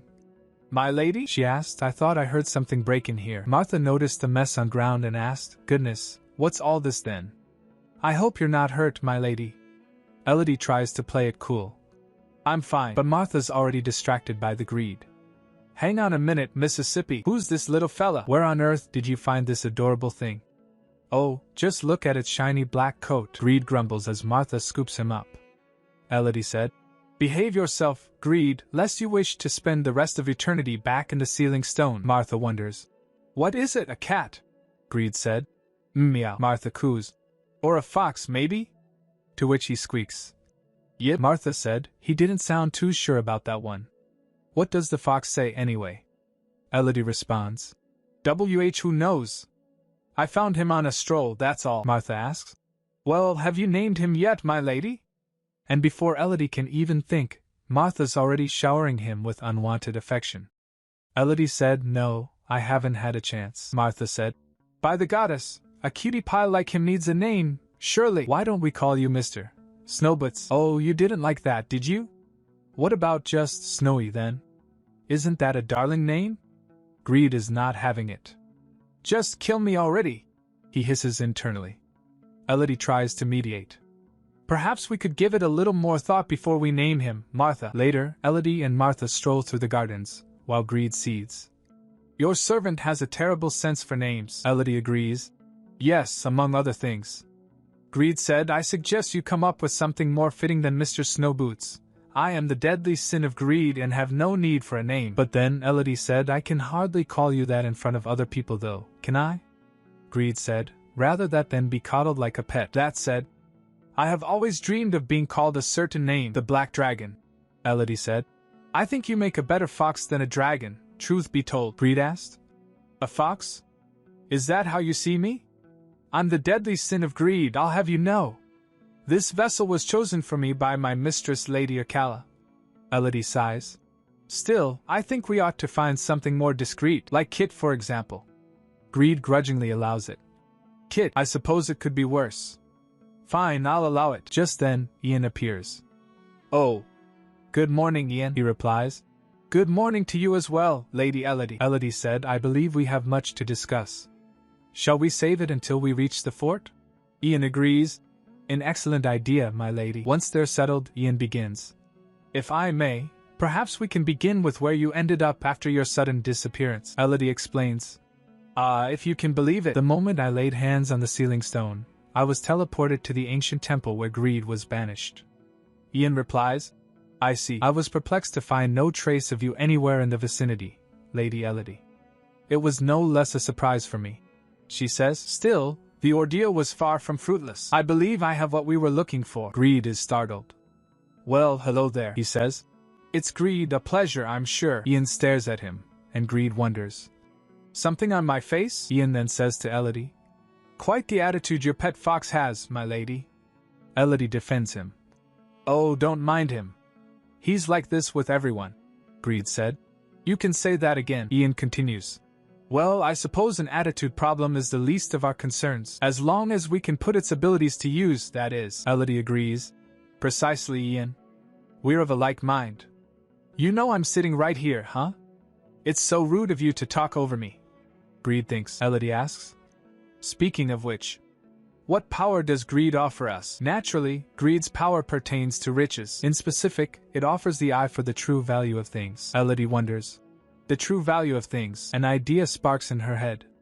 Then it could be our goose that lays golden eggs. Greed is appalled. I am no goose. And foxes don't lay eggs, Elodie teases. Oh? I seem to recall you telling me that you're no mere fox, Greed retorts. I take it back. Anything but a goose, Elodie thinks. It certainly sounds useful to say the least.